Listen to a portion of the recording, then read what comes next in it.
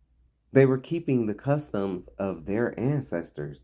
Judaism, those people came along and studied these people. See, it's flipped. You need to flip it. These people are the original. Those Jewish people came along and studied what these people were doing. And actually, see, 2 Kings 17:24 clears a lot of this up. When them people was brought into the land, they didn't know how to keep the customs. I'm gonna go here afterwards. But they didn't know how to keep the customs. That's why the Most High sent lions and was tearing their asses up. Them white Jewish people. Because they didn't know how to keep the customs of the land. It tell you that in 2 Kings 17, verse 24. And on down if you keep reading. So yeah, they had to go get men, black priests who knew the law, who knew, the customs, who knew how to please the Most High. They had to go get a few of those men to come teach them the customs.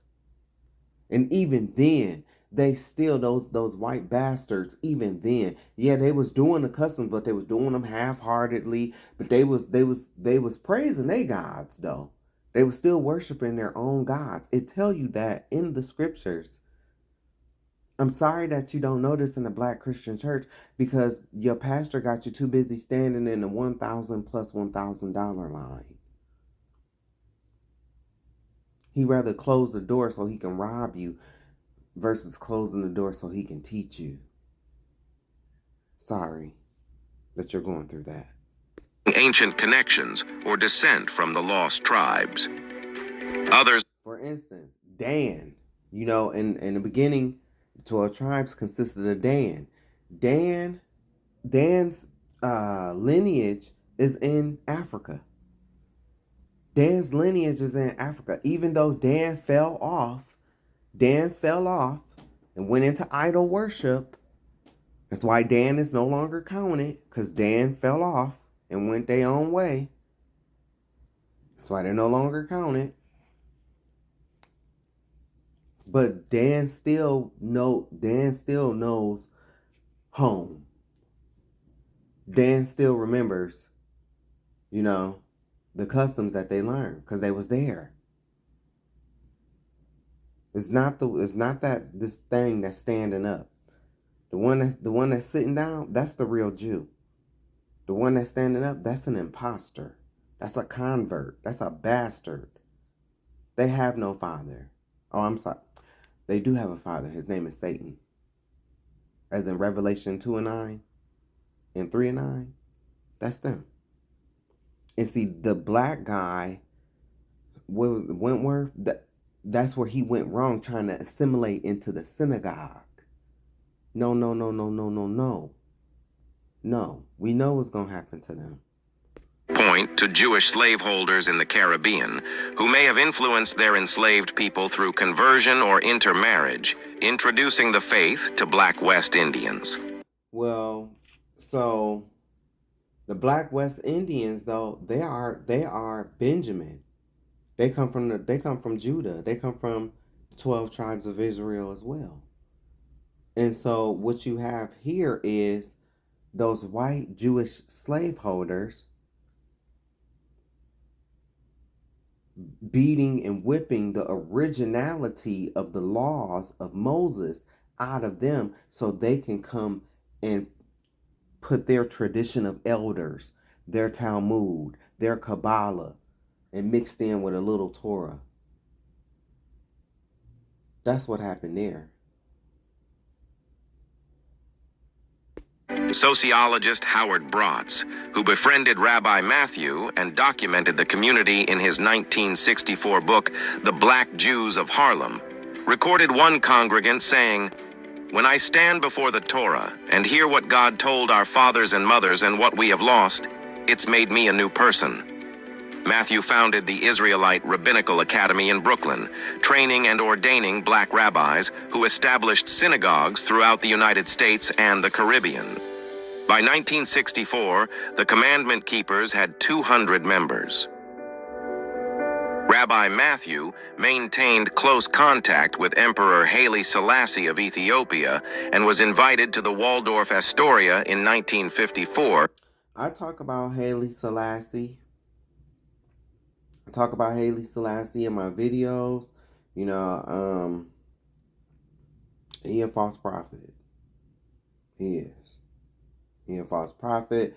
He tried to do something with the astrology or the zodiac signs and trying to assimilate them into the 12 tribes. And this is coming from somebody. Listen to me when I say this. This is before, you know, we all had a beginning before we came into the truth. We all had to start somewhere. Well, my start was, I was really into astrology, the constellations, astronomy, and zodiac signs, and birth charts, and spirituality, and I never was into horror, like the daily horoscopes. That's BS. That's BS, okay? But this was before I became, before I really started getting into the truth about the Bible and stuff, and who our people is. So before I knew that I was Israel, I knew that I was a Cancer. That's my zodiac sign. I knew that I was a Cancer. I knew my birth chart. I knew, you know, everything about that, and being an empath and an EA, which is I am. So,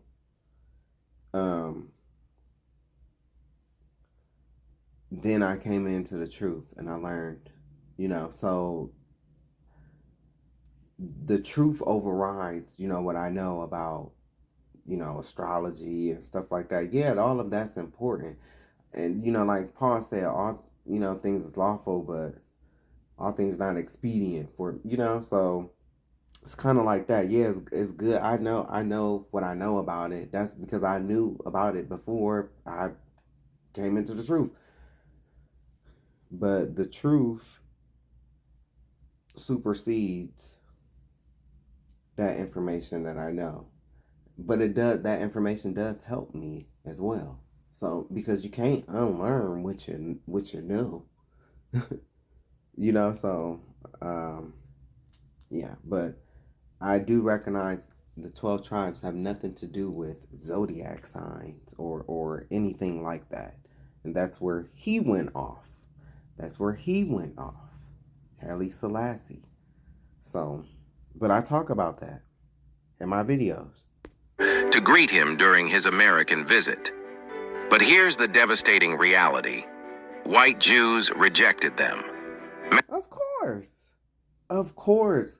Why would they accept you when they know that you are the real, authentic thing and they're trying to steal your lineage?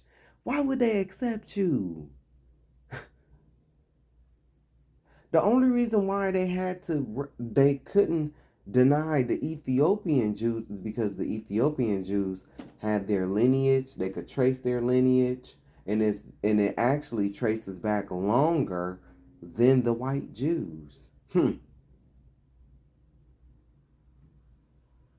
don't like to tell you that. Matthew applied twice to join the New York Board of Rabbis. Rejected both times.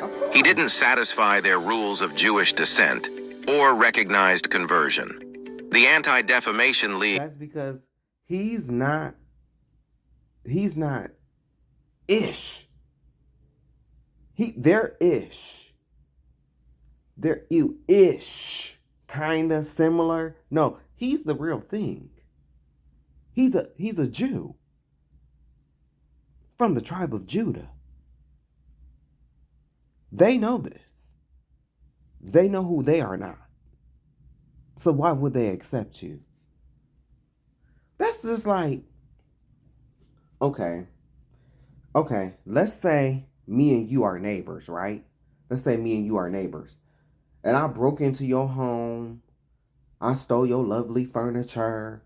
I stole your big screen TV. I stole your video game systems. Everything, when you come back to your house, even the carpet is gone. Even the carpet is gone. I live next door to you, or maybe not even next door, next door, or even a few doors down. Do you think when you show up on my doorstep, knocking on my door, because you're not at this point, unless you got like Ring cameras and stuff like that, you don't know that I took your stuff. You don't know. But even if so, answer this question. Do you think I'm going to want you to come into my house? Do you think I'm going to want to accept you into my house? Why? Why wouldn't I want you to come into my house? Why? Is it because you're going to see your shit? That's my motherfucking carpet. No, bitch. This motherfucking carpet is red. Bitch, that's my motherfucking Corinthian leather love seat. Aw, bitch. It's about to be some furniture moving up in here. Sheena, close this mother. Come on. Nah. Give me my motherfucking shit. Bitch, y'all even took, that's my baby pictures right there. That ain't you. That's me. That's kind of how that is. That's why they don't want you to come up into their house. That's why they don't want you to come up. And when I say their house, meaning their you-ish culture, their you-ish bullshit. Because if you start snooping around like a little bloodhound, you're going to get on their trail. Then you're going to find out, and you're going to be sitting up being the next Tucker Carlson. Well, why don't we want to do a DNA test? Because I was peeking through your windows. I see all my shit up in your house. That's why they don't want you to come up into their home. Because they know what they have done. So no, they're not going to accept you. No. And they're going to laugh at you. The reason why they're going to laugh at you is because the elite of their people know that they stole from you. And you're trying to assimilate into what they stole from you. Which is not even the original thing. That's hilarious. Bitch, that's like a black artist. Bitch, that's like Jay-Z going to get clearance from Eminem about rap music. Like, come on now. Come on. Okay, well, who you like? That's like, I don't know, that's like black rappers going to learn how to be rappers from white people. That's fucking hilarious. That's hilarious. Especially when you know the history. But see, the thing is, you don't know your history. You don't know your culture. You don't know your culture. Even in Nigeria and Ghana, they don't know their culture. Why they're so concerned about black Americans, they don't even know. You're the real Jews as well.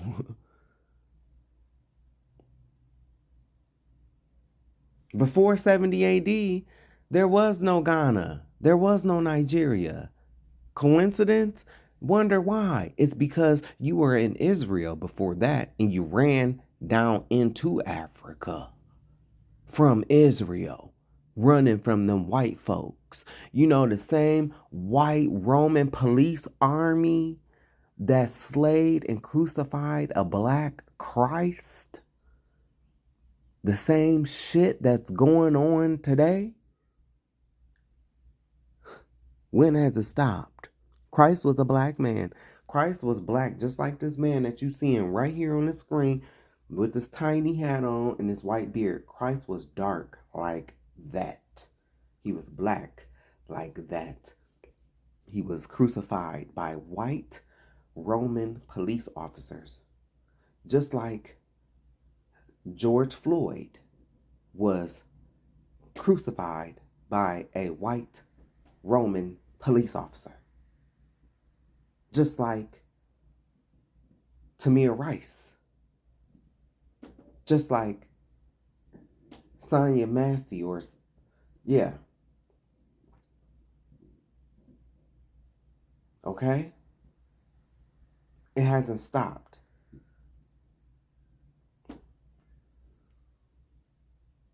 Whose possessors slay them and hold themselves not guilty.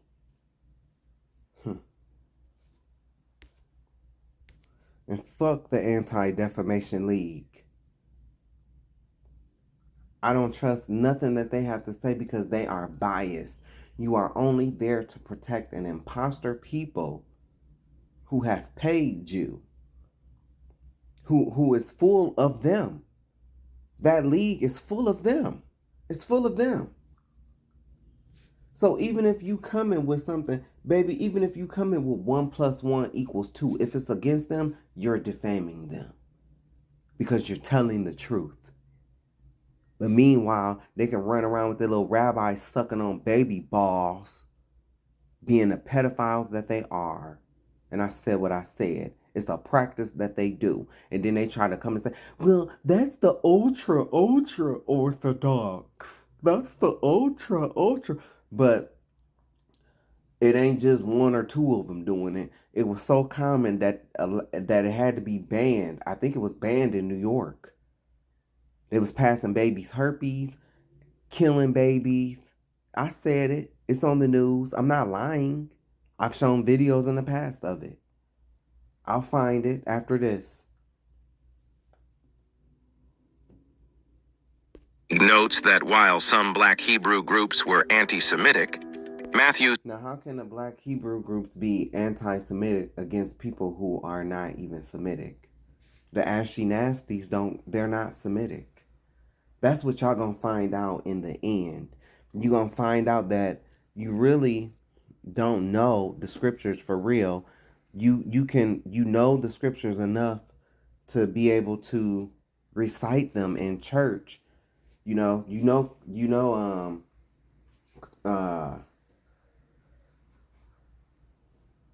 specifically refer...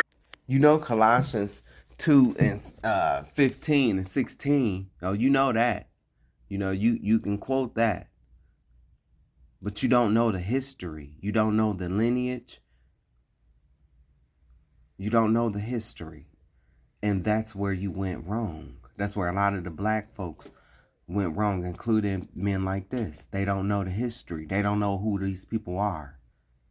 They don't know where they come from.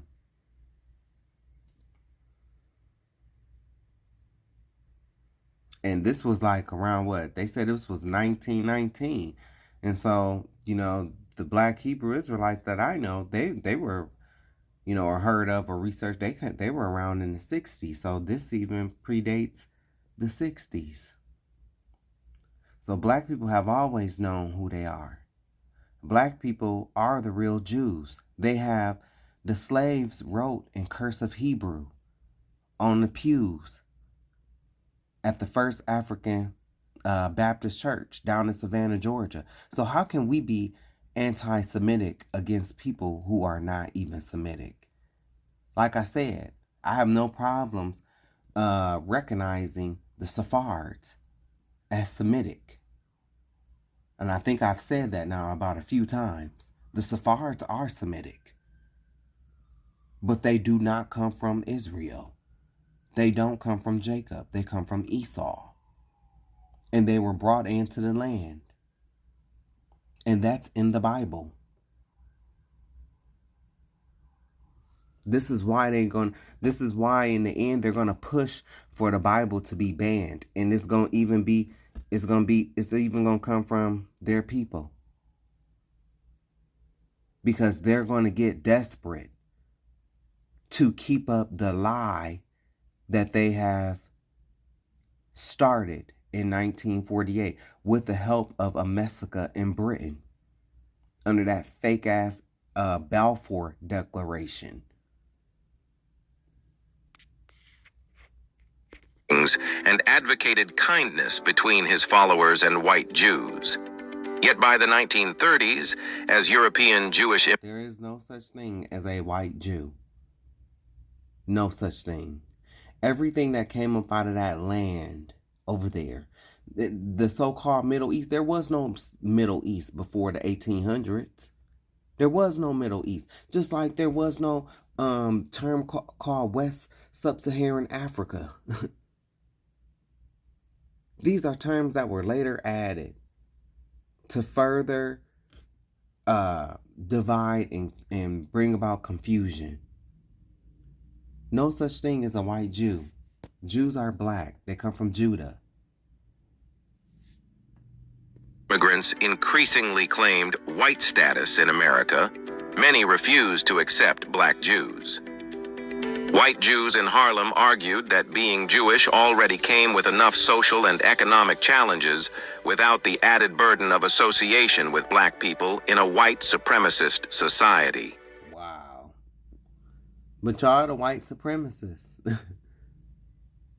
Y'all are the white supremacists. That's code for, yeah, if we allow you in, you'll blow our cover. Because you're actually the people of God. You're the blessing.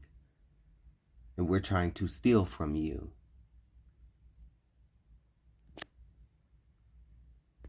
This created a brutal paradox. Most Jews had historically described themselves as a race, but as they assimilated into American whiteness, they redefined Jewishness in a way that excluded black people, even black people practicing Orthodox Judaism.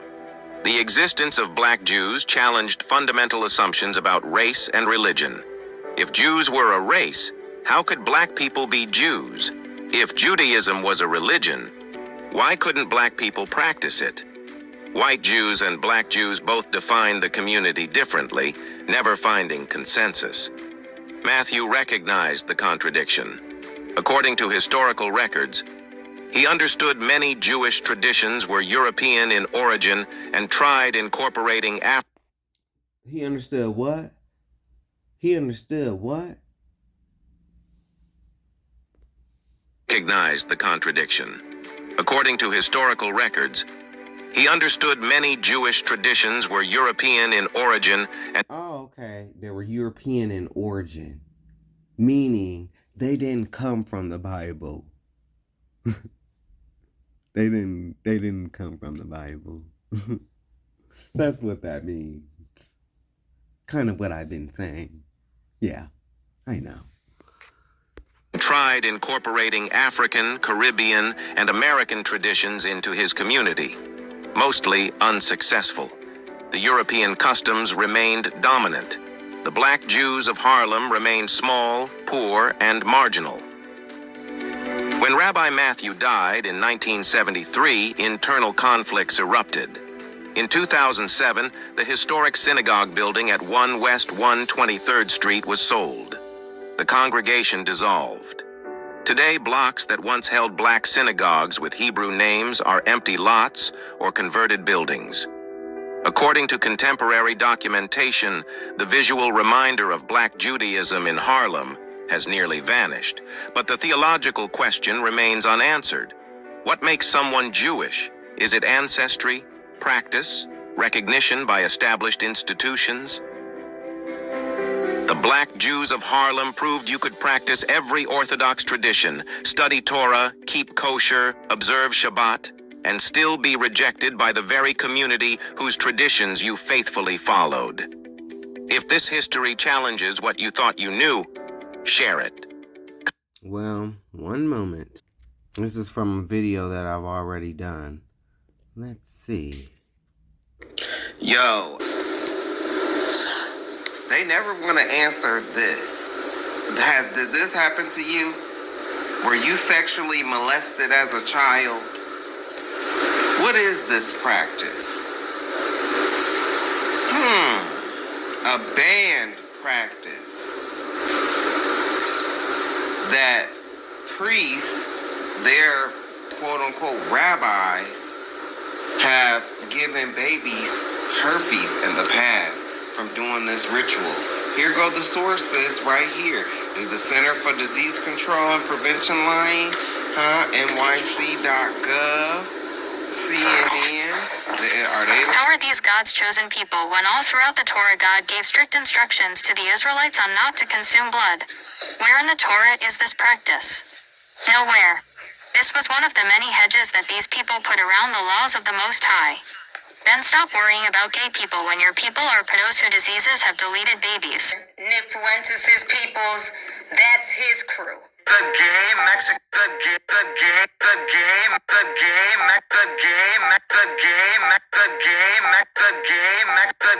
Mexican podcaster has the gay Mexican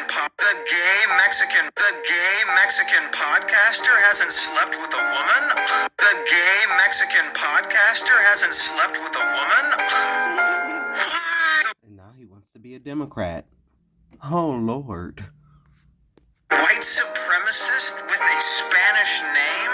The same twink Nazi that said he loved controlling women's bodies hasn't gotten laid? The self-proclaimed race hater who says women are hard to be around, who got sucked by destiny, hasn't had sex with a woman? Yes, the Mexican version of Mandark. I am shocked. Nick Fuentes is gay. Nick Fuentes is gay. Nick Fuentes is gay. Nick Fuentes is gay and literally dated a dude dressed like a cat. In 2019, he went on a date with Catboy Cammy. They went to a restaurant and to this arcade. He's a gay dude literally dressed like a cat. And Fuentes was smiling ear to ear the entire time. This is your galactic savior? The Groypers are all secret furries anyway, so they don't really care. Sucked by destiny. Hasn't had sex with a woman? I am shocked. I am not shocked. I knew it because Nick's hair be curled better than Candy when she had the shortcut curled red side bangs.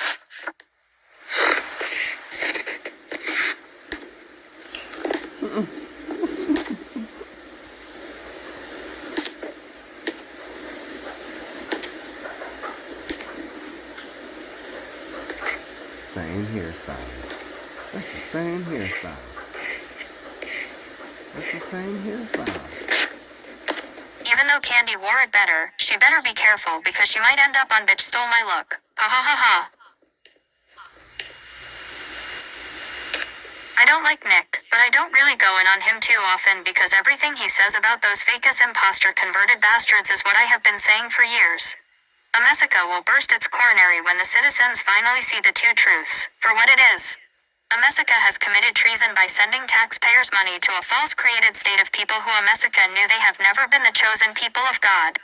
Amessica and Britain devised a wicked plan to place imposters in that land so that years later Amessica would have a base over in that land to bully all the resources from other countries surrounding that false state that they created.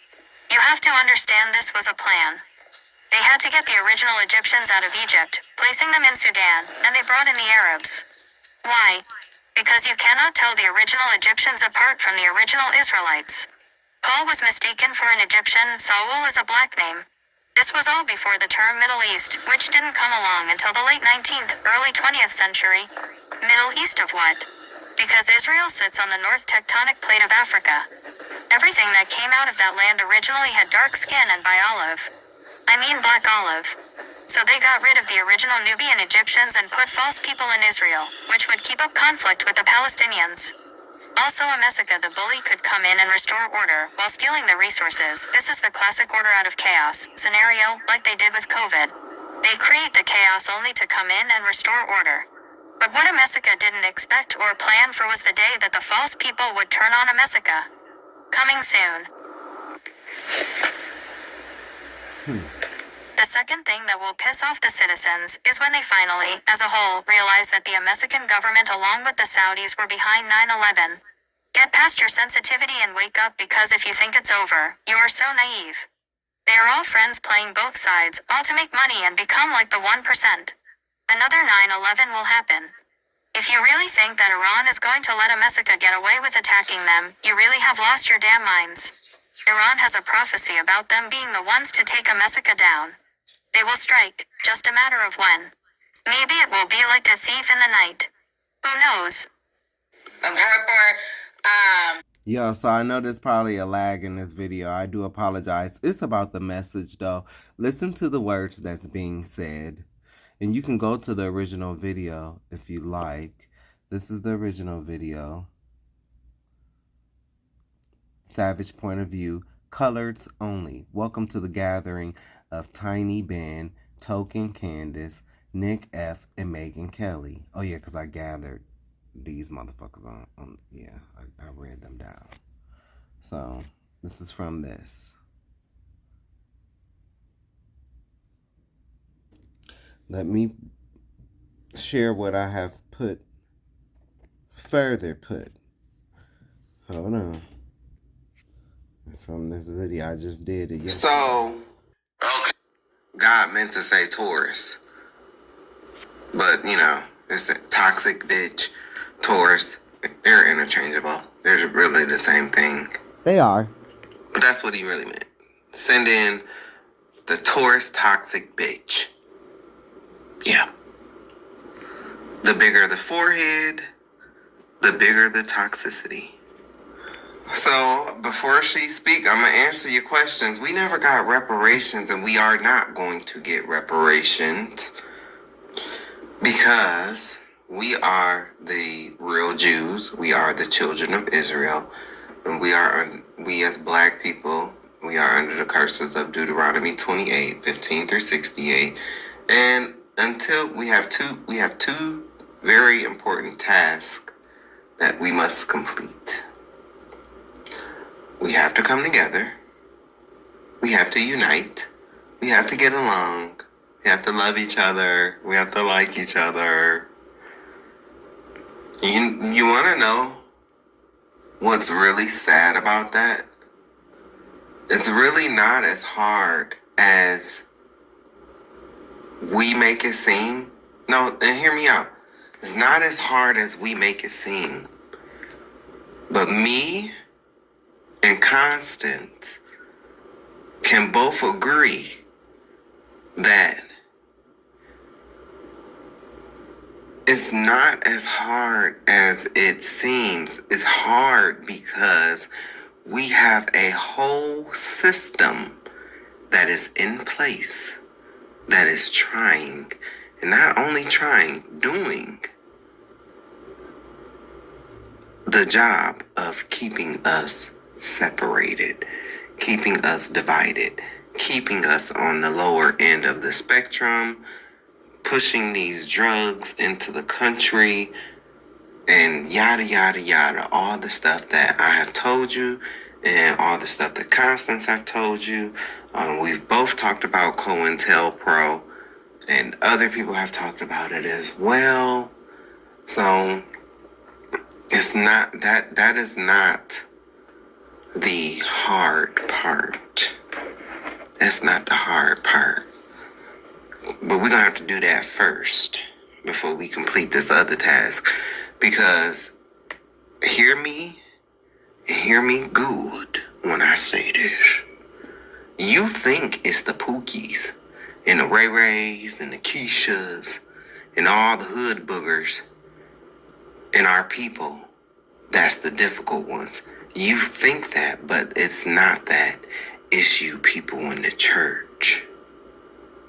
It's you uppity, fake ass, phony ass Christians in the church. Well, see, this, my pastor said, fuck you and your pastor. May you both go to hell. Expeditiously. Expediently. Immediately. Quickly. Go. Immediately. That mindset right there. Well, my pastor said, my pastor, bishop said. Fuck your bishop. I'm telling you, that's it right there. See, you think it's going to be the Pookie and the Ray Rays, but it's actually not. You know who it's going to be? The Close the Door Marvins. The Big Slow Marvin. TD Jake the Snake Mistake. Create a Flow of Dollars. Brianna Carnisha Girl. The fake ass, phony ass prophetess, or prophet, because we don't know if the bitch is a man or a woman. Juanita Buying that hoe. The biggest scammer in the church.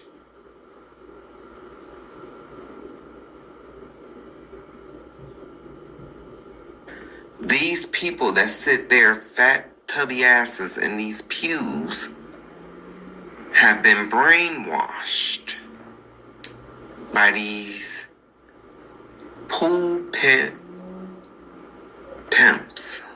Pulpit pimps. That's what they are. They are the Pied Pipers. They got you so mesmerized by the entertainment. Mosh pits in the church. Are you crazy? That big tall black one with the womanly hips. You know, the one with the shape like a woman. He a man, but he big and tall and he shaped like a woman. Mosh pits in the church. These people will do anything for the entertainment dollar. But see, we all are going to have to come together to, one, try to save who we can from the brainwash. And a lot of them we not going to be able to say because they just too far gone. They don't realize that they have made their pastor their God. That's your God, your pastor. You don't have a relationship with Christ or God. You have a relationship with your pastor. And when you see him stand in judgment and he gets sent to hell, that's when the spell and the magic is going to be wore off for you. Because you know you're going where he's going. Just like the maggot supporters. Just like the maggot supporters, see, because the Christians, the same people who we have to save and, you know, and two, come together and realize that a lot of them we not gonna be able to,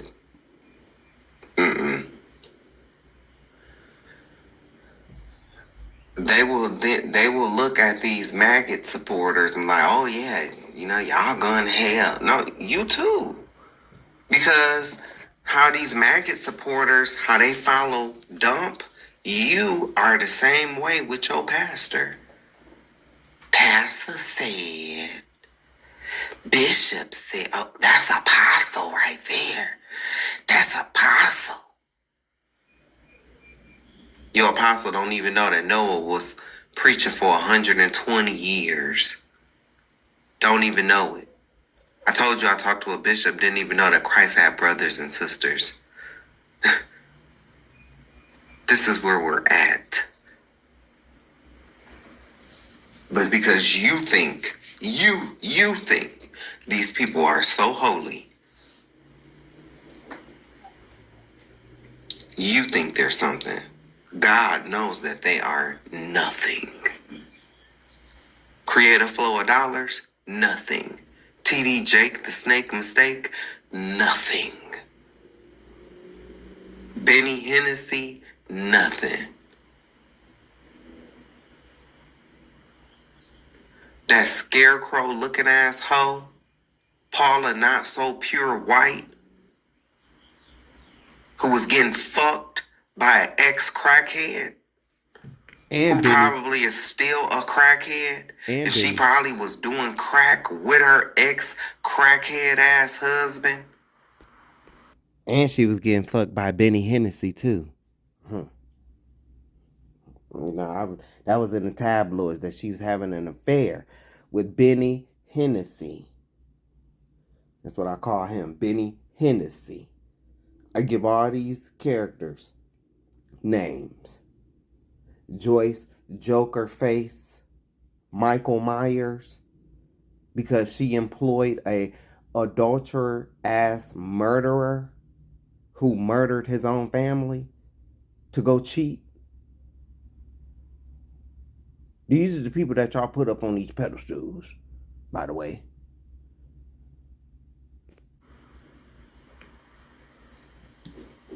Talking about all this shit. Bitch, she went from riding TD Jake to Snake Mistake Dick. Now she riding Dump Dick. She bought TD a fucking Bentley. Or had her congregation buy it. Or I'm sorry, raise the money, quote unquote. And when I say riding, I mean that's just a figurative, speaking. I don't know if they actually got down with the. Well, I know she can't get down with Dump because his dick don't work because it's too much damage due to urine in the pamper because he pissed about 4 to 5 times in the pamper and he shit on himself in the pamper. So it's just all that's there is just balls. That's it. Balls and foreskin. And so, she can't work with that. But TD, I don't know nothing about. So I'm just saying that when I say ride the dick, I mean figuratively now.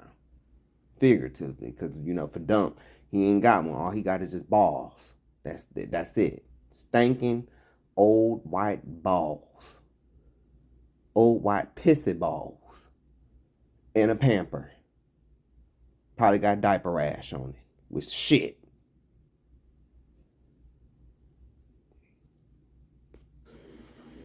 But anyway, the number one thing is black people gonna have to come together. Number 2, we are going to have to face what we did to the Most High. We are going to have to face what we did to Christ. Oh, Lord. What did we do? We made a deal with God. We made a deal with God. He delivered us out of Egypt. He delivered us out of bondage. We made a covenant with him. We never kept our end of the covenant. Then we went forward. And gave the order. We gave the order to allow Christ to be crucified on the cross. Even though it had to happen, for our sins to be forgiven, and Adam and that whole thing, we still play a part in that. And so, I mean, if you look in the scriptures, I mean, when we had the choice, we chose Barabbas, our ancestors. And you can't get out of this because it says in the scriptures, be it on us and on our kids. On my kids, though. We still talk like that to this day. Nehemiah talking about telling them people, you come around here again, I'm going to lay hands on you. Who talk like that? Black people. We still talk like our ancestors. So do. So, we will have to come to the realization of who we are and what we did against the Most High, what we did against Christ. And we will have to apologize and be sorry. Genuinely sorry. It's not going to be hard for Kev and Tyrone and Pookie and Ray Ray and them, the niggas on the street. It's not going to be hard for them to accept that. No, it's going to be hard for you Pender Hughes motherfuckers in the pulpit to accept that part. That's going to be the hard part for you. Because, see, you took your little wannabe intelligent self to seminary theologian school, so you think you know, and can't nobody tell you nothing. Because you know, because you learned from your white master. But somehow can't still explain how you get 3 days and 3 nights from Friday to Sunday morning. Can't explain that, but you the authority. And I'm talking about the black folks, black church leadership. You can't explain that. But you definitely want to make sure you get your 10%. Coming up with all kind of false doctrines. Oh, we not under the law no more. We under grace. Bullshit. That's how I know you don't know scripture. Let me tell you something. If you are black and you believe that, you don't know scripture. You don't know scripture. And I'm going to prove it to you. Hold on, Constance. I'm going to tell me. I know you don't know. Uh-oh. Let's start here. Think not that I am come to destroy the law or the prophets. I am not come to destroy, but fulfill. For verily, see, you gotta start here. Let's start paying attention here. Because I know you think you know, and you don't. For verily, I say unto you, till heaven and earth pass. Okay, let's stop right here. I woke up today. Today is Saturday. Happy Sabbath day, Israel. Today is Saturday. No buying or selling. That's why I'm in the house. No cooking, no cleaning. Today is the Sabbath day. Started Friday sunset, and it goes until sunset of today. From sunset to sunset.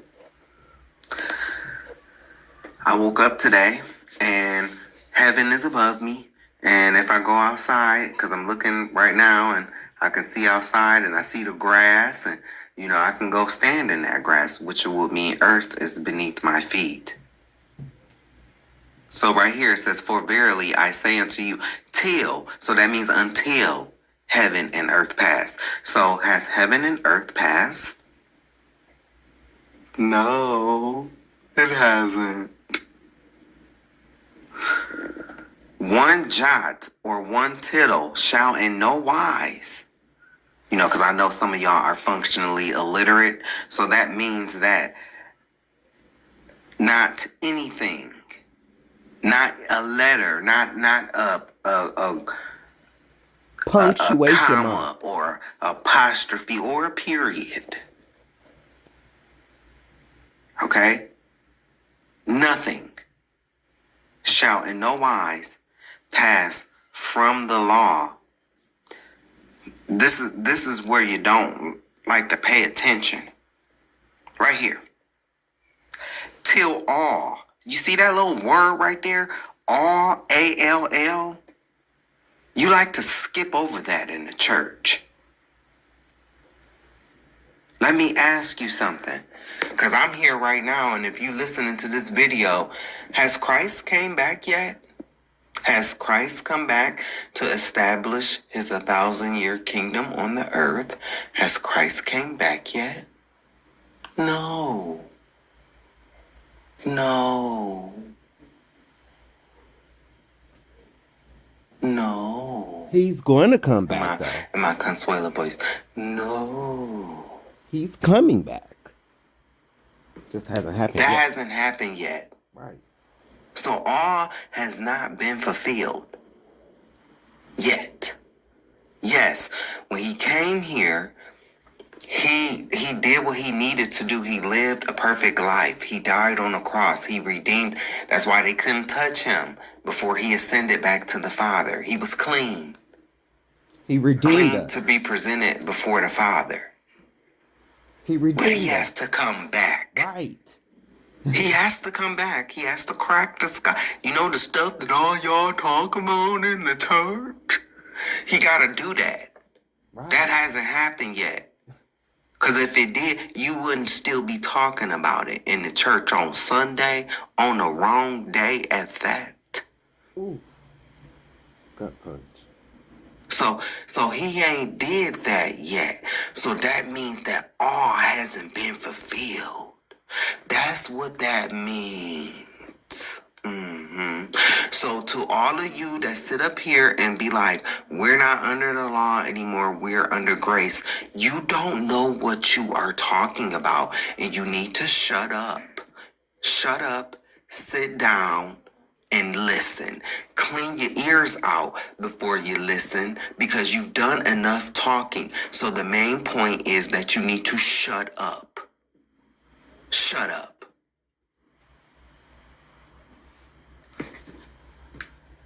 And I don't care if you get mad.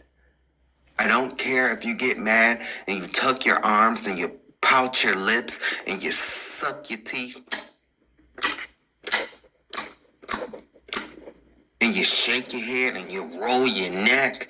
I don't give no crap I didn't cuss. about it. Has Christ come back to establish his 1,000-year reign on the earth? No. Don't run to get Paul. Don't run to get Peter. Christ is your leader, right? Little rhyme for you. Has Christ come back to establish his 1,000-year reign on earth? Oh, okay. We can all answer that. No. So all has not been fulfilled. Revelation hasn't happened yet. It hasn't happened yet.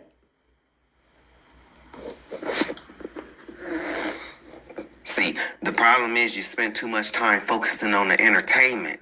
That's why you don't know the scriptures. Whosoever therefore shall break one of these least commandments and shall teach men. So verse 19 is for you people that be on the Facebook and the Facebook comments, and you be sitting up talking about something. Oh, well, we not under the law no more. We under grace. This is for you, verse 19. What's going to happen to you? Whosoever therefore shall break one of these least commandments and shall teach men so, he shall be called the least in the kingdom of heaven. That's for you. But whosoever shall do and teach them, the same shall be called great in the kingdom of heaven. That's what the scriptures say. Now, you can think I can read or I can't read, but at least I can understand and comprehend scripture. You got to have a 12th grade and above reading level to understand scripture. You can't have a 6th grade reading level. And that's no shade to our early ancestors, because they were in a different time period. Things were different back then. Okay, they wanted to, but they were prevented. So that's different than having a computer, a literal computer in your pocket. And being stupid. Still. Speaking of today's time. This is why in Matthew 22, verse 36, Master, which is the great commandment in the law? Christ, Jesus said unto him, or Yeshua said unto him, Thou shalt love the Lord thy God with all thy heart, and with all thy soul, and with all thy mind. This is the first and great commandment. So, and I mean what I say when I say I don't hold our older ancestors to the same accountability level than I do like the people like in my dad's generation and going forward. You know, like my parents' generation and going forward, I hold them accountable. The baby boomers, I do hold them accountable because you were still young enough when the intranet came out. But the ones that have came before them, no. It was a different time then. Education was a lot different. But as you can see, our people still knew who we were.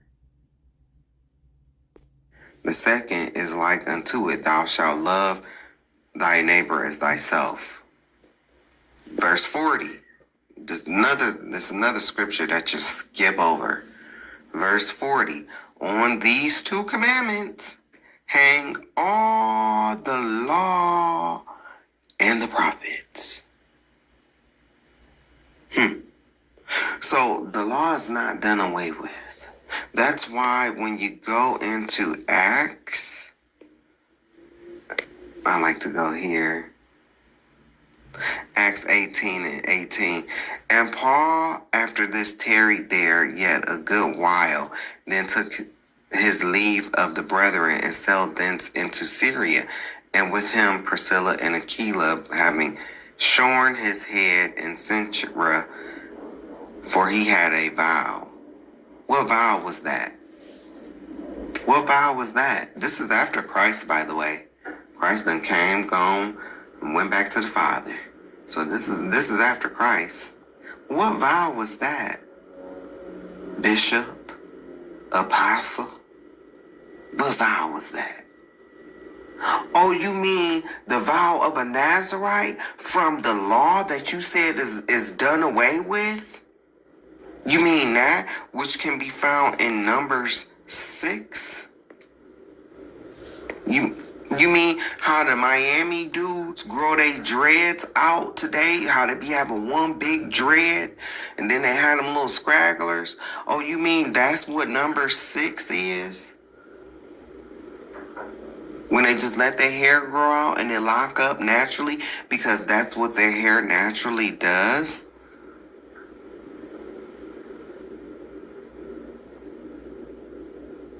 When either man or woman shall separate themselves, so that means women can do it too, shall separate themselves to vow a vow of a Nazarite, to separate themselves unto the Lord.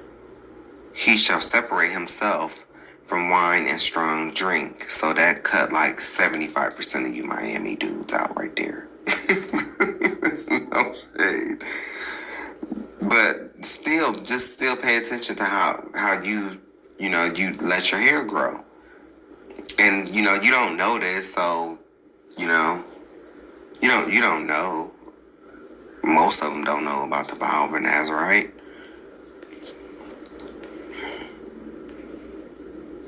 You can't even drink, like,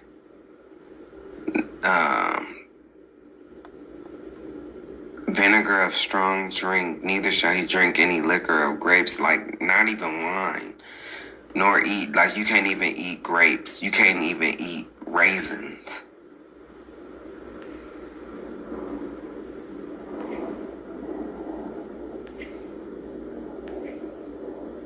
Yep, all the days of the vow of his separation, there shall no razor come upon his head. Look, he shall be holy and shall let the dreadlocks of the hair of his head grow.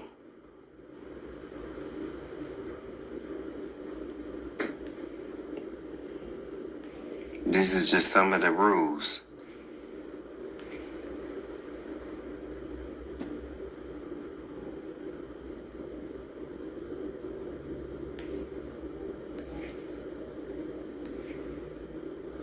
See, now keep this in mind.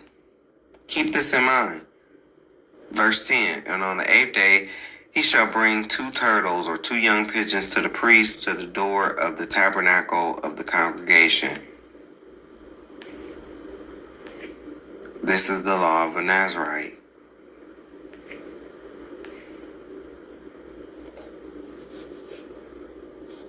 They were still doing this. Paul did it. In Acts 21, I think. Yeah, it was Acts 21. I'm going to show you. Paul did this. They did this in the New And it's so Testament. crazy because it's so crazy. Like, this is just for me, but it's so crazy because this really does mean something to me. No, I'm not taking a vow of a Nazarite or anything like that. No, it's special to me because this prayer right here, my uncle Louis, he will always pray this prayer. Yeah. He will always. My uncle was my pastor coming up. He the one that taught me about Christ, about in church and stuff like that. And so my uncle he's a good man. Like, he lives what he preaches, and he not flashy or anything like that. He's definitely the total opposite of these prosperity preachers, and so he's retired now, but he was my pastor, and when I was young, I remember him praying this prayer. This is how I know I'm Israel. It's too many coincidences. I'll never forget when I learned about the vow of a Nazarite. I'll never forget it. When I learned later on in life, this was after I came into the truth.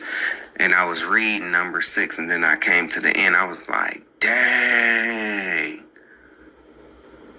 Uncle Louis been praying this prayer like since I was young.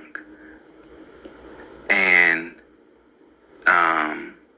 now that I've come into the truth and I understand who I am, it's just like, and I understand who our people is, even when our people is like, this is being led by the Spirit. That's what being led by the Spirit. He don't understand, the fullness on why he was doing it, but his spirit remembers being Israel. His spirit remembers our people being. That's why he prayed this prayer. Could have been a lot of different, and he used a lot of different prayers, but I'm talking about this one specifically. This one, I remember this one, because he would always say, "No, the Lord bless thee, keep thee. Lord make his face shine upon thee and be gracious unto thee. Lord lift up his countenance upon thee and give thee peace." He would always, we would always pray that. He would pray it. We would pray it. Even like, at the end of church, this was how we closed church. Was with this. So that's how I know that I am who I am. That's how I know. I don't need nobody to tell me. I don't need nobody to. It's just like, okay, you black, right? We black. We don't need nobody to tell us, oh, do you know you black? No, we don't need, like, you know what I'm saying? Like, and it's like coincidences, right? Or like, fried chicken, watermelon. I don't know why do they think we like grape Kool-Aid? Like white people, we do not like grape Kool-Aid. We like red Kool-Aid, like cherry. Like I don't know where y'all get this grape. Now, the OGs, we'll take the grape and then we'll mix it with the cherry. We'll do that. But it's cherry all day. So, but anyway, Paul took the vow of a Nazarite. Let's go back to Acts. Let's go back to Acts 18. Okay, look. Okay, look. This is another, because y'all say the law is done away with. I use these scriptures to show That doctrine is false. This is after Christ. Verse 21, but bade them farewell, saying, I must by all means keep this feast that cometh in Jerusalem. He ain't talking about Christmas. It's not talking about Thanksgiving. I wonder what feast he was talking about. Probably Passover or Pentecost. I believe it was Pentecost.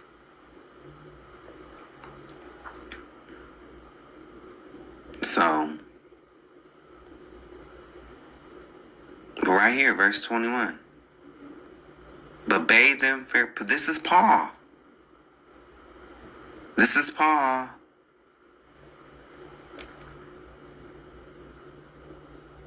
But bade them farewell, saying, I must by all means, I must, not I shall, not I need, I must, by all means. I must by all means. What does that mean to you? That's kind of important. Wouldn't you say? I would think so. A little important, right? I must by all means keep this feast. What feast? The feast in the holy days from the law that you say is done away with. But we live under grace. Not according to this. That's how I know you don't know scripture. That's how I know. You don't know. Look, so skipping forward to Acts 21, right? Paul in Jerusalem. And when we were come to Jerusalem, the brethren received us gladly. And the day following, Paul went in with us unto James, and all the elders were present. And when he had saluted them, he declared particularly what things God had wrought among the Gentiles by his ministry.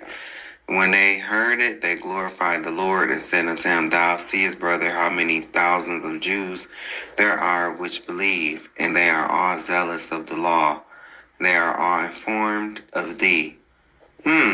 So if the law is done away with, and this is after Christ, this is after Christ. You know, let's show me this after Christ. This is after Christ. This is in Acts 21. They're zealous of what? They're zealous of the law that you say is done away with. And because we're under grace. And see, they are informed, but you black folks in the churches are misinformed. You are misinformed.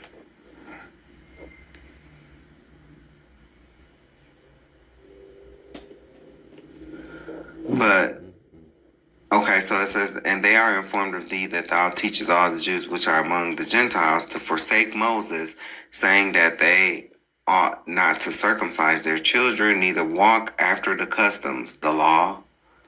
What is it therefore? The multitude must needs come together, for they will hear that thou art come. Do therefore this that we say to thee. We have 4 men which have a vow on them. What vow? The vow of a Nazarite. Number 6. That Paul took back in Acts 18 and 18. Them take and purify them thyself with them, and be at charges with them. So remember back in number 6, how I told you to remember how they had to give an offering, the 2 doves and all of that. They had to do all of that. Well, that's what this means. Paul had to cover it for them. Paul was the one that provided the sacrifice for him. Paul paid for everything.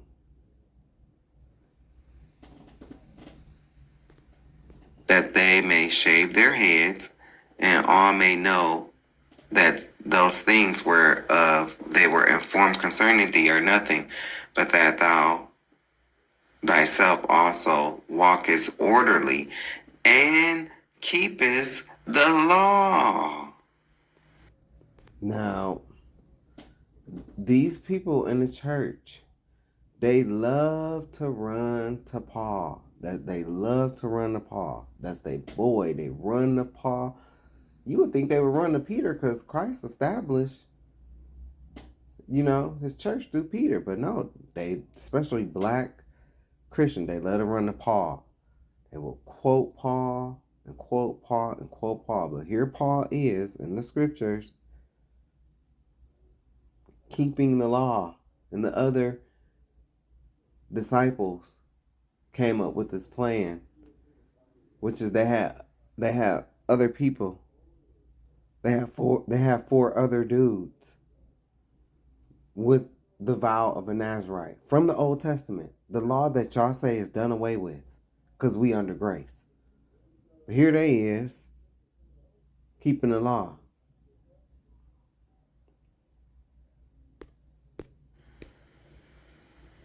If this ain't a drop mic right here, I don't know what else. Like, so you in the pews in these churches is teaching, oh, we not under the law, we under grace. But the person that you run to, you literally run to quote Paul. This is them right here. I'm reading this. I can read. And then they go on to say, for the Gentiles, that's touching the Gentiles, which believe we have written and concluded that they observe no such thing, save only that they keep themselves from things offered to idols, which can be found in the law, and from blood, which can be found in the law, and from strangle, which can be found in the law, and from fornication. So that means that the Levitical laws, about sex, that applies to them as well. And that comes from the law. And also, I want to point out when it says things offered to idols, that means that they have to drop their paganism. Things offered to idols, that's pagan. And when you do the research, you will find that many of the traditions of men that you the Black Christian church, uphold, which is I'm going to show here in a minute. I know I'm a little long-winded, but I'm killing multiple birds with one stone. So bear with me, and I'm sorry if it's a lag. But y'all uphold these traditions of men, and you have totally rejected everything that the Most High, not the Jewish people, with their modern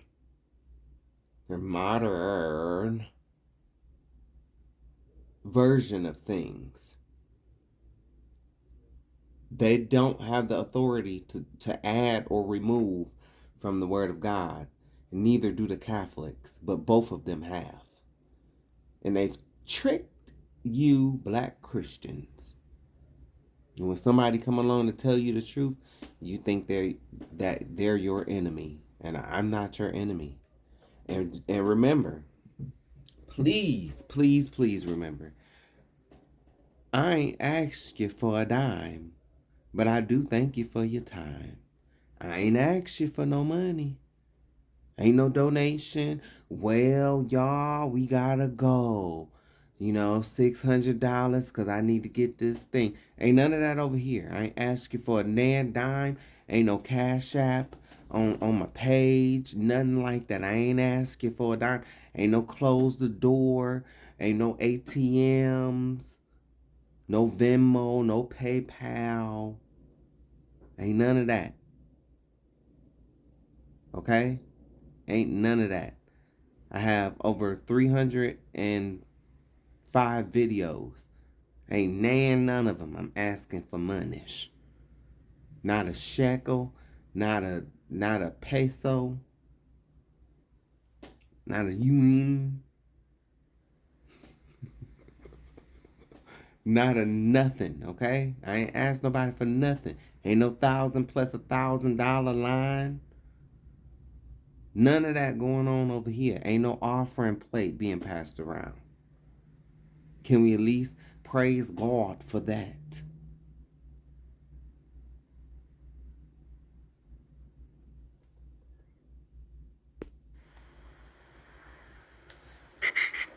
I'm sorry that you cannot comprehend and that you've been lied to. And I'm sorry that you hate me so much. You know, I wish you didn't hate me so you could receive this. You know, but it's not going to stop me from telling the truth nonetheless. Maybe somebody will hear that you do like, and then they'll tell you. But then when you understand that, you're going to have to go back and think, what's wrong with you? Something's wrong with you. Because you couldn't receive the same thing that I'm saying. You had to receive it from somebody else. Something's wrong with you.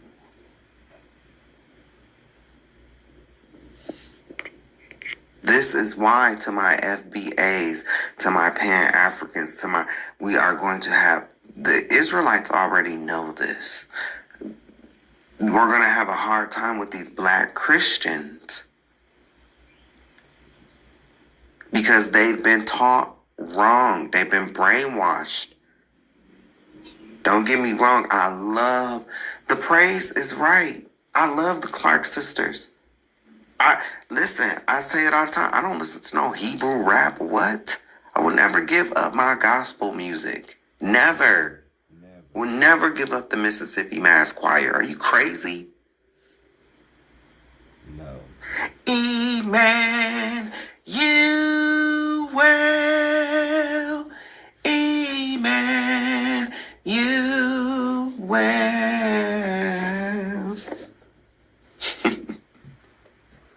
It's my song. You can fix what is broke. You know? I tried to get into that Hebrew rap music. Like, I'm an empath. So I can feel the vibrations and the energy, and no, it's a no. It's a hard no. No. Just like Christian rap. No. No. No. And I'm not cussing because I have the scriptures out, but I would say other things. No. Will never give up my gospel music. Never. Yeah, guess what? You can say whatever you want to say about Kirk Franklin, you know, but the music is there. The music is there. You know, I'm not responsible for what these people do in their personal lives. I'm not. I don't know Kirk Franklin. I ain't never met him before. Just like I have a video that I haven't shared. Yeah, I was talking about, you know, the Hebrew camps. You know, I've never met anybody from a Hebrew camp. I've always been solo by myself. I've never even had a conversation from like a leader from any type of camp or church or anything like that. I'm not responsible for what these people do in their personal lives. But do I believe God has used them? Yes, I do. Yes, I do. You know? So that's how I feel about that. I could never give up. Like, I would never give up the Clark sisters. You know? And I don't, and I think it's wrong how even people in their own church of garbage and crisis, that's what I call Kojic, even though I love the Clark sisters now, I'm talking about the doctrine and the structure as a whole.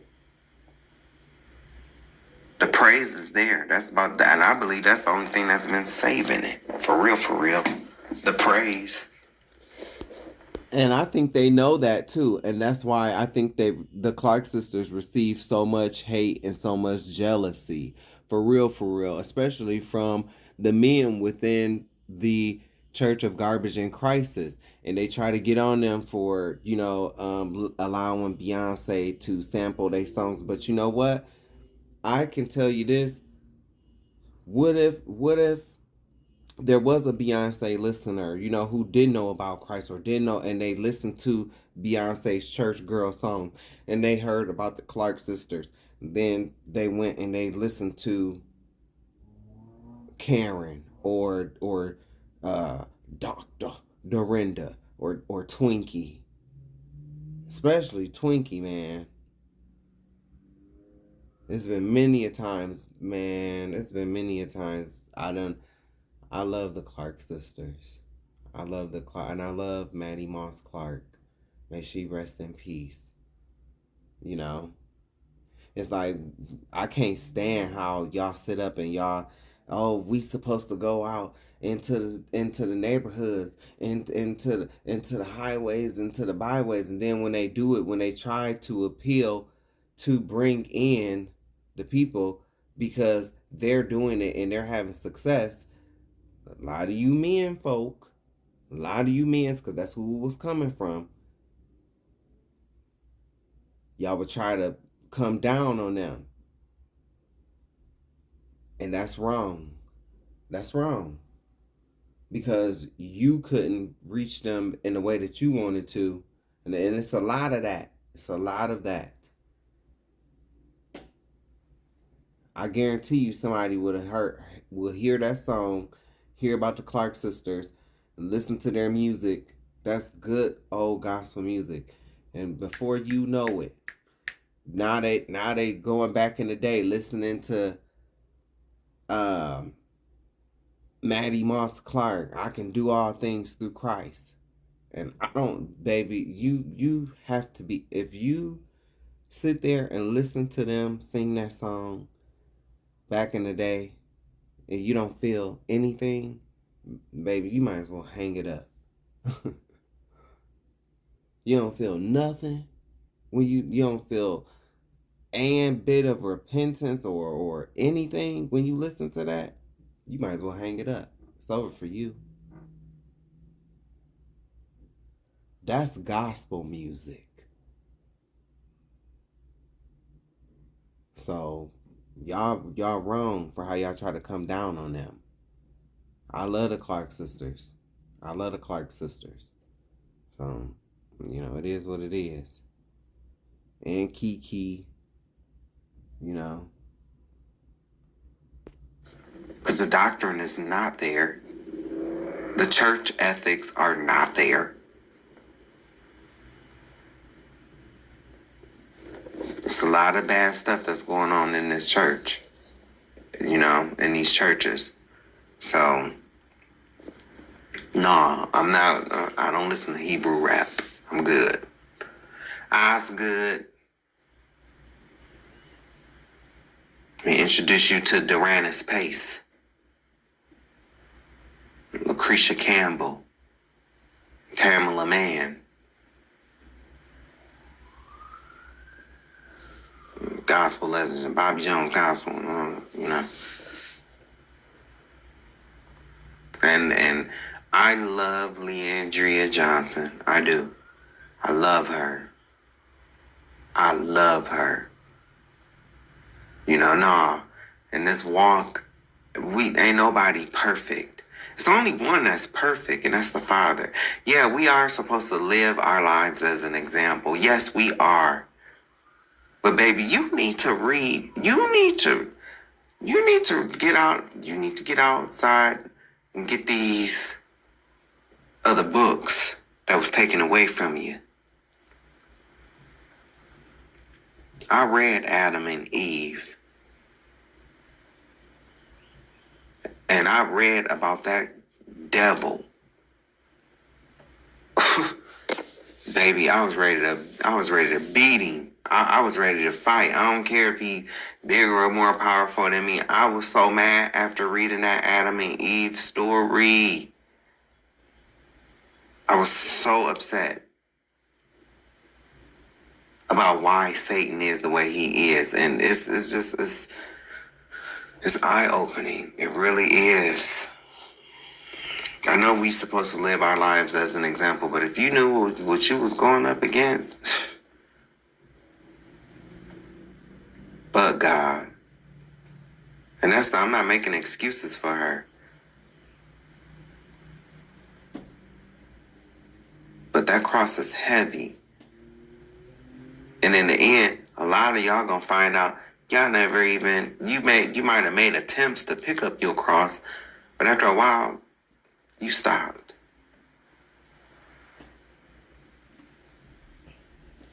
So, whatever she going through, you know, I'm praying for my girl. I love her. And I still listen to her music. You know? So, anyway, all this come from the law. This come from the law. The law that y'all say is done away with.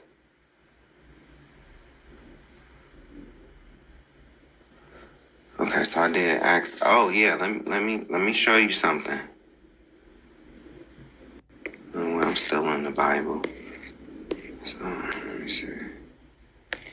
Let me show you something. Let me show you. Let me show you something.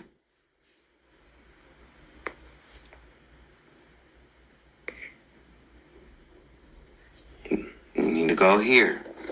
See, when I start going to these scriptures, that's when these pastors, that's when they, oh, well, that's the Old Testament.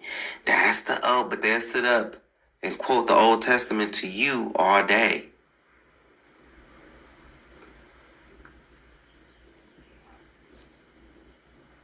For behold, the Lord will come with fire, and with his chariots like a whirlwind, to render his anger with fury, and his rebuke with flames of fire. For by fire and by his word, why by fire? Because he already came once with water. That's what the rainbow is for, not for the LGBTQIA. No, sir. I might be in what I am, but I do not agree with that. No, sir. That belongs to the Most High. And if you understood the reason why he gave that to humanity, you will not take it and put it over, quote unquote, prideless things. And I say that because what goes on at those events does not show pride. It shows prideless, meaning lack of pride. The drugs, the sex, the rock and roll, the fighting, the setting people up, the vanity, all of that. It's all there.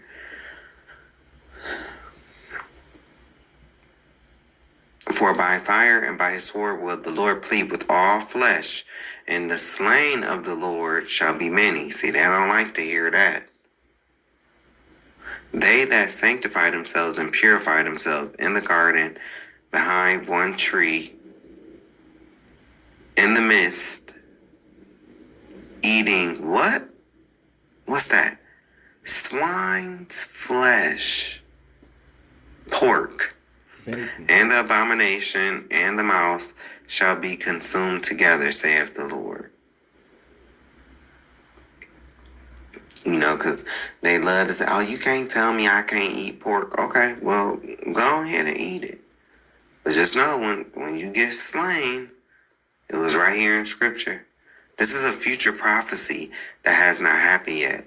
Everybody want to know, you know, that Lord come with water the first time and by fire the next. Until I get to start speaking, then we want to forget. We know he ain't came yet, because we know the second time he coming with fire. So, for behold, the Lord will come with fire, right? With his chariots like a whirlwind. That's the second coming. This is a prophecy right here. This is a future prophecy.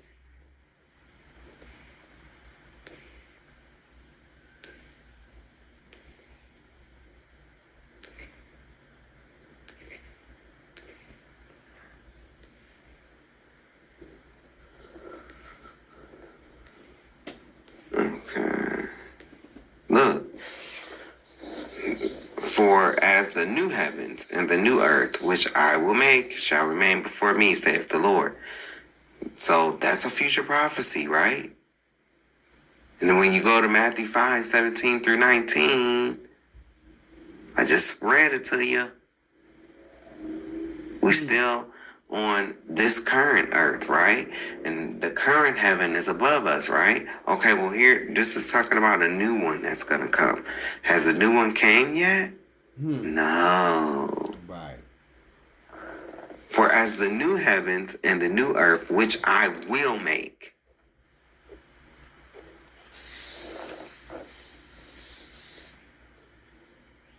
And then look, and it shall come to pass that from one new moon to another, and from one Sabbath, oh, there go that word. You know, they hate to hear that in the Black Christian church. They hate to hear that word, Sabbath.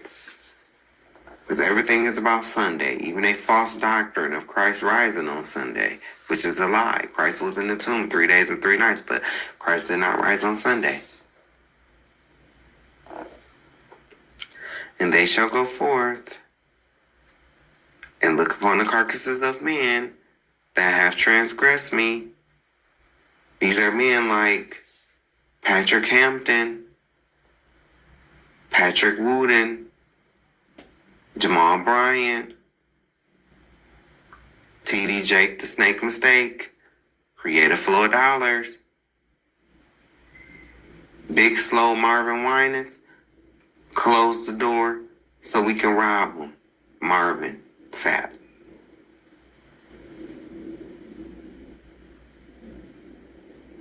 Juanita buying that hoe. Tiffany Montgomery, you up in here too? You gonna be one of these in verse 24. You ain't gonna be the they that shall go forth. You're gonna be one of the carcasses that transgressed against Christ with all the false doctrines y'all teach. But that's to come. And since we're here, I might as well go on here because I already done said his name. So I put this in. This was not in my cooking with Sav. So I put this in the videos that I put on Facebook, but it didn't make it to YouTube. Now it's going to be in YouTube.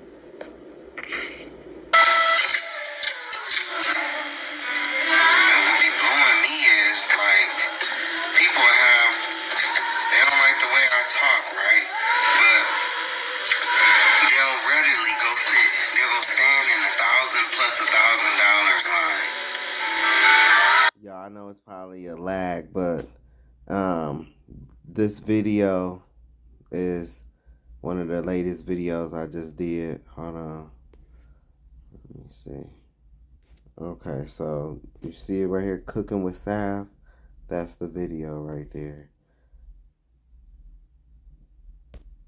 So if you want to see the original, it's on that video. Because it's probably going to have a lag on it.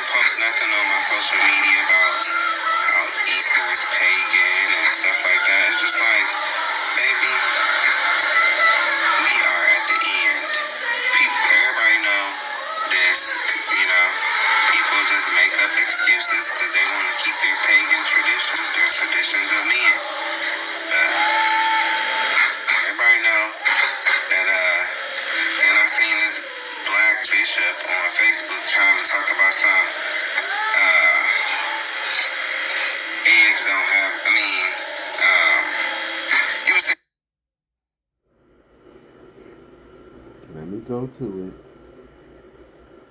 This time, his old ugly ass.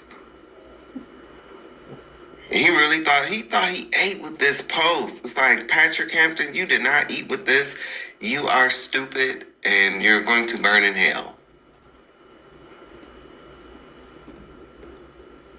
This is not in the original video. Patrick Hampton is going to be giggling his dumb ass right to hell. I get so tired of these dumb swindlers. Just say you want to keep your pagan traditions of men. Men like Patrick are the ones who will lead many to hell. He really thought he ate with his post, but only showed that he is unlearned in the scriptures. Eggs have nothing to do with the original Passover meal from the Old Testament, the law. The egg was added later on by a false impostor group of converts. When I say later on, I am talking even after Christ had come and gone in the flesh 4 BC, 31 AD later on, as in around 70 AD. A hard-boiled or roasted egg, the beitza, is a standard element of the modern Passover Seder plate, but it was not part of the original biblical Passover meal in Egypt, which centered on lamb. The egg was added later as a symbol of mourning for the destruction of the Holy Temple. The Jewish added the egg. Not the Most High. This is not in the original video. While he is speaking about Google, a quick Google search could have saved him from looking like a fool, but see, these guys know that the majority of our people don't know the scriptures. This is why they, wolves in sheep's clothing like Patrick, can keep up the lies that have been passed down from generation to generation. Lies like tithes being money when it's food, Resurrection Sunday, and Sunday worship both are false doctrines. Christ was in the tomb 3 full days and 3 full nights. It just wasn't Friday to Sunday morning. Let me remind you of this. God gave no man authority to add remove from his word. The Jewish and Catholics are both heavily guilty of this sin. That's what these next scriptures are about. The tradition of the elders was not in the original law of Moses. These are hedges that the false Jewish people put around God's laws. You need to understand who Christ was speaking to when he was discoursing back and forth with people. The Pharisees, scribes, and Sanhedrin were not the same bloodline line nor the same color as Christ, black. Christ was speaking to the descendants of the people, Sepharvaim equals Sephardic, who had been placed in the land of Israel back in 2 Kings 17:24 KJV. They were converts back then, and they are converts today. Matthew 15:1-9 KJV. One then came to Jesus' scribes and Pharisees, which were of Jerusalem, saying, To why do thy disciples transgress the tradition of the elders? For they wash not their hands when they eat bread. Pause. The tradition of elders is not in the law. 3 But he answered and said unto them, Why do ye also transgress the commandment of God by your tradition? Pause. See, now Christ is about to show the difference between what they believe, which is the Talmud, and the Kabbalah versus what the Word of God says. For God commanded, saying, Honor thy father and mother, and he that curseth father or mother, let him die the death. 5 But ye say, Whosoever shall say to his father or his mother, It is a gift, by whatsoever thou mightest be profited by me. 6 And honor not his father or his mother, he shall be free. Thus have ye made the commandment of God of none effect by your tradition.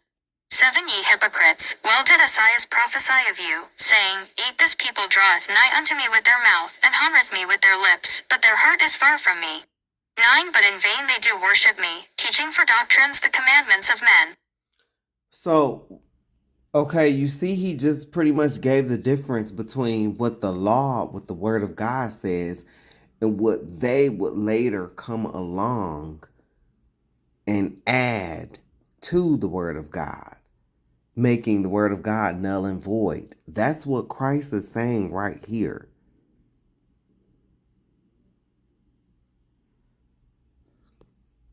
But why would they have to do that if they are the people?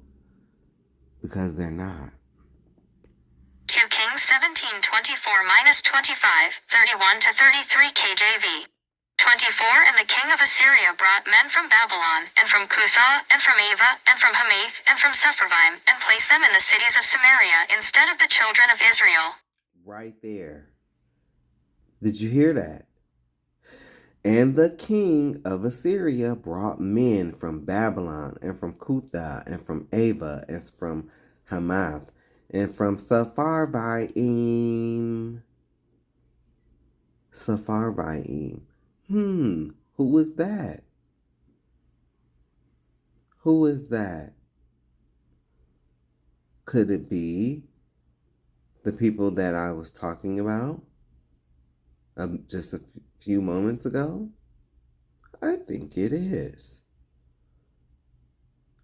And place them in the cities of Samaria instead of the children of Israel. Oh, okay, so they must be different from the children of Israel, right? Because it's giving a distinction of who was brought. Showing you a difference right here. Instead of, meaning the children of Israel were not placed in the land.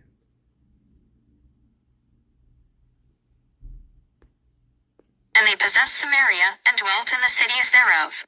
25 And so it was at the beginning of their dwelling there, that they feared not the Lord, therefore the Lord sent lions among them, which slew some of them.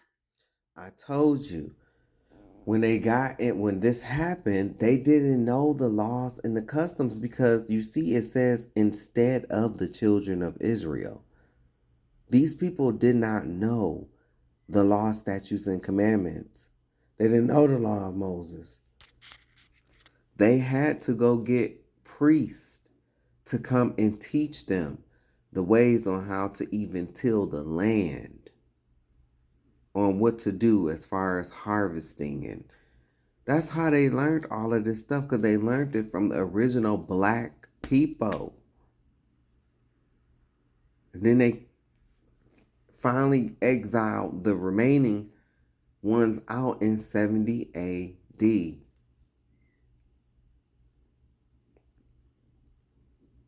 31 And the Avites made Nibas and Tartak, and the Sepharvites burnt their children in fire to Adramelech and Anamelech, the gods of Sepharvaim. 30 See, it's telling you right there. The Sepharvaim had different gods. It even gives you the name of their gods. So those Sephardic, Jewish, even though they are Semitic, not denying that, but I am denying that they come from Jacob. They don't come from Jacob. They come from Esau. They even have different gods. And the scriptures give the names of those gods. This is why they are going to try to ban the Bible in the future, because the Bible is telling the truth. The scriptures are telling you the truth. You just are coming to this understanding at a later time. The Bible has this ain't changed. It's been here. It's been here. This is in the Ethiopian Bible too. I read it.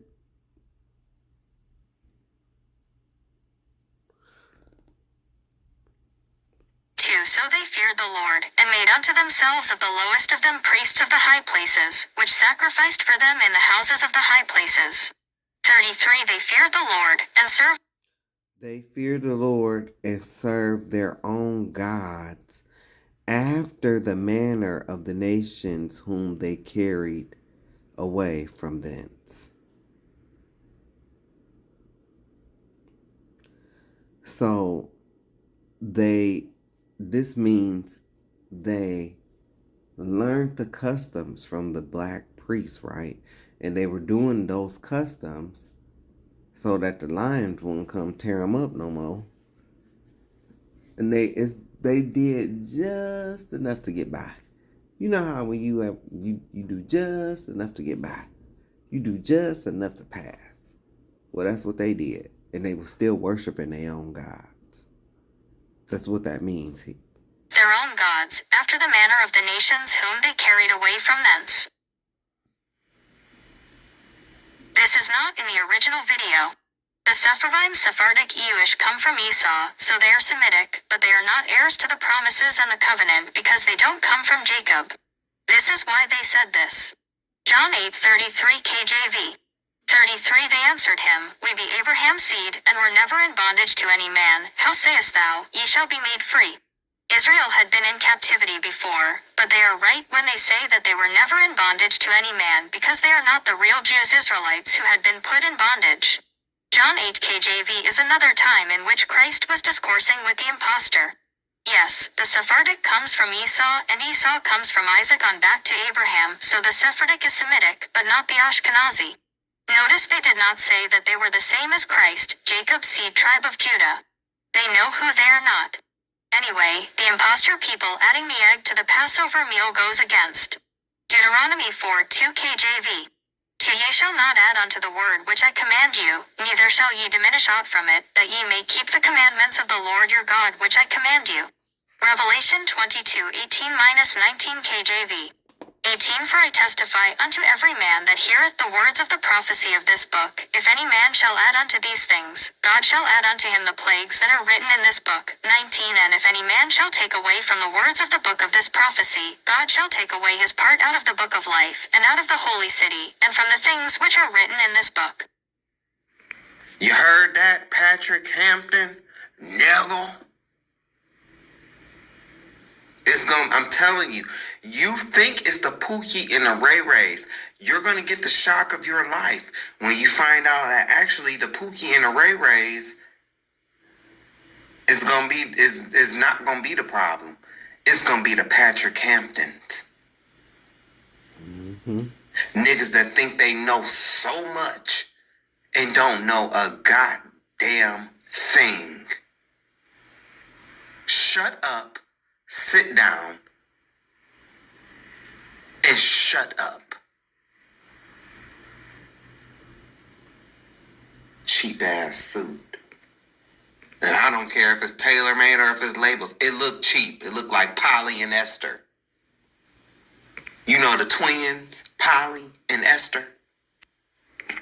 All right, Constant. Picking up in January of 2020, number 389, January 5th. Kwame Jones, 17.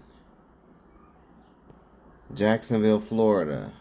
An officer attempted to pull over a stolen vehicle, causing a chase. After the vehicle crashed, a backseat passenger pointed a gun at the officer. The officer shot the backseat passenger and Jones in the front seat. The backseat passenger survived. 390, January 27th. William Howard Green, 43. Oxon Hill, Maryland. Officer Michael Owen Jr. handcuffed Green after a car accident and put him in the passenger seat of his vehicle. As the back seat did not have a divider, at some point Owen got into the front seat and shot Green. Investigators were originally told that the officers believed Green was under the influence of PCP and there was a struggle, but neither were true. Owens was charged with second-degree murder and manslaughter the day after.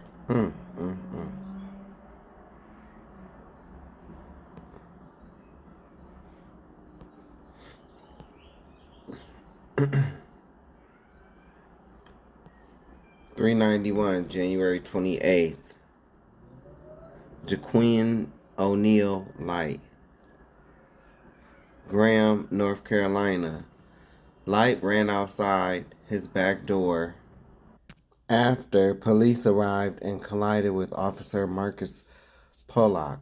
The district attorney stated Pollock could have either fired accidentally or in self-defense, but the former was most likely what happened. Pollock was not charged. 392, February 1st. Leonard Parker Jr., 53, Gulfport, Mississippi. During a birthday party, Parker attempted to defuse an argument between a man and his girlfriend, causing a brief fight between the two men. After a guest at the party called police, Parker offered to drive the other man back to his hotel. As Parker backed out of the driveway, an officer responding to the earlier call opened fire, killing him. According to witnesses, the truck was moving around 3 to 5 miles when the officer fired.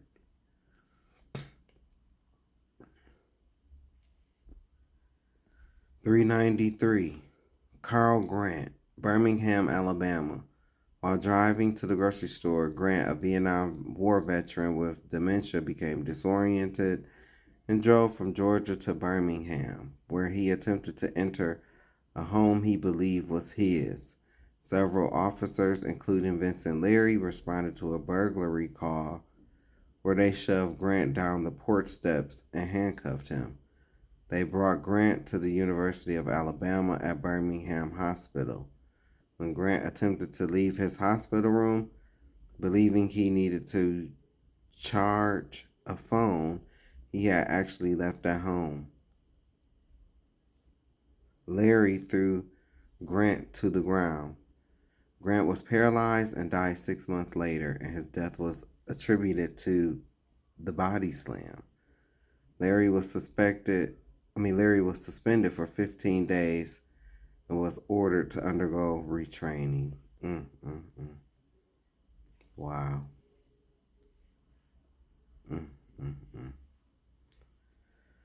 394, February 25th, Reginald Payne, 48, Sacramento, California. Payne's mother called 911 to report Payne, who had diabetes,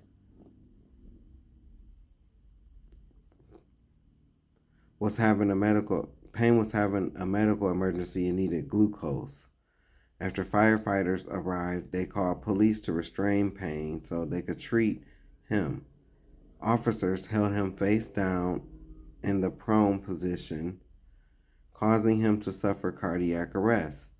In 2022, the fire captain on scene was fired for failing to intervene. 395, March 3rd, Manuel Ellis, Tacoma, Washington. Manuel Ellis died during an arrest by police officers.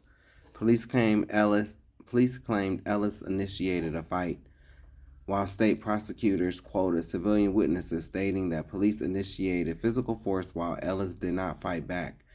Video showed officers punching Ellis, choking him, using a taser, and kneeling on him. Ellis was recorded saying he can't breathe.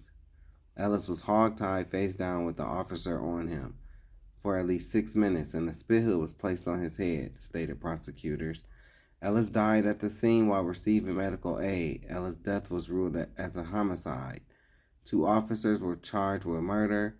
Another officer was charged with manslaughter. On December 21st, 2023, a jury found all 3 officers not guilty on all charges. Well, you know how I feel about that.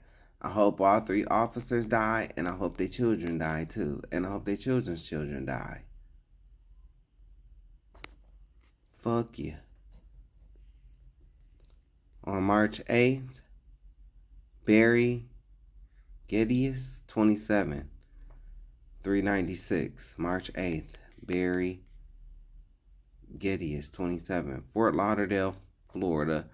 Police approached Geddes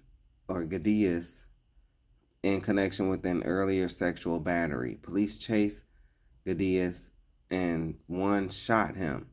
Geddes was unarmed when he was shot. 397, March 12, Donnie Sanders, 47, Kansas City, Missouri. An officer shot and killed Sanders after he ran from a traffic stop and raised his arms as though he had a weapon. Sanders was unarmed. 398, March 13th, Breonna Taylor, 26, Louisville, Kentucky. Taylor, a 26-year-old emergency medical technician, was fatally shot by the bitch-ass Louisville Metro Police Department officers. Jonathan bitch-ass degenerate Mattingly, Brett Neanderthal cave dweller monkey lip herpes Hankinson,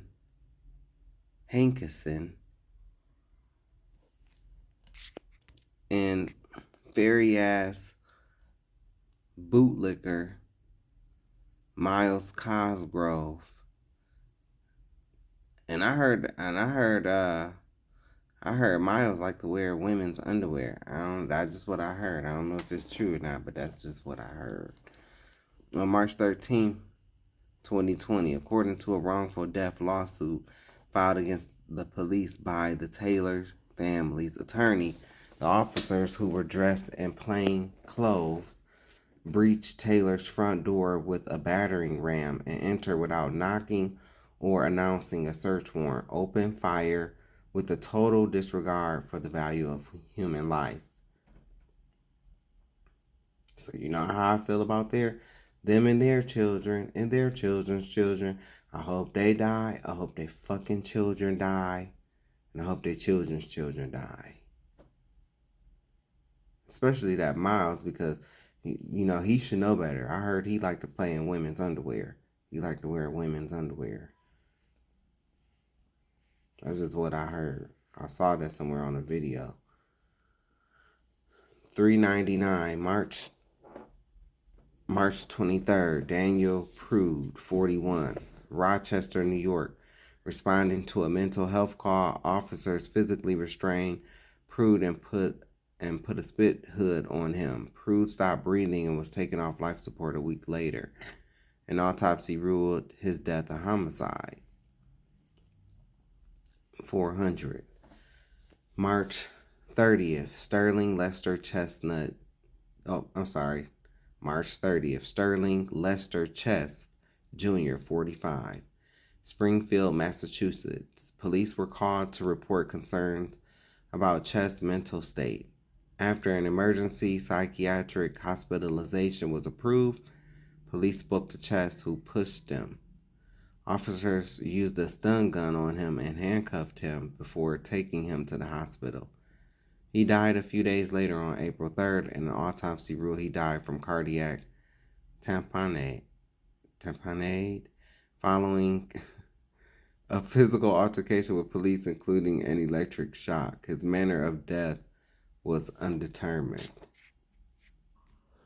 401, April 24th, Michael Ramos, 42, Austin, Texas. A woman called police to report Ramos and other people using drugs in a car with a gun, though the caller later stated she never saw a gun and had reported what other bystanders had told her. When Officer Christopher Taylor arrived, Ramos exited the car with his hands up and shirt raised. He then re-entered the car and began to drive away. Taylor shot Ramos with a beanbag, then a rifle. He was charged with murder, but a mistrial was declared.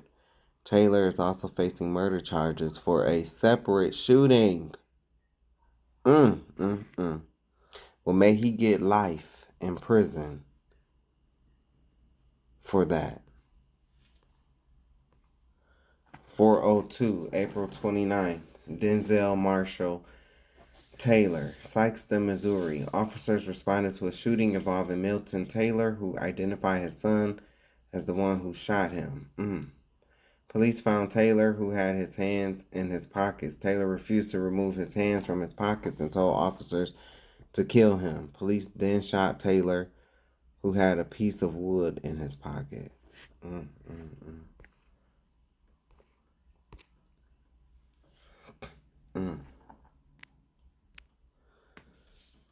403, May 23rd, Maurice Gordon, 28, Bass River, New Jersey. Gordon was pulled over for speeding by State Trooper Randall Wetzel. During the stop, Gordon's car became disabled, so Wetzel invited him to sit in the back seat of his police vehicle. After questioning why he kept getting up and unbuckling his seatbelt, Wetzel went to get him a face mask. Gordon then got out of the vehicle and ran. Wetzel pulled Gordon away from the vehicle after he approached the driver's seat, and after a struggle, Wetzel fired 6 times.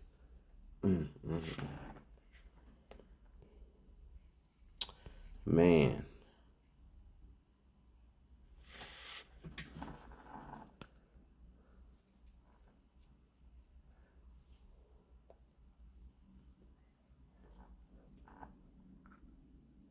.404, June 10th, Michael L. Thomas. Hold on. What is this?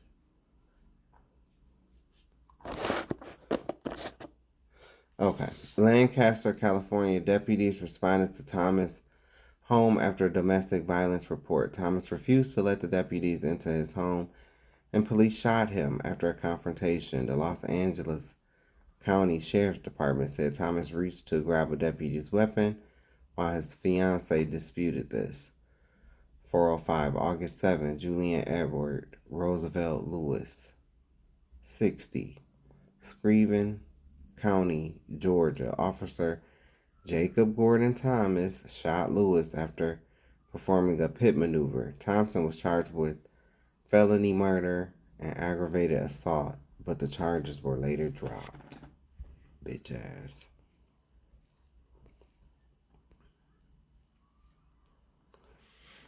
So 406, September 23rd, Kurt Reinhold, 42.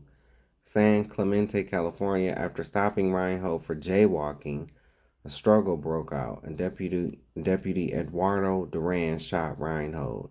The deputy claims Reinhold tried to take his weapon. No, he didn't. Fucking bitch. 407, October 3rd, Michael Lewis, 39. Mojave, California. Lewis was pulled over for a vehicle infraction, during which he exited his vehicle. The sheriff's office said Deputy Jason Ayala shot Lewis when he reached back into the car and ran towards the officer with his hand in his waistband.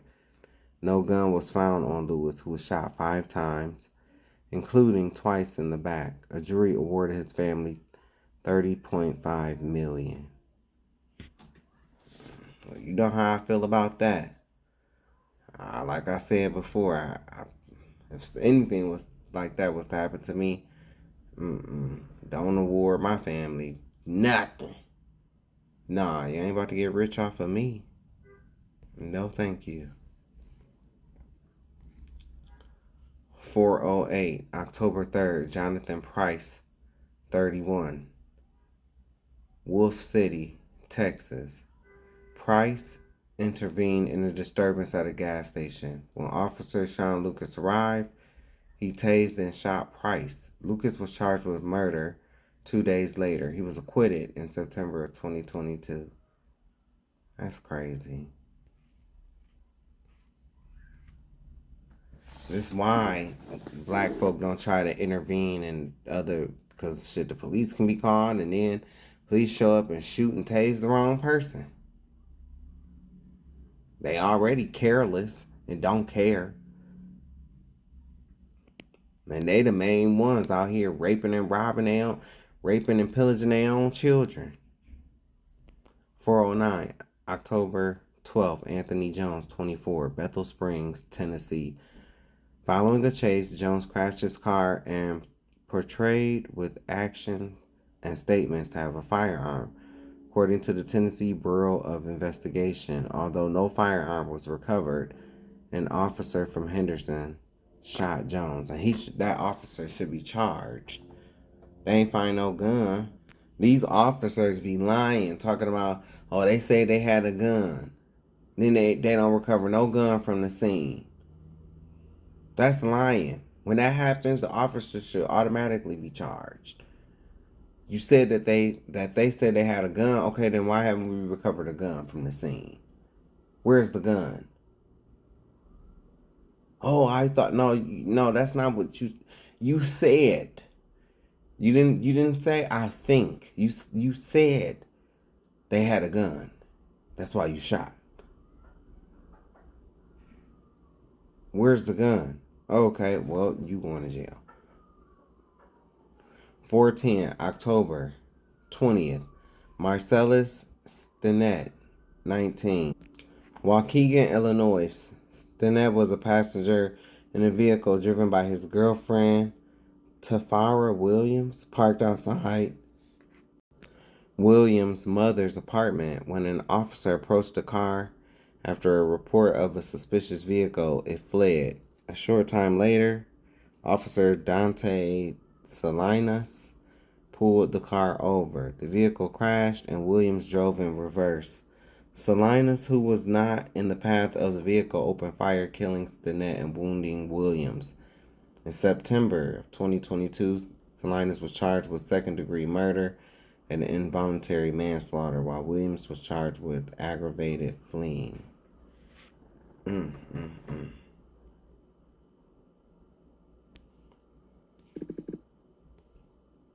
Oh, but it was good enough to sink Salinas, right? Yeah. Probably because he wasn't white. 411, November 8th, which should make some of you other races think.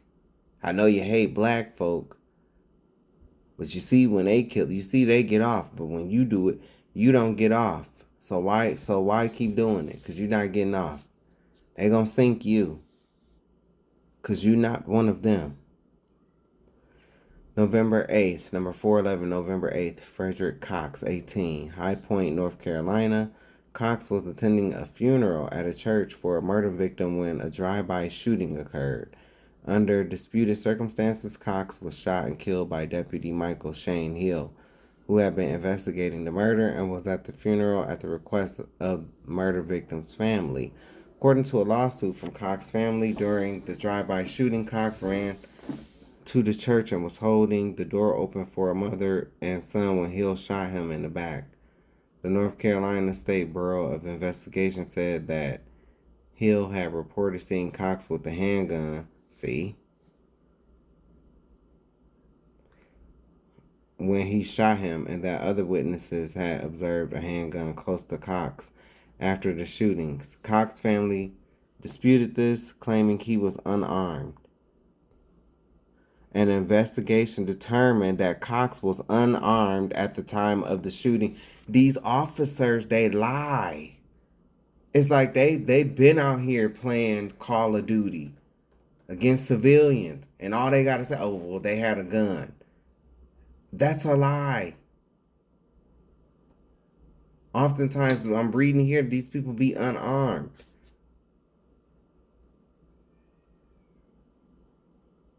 Michael Shane Hill ass need to be in jail. 412. November 13th. Sincere Pierce, 18. Angelo Kroom, 16. Cocoa, Florida. Police were investigating a stolen car when they encountered Pierce and Crooms, who were borrowing the vehicle. Officer Santiago Miranda shot and killed Pierce and Crooms when the vehicle drove forward in the direction of the officer. Bitch ass. Ugh.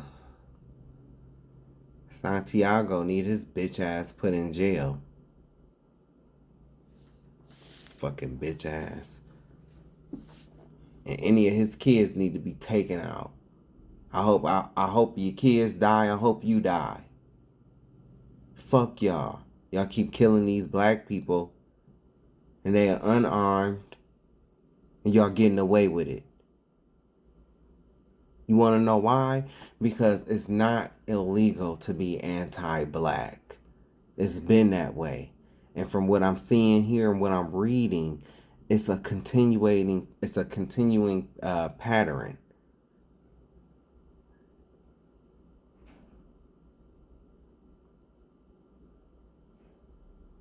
Fucking bitch. 413, December 4th, Casey Goodson, 23, Columbus, Ohio. Sheriff's deputy shot and killed Goodson as the deputy drove past Goodson's grandmother's home, which he was entering. See, these people, they be the main stalkers and the predators. I've seen the way they act. Some of these white officers, it's like they know these men whole family. They know their family, they know the grandma, they know where they go. They stalk these people. But the whole time, Bob is sitting up here molesting his children and out in the woods fucking all kind of animals. But yet it's nothing about that. Nothing.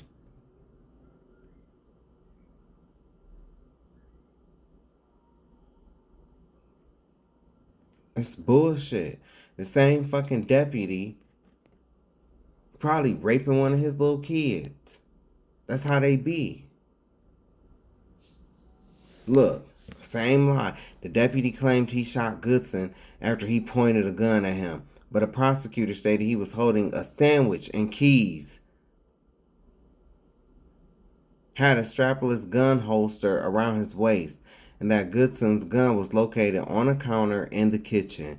The deputy who shot Goodson was charged with murder and reckless homicide. In 2024, Franklin County settled a $7 million settle for In 2024, Franklin County settled for $7 million in exchange for Goodson's family dismissing their federal civil rights lawsuit against both the county and the deputy who shot and killed Goodson.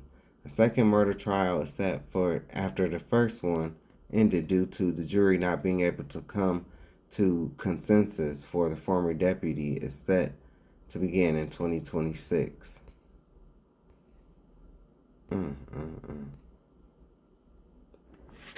December 17th, Johnny Lorenzo Bolton, 49, Smyrna, Georgia. Police served a no-knock warrant against Bolton. When Bolton stood up, a deputy shot him twice. A jury recommended charges against the deputy who shot Bolton. 4:15, December 22nd, Andre Hill, 47, Columbus, Ohio. 2 officers were responding to a call of a vehicle being turned off and on when one of them shot Hill, who was leaving a friend's garage. Hill was holding a phone at the time. Officer Adam Coy was indicted on murder and several other charges in 2021. He probably said, "Oh yeah, I thought he had a gun. It's like, get the fuck out of here. Even when it's open carry and stand your ground. Definitely. They act like black folk ain't allowed to have guns. That's what this gives. Fucking bitch ass people. Okay, y'all. So activate cheat mode right here, right now. 2021. 416, January 1. Carl Dorsey, 39. Newark, New Jersey. Undercover officer Rod Simpkins responded after hearing gunfire and shot Dorsey. Simpkins was not wearing a body camera, but surveillance footage showed Dorsey was unarmed. Dorsey's death was the first Newark police shooting since before 2020, which had gone without a single shooting. 417, January 1. Akeem Terrell, 31. Phoenix, Arizona. Police were called after Terrell, who had schizophrenia, refused to leave a party. Police arrested Terrell and transported him to jail, where Terrell believed he had been taken to a fake facility. Police put Terrell in a prone position and held him down, with as many as 7 officers on top of him at one point. After checking on Terrell through a cell door after 6 minutes and seeing him motionless, officers performed CPR, but Terrell died at the hospital. An autopsy listed positional asphyxia as among the factors that killed him. 418, January 10. Patrick Warren, 52. Killeen, Texas. Responding to a mental health call, Officer Reynaldo Contreras tased and shot Patrick Warren as he approached the officer waving his arms. A grand jury declined to indict Contreras. 419, January 13. Lyman Moses, 30. Wilmington, Delaware. Police pursued Moses while investigating stolen vehicles. After the chase entered a dead end, Moses turned around and faced his vehicle towards officers and drove forward. One officer shot Moses as the car began angling to the left, then fired several more times as he drove away. 420, February 4. Geno Donald, 30. Hazel Dell, Washington. Deputies pulled Donald over for a broken taillight. After the situation escalated, a deputy attempted to pull Donald from his vehicle. A second deputy shot Donald, later saying she feared he was reaching for an object, which a lawyer for Donald's family stated was a cordless drill. 421, February 13. Daverian Kennard, 29.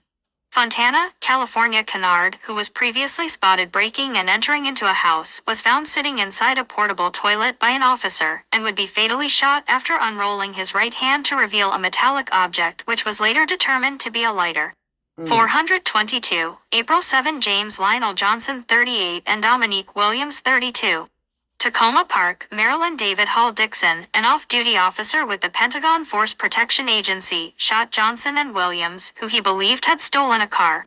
The 2 men were shot after they had passed Dixon, and both were shot in the back. Dixon was charged with 2 counts of second-degree murder. 423, April 21. Andrew Brown Jr., 42. Elizabeth City, North Carolina. While serving a warrant on Brown for drug distribution, Brown attempted to drive away, backing his vehicle before turning left, grazing an officer. Police shot at Brown 14 times, 13 of which were fired as Brown drove away. 424, May 3 Lamelo Parker 3 months. Biloxi, Mississippi Parker, a 3-month-old baby, was abducted by his father, Eric Darrell Smith. This was after he killed Parker's mother and her nephew in Louisiana. Following a chase, a shootout occurred between Smith and police, and Parker, the baby, was shot. 425, May 4 Latoya James 37. Woodbine, Georgia. James was visiting her cousin Varshan Brown when deputies served a narcotics warrant. A shootout occurred between Brown and the deputies, and James was accidentally shot. Brown was charged with James's death, and the 2 deputies were not indicted. Damn.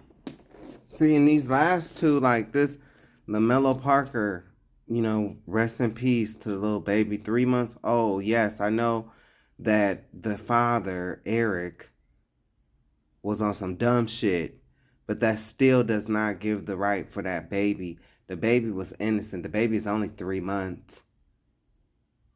That ain't no accident. I don't care. It is, but it ain't. That's messed up. And a lot of people look, well, it's the father's fault. The father, no. The child is innocent. So that's why I kept that on here, because the child is innocent. The father can go right in hell.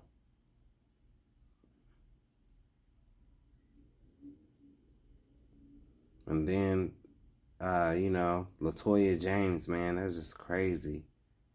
And the 2 deputies, they should have been indicted. They bitch asses.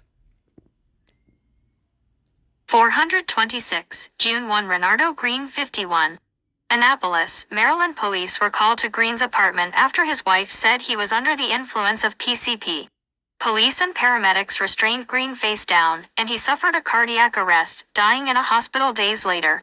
His death was ruled a homicide due to being restrained on his stomach, preventing breathing, with drug use also contributing to his death. 427, June 13 Eric Cole 42. Springfield, Ohio. Cole called 911 to report someone shot him in the shoulder and that he was in the middle of the street. Dispatchers did not inform the responding officer that Cole was in the road, and when the officer arrived, she drove over Cole. The coroner's report stated that Cole was killed by blunt force trauma from being struck by the police cruiser. Damn. 428, June 16 Jermaine Sagne 19. Houston, Texas. Police pulled Sagne over during a drug investigation. After he ran, police tased and struggled with Sagne, who complained of difficulty breathing. He was taken to a hospital, where he died. His death was ruled a homicide due to arrhythmia associated with acute methamphetamine toxicity during physical pursuit and restraint. 429, June 22 Frederick Holder 28. Norwalk, California. Deputies attempted to pull over Holder after seeing his van driving erratically. As they approached the car, they saw Holder holding an L-shaped object and fired. Holder was carrying a butane lighter with a handle.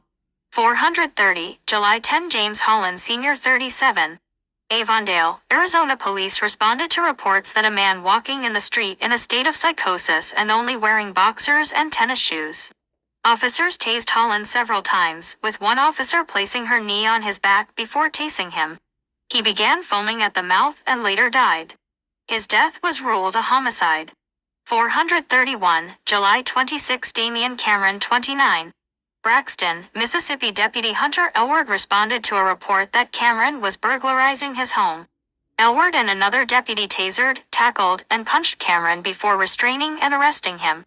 The Mississippi Chief Medical Examiner said Cameron's cause of death was undetermined, but 3 pathologists consulted by the New York Times argued that the death should have been ruled a homicide. Edward was later one of 6 officers who tortured 2 black men at a home in Braxton. 432, August 24 Tory Brown 22. College Park, Georgia. Police attempted to arrest Brown for violating his parole. When deputies entered his apartment, Brown quickly advanced toward them and one deputy shot him. No guns were found at the scene. 433, August 27 Fanta Beliti 8. Sharon Hill, Pennsylvania. After a high school football game ended, 2 teenagers opened fire following a dispute. Officers Brian Devaney, Devin Smith, and Sean Dolan fired back, striking 4 people, including Beliti, who died. She was only 8 years old. The 2 teenagers were initially charged with her death, but those charges were later dropped, and the 3 officers were charged instead. That's what should have happened. That's what should have happened. That's right. That's how all the other ones should have went too. 434, September 24. Cedric Lofton, 17. Wichita, Kansas, after a report by Lofton's foster family officers took him to the Sedgwick County Juvenile Intake and Assessment Center. After Lofton punched a staff member, he was restrained, shackled, and handcuffed. Several minutes later, staff members were unable to find a pulse, and Lofton died at a hospital 2 days later. An autopsy ruled his death a homicide. 435, October 4. Michael Craig, 61. Chicago, Illinois. Craig called the police to report his wife was threatening him with a knife. Officer Alberto Covarrubias arrived on the scene and shot Craig. Craig's wife was charged with stabbing him. Damn. 436, October 10. Kenneth Anderson, 42. Houston, Texas. Police were called after Anderson was involved in a single-car accident. Sheriff's deputies attempted to arrest Anderson after learning he had an open warrant. Police tased Anderson multiple times and brought him to a processing center, where he fell unconscious. He was taken to a hospital where he was pronounced dead. 437, October 11. Jermaine Jones, 24. Augusta, Georgia. During a traffic stop, Jones attempted to run away, leading an officer to use his taser on him. Jones fell to the ground and hit his head. He was taken to a hospital, where he died a week later. His death was ruled a homicide. The deputies involved were cleared of wrongdoing. 438, October 13. Jim Rogers, 54. Pittsburgh, Pennsylvania. Police responded after Rogers, who was homeless, was accused of stealing a bicycle. The bike's owner stated she was giving it away and Rogers was taking it for a test ride.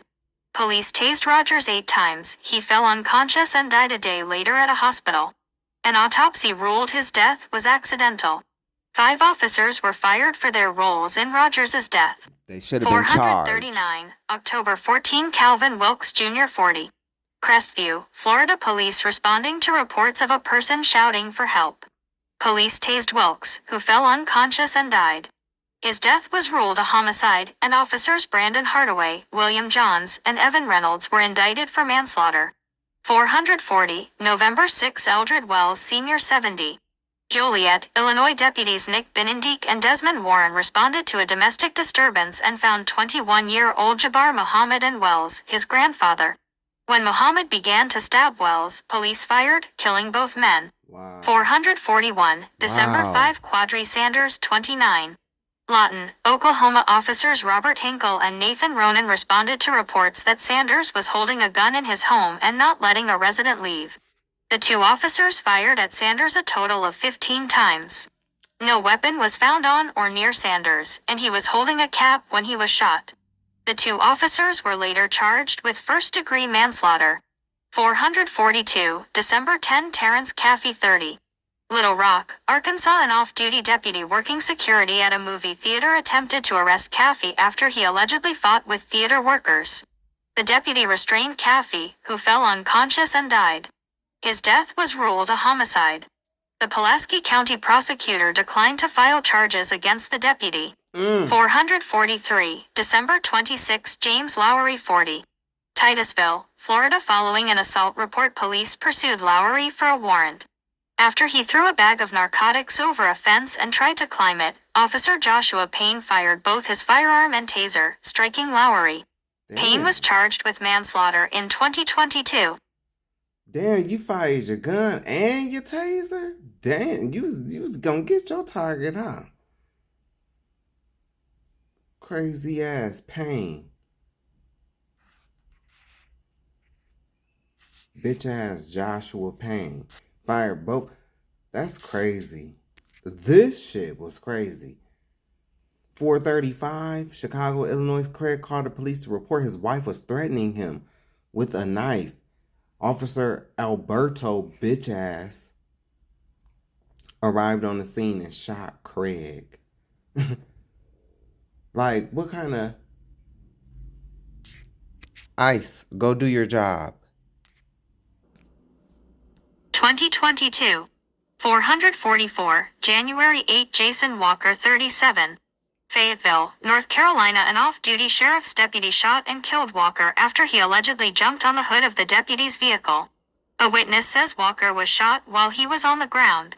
445, January 30. Deonta Quarles Jr., 20. Crofton, Maryland. Police responded to a report of a domestic dispute. They encountered Quarles, who charged at an officer, and a struggle occurred, with a stun gun failing to work. When the officers had Quarles restrained, he bit Officer J. Rixey's finger and Ritchie shot him.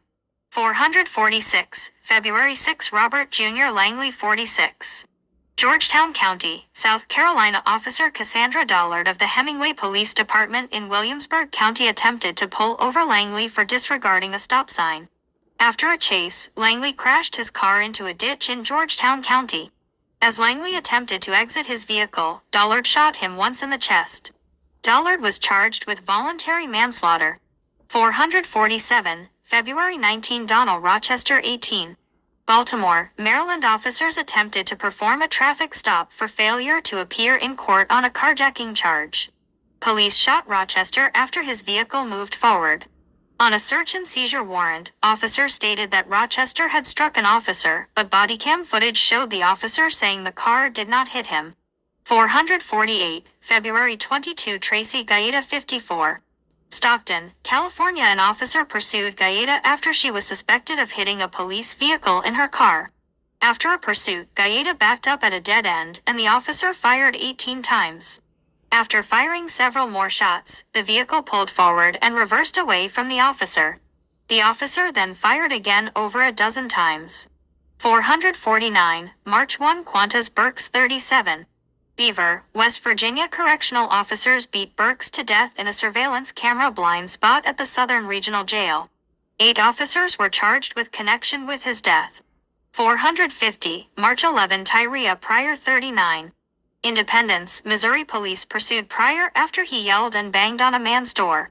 Following a chase, his car crashed, pinning the driver, Pryor, inside. As police removed a front seat and back seat passenger, one officer attempted to remove an AR-15 from the back of the vehicle. An officer outside yelled that there was a gun, leading police to shoot Pryor. Aside from the AR-15 being removed from the car, no weapons were found in the vehicle. 451, April 4. Patrick Leoya, 26.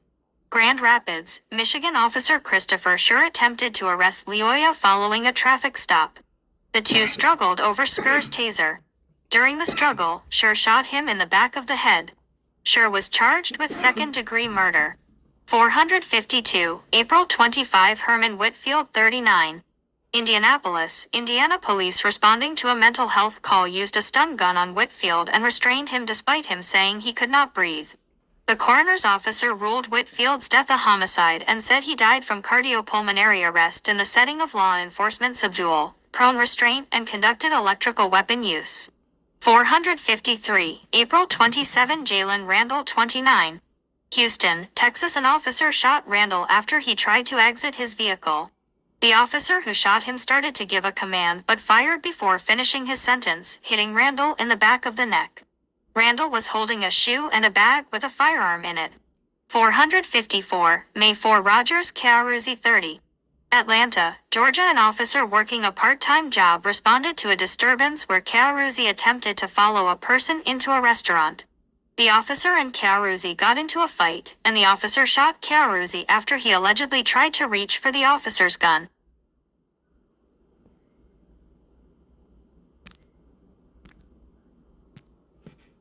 (2022) 455, May 10. Gregory Walker, 65. Romeoville, Illinois. Walker entered a bank with a handgun and took several people hostage. After a SWAT team arrived and negotiated with Walker, he released the hostages and prepared to surrender. Walker put his gun down and walked towards the entrance with his hands raised, but a SWAT sniper accidentally shot and killed him. 456, May 25. Abe Banks, 53. Wynn Parish, Louisiana. Police responded to reports of a disturbance in Jonesboro and chased Banks onto the highway. After Banks' vehicle suffered a mechanical failure, he stopped in the roadway. Deputies shot Banks after he did not follow their commands. Damn. 457, June 13. Javante Williams, 32. Charlotte, North Carolina police responded to reports of a shooting at a home. After disarming and arresting Williams, police restrained him.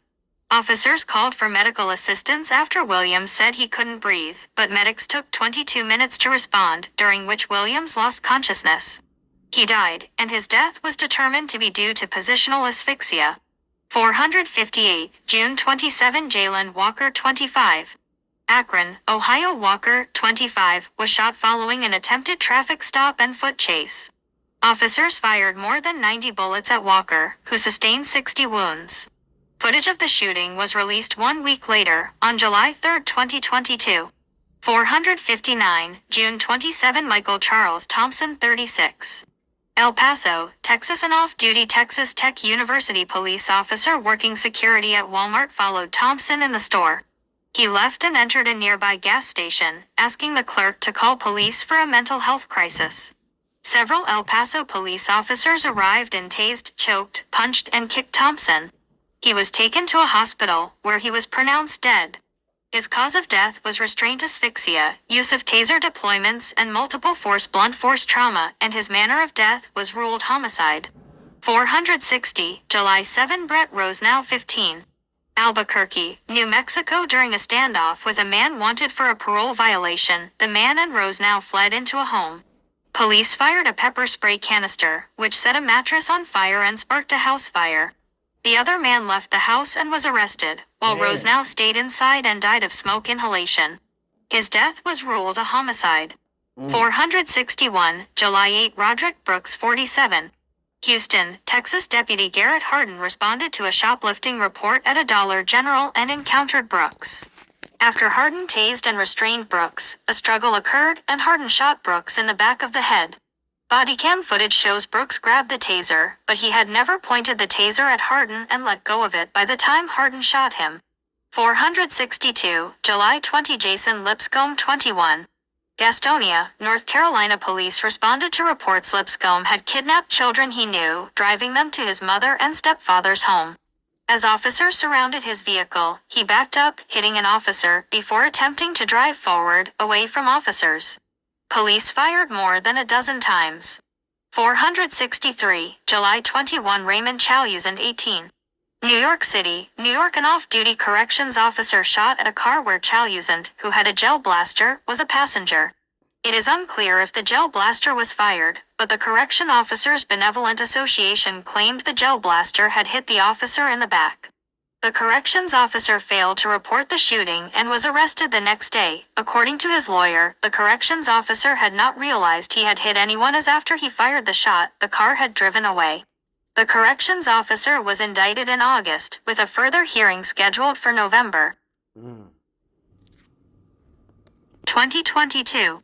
464, August 2. Presley Eze, 36. Las Cruces, New Mexico. Police responded to reports that a shirtless man had taken a beer from a gas station without paying. Police questioned Eze. After failing to identify him, they attempted to arrest him, resulting in a struggle. Officer Brad Lunsford shot Eze as he was on top of another officer. He was charged with manslaughter for the shooting in October 2023. 465, August 30. Donovan Lewis, 20. Columbus, Ohio. Police served a warrant at Lewis's apartment for improperly handling a firearm, assault, and domestic violence. When police entered Lewis's bedroom, an officer shot him after he sat up in bed with an object in his hand. No weapon was found on Lewis, but a vape pen was found nearby. 466, September 5. Malik Roquemore, 32. Cleveland, Ohio. An officer with the Cuyahoga Metropolitan Housing Authority, CMHA, was patrolling when Roquemore, who had schizophrenia, flagged him down. As the officer exited his vehicle, Roquemore ran to the officer and began punching him. After using his taser, the officer pulled his gun. Roquemore ran away before turning back and running back towards the officer, at which point the officer shot him. 467, September 14. Genesis Hicks, 26. Frisco, Texas. Police approached Hicks after he was accused of using false identification to buy a car from a dealership. When Hicks ran, police tased him, causing him to hit his head on the ground. Hicks fell into a coma and died 2 weeks later on September 29. 468, September 24, Ali Osman 34. Phoenix, Arizona. An officer shot and killed Osman after he allegedly picked up a rock and prepared to throw it at the officer's car. The district attorney declined to file charges against the officer, who was fired for the shooting in 2024. 469, September 25. Jalen Lewis 25. Jackson, Mississippi. Officers with the Mississippi Capitol Police pulled Lewis over during a drug investigation. Police said Lewis backed his car into a police vehicle, after which 2 officers opened fire, killing him. The 2 officers who shot Lewis were later charged with manslaughter. 470, October 5. Jershon Freeman 33. Memphis, Tennessee. Hey NBC, have you ever heard of integrity? Let me help you. 9 deputies charged in beating death of a black man having a mental episode caught on jail surveillance video is what the NBC News should have written for the headline, but no, the evil news media companies wants to focus on Jershon being nude. SMH. Real journalism has been dead for decades. Freeman died after being assaulted at the Shelby County Jail. 471, October 25. James Wilborn 35. Atlanta, Georgia. Wilborn and a female friend were in a car when Wilborn's ex-girlfriend recognized him and climbed onto the hood of his vehicle. Wilborn attempted to drive off, causing his ex-girlfriend to fall, which was witnessed by an off-duty officer. The officer approached Wilborn, who exited his vehicle, and the 2 fought before the officer shot Wilborn once. 472, November 1. Eric Allen 39. Mount Juliet, Tennessee. Police pulled over a vehicle where Allen was a passenger, and the driver was fined for driving without a license or insurance. After Allen was asked to retrieve a dog from the vehicle, he rolled up the passenger side window and raised his hands. When Sergeant Josh Lowe opened the passenger door, Allen moved to the driver's seat and began driving away as Lowe entered the vehicle. Lowe used a taser, then shot Allen. 473, November 4. Mirando Salmon 36. Stone Mountain, Georgia. 2 officers responded to Salmon's home after a report of a stolen car parked in his driveway. When they entered Salmon's room, one of the officers shot Salmon after he threw a phone at them, which officer said they mistook for a knife. The Georgia Bureau of Investigation initially stated Salmon had reached for a gun, but the district attorney later said the gun was holstered and not near him. The 2 officers involved were later indicted. I told y'all them people down in Atlanta, they crazy as hell. You better stay away from them. They crazy. Especially if they're Tauruses. Run. Run the opposite way. Detroit. 2022. 474, November 10. Kyasia Miller 27. Detroit, Michigan. Police were called by Miller's mother, who reported her daughter was experiencing a mental health crisis and had been diagnosed with schizophrenia, stating Miller had hit her child. Police found Miller dressed in her underwear, with 1 officer seemingly hiding behind a tree, as filmed by Miller. 2 officers then entered the home, and a struggle occurred, ending with an officer shooting Miller, stating she was reaching for his gun. Detroit Police Chief James White recommended the 3 total officers involved be suspended without pay, although only the 2 officers who entered the home were. 475, November 19. Emmanuel Clark Johnson 30. Portland, Oregon. Police surrounded Clark Johnson's vehicle for matching a general description of a vehicle involved in an earlier armed robbery. Clark Johnson exited and ran away, and Officer Christopher Sathoff, stating he believed Clark Johnson was reaching for a weapon, shot him in the back with an AR-15 rifle. Clark Johnson died 2 days later. He was not involved in the armed robbery, and the officers who followed him had not been informed that there was surveillance footage of the robber's vehicle, or that the victims said the suspects were 4 white males. 476, November 21. Eric Holmes 19. Morrow, Georgia. An officer investigating a stolen vehicle found it in a parking lot.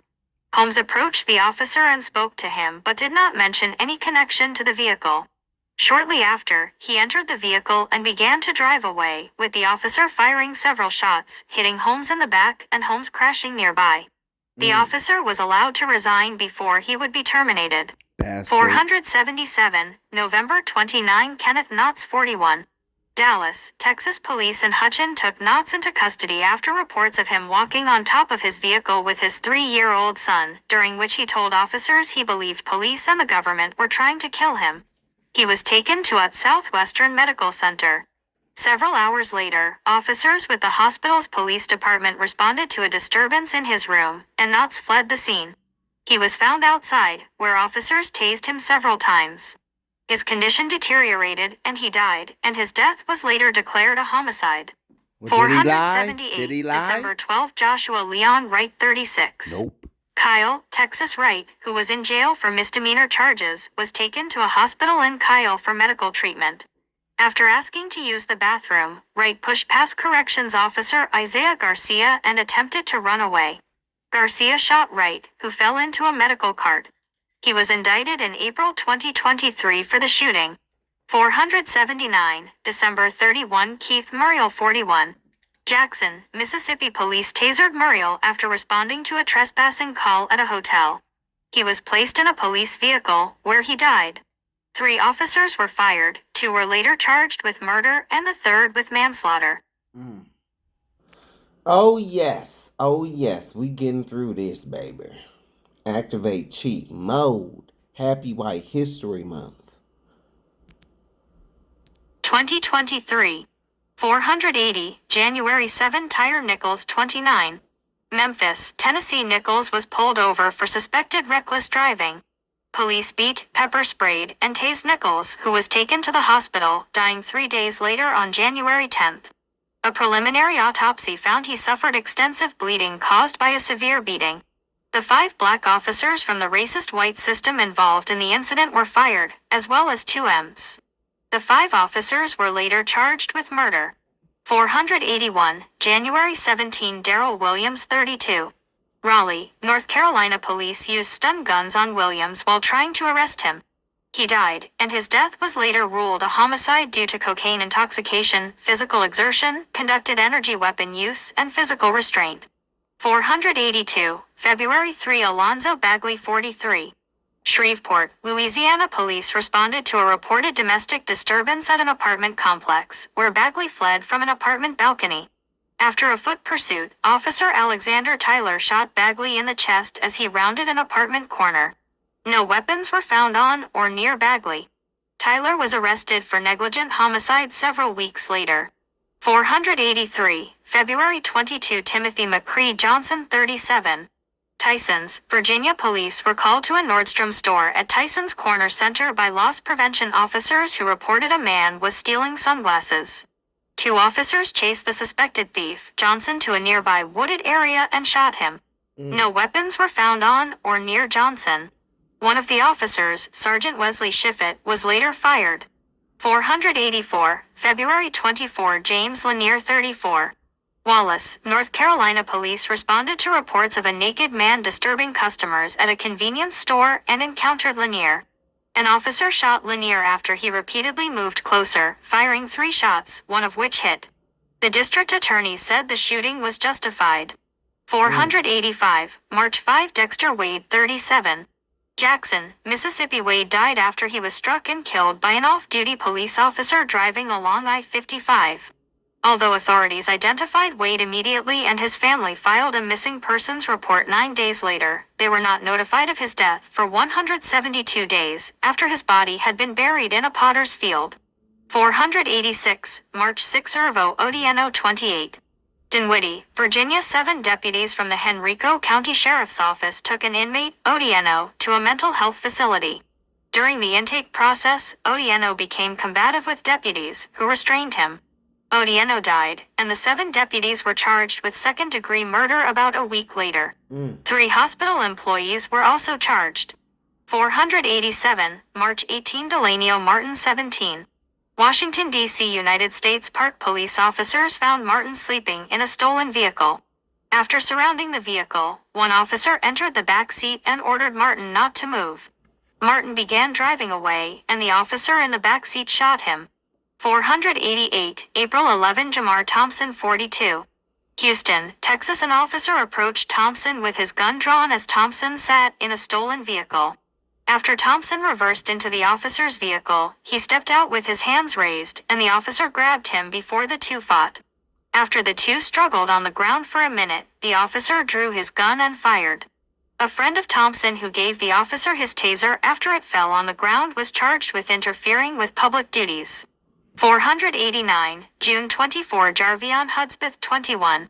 Memphis, Tennessee. Hudspeth died after being fatally shot by a Shelby County Sheriff's deputy during a traffic stop. In October 2023, District Attorney Steve Mulroy declined to file criminal charges against the deputy. And to bring it back, I know we all heard about Tyree Nichols, man. And the five, and I made sure to point out, yes, I know that the officers were black, but guess who they were employed by?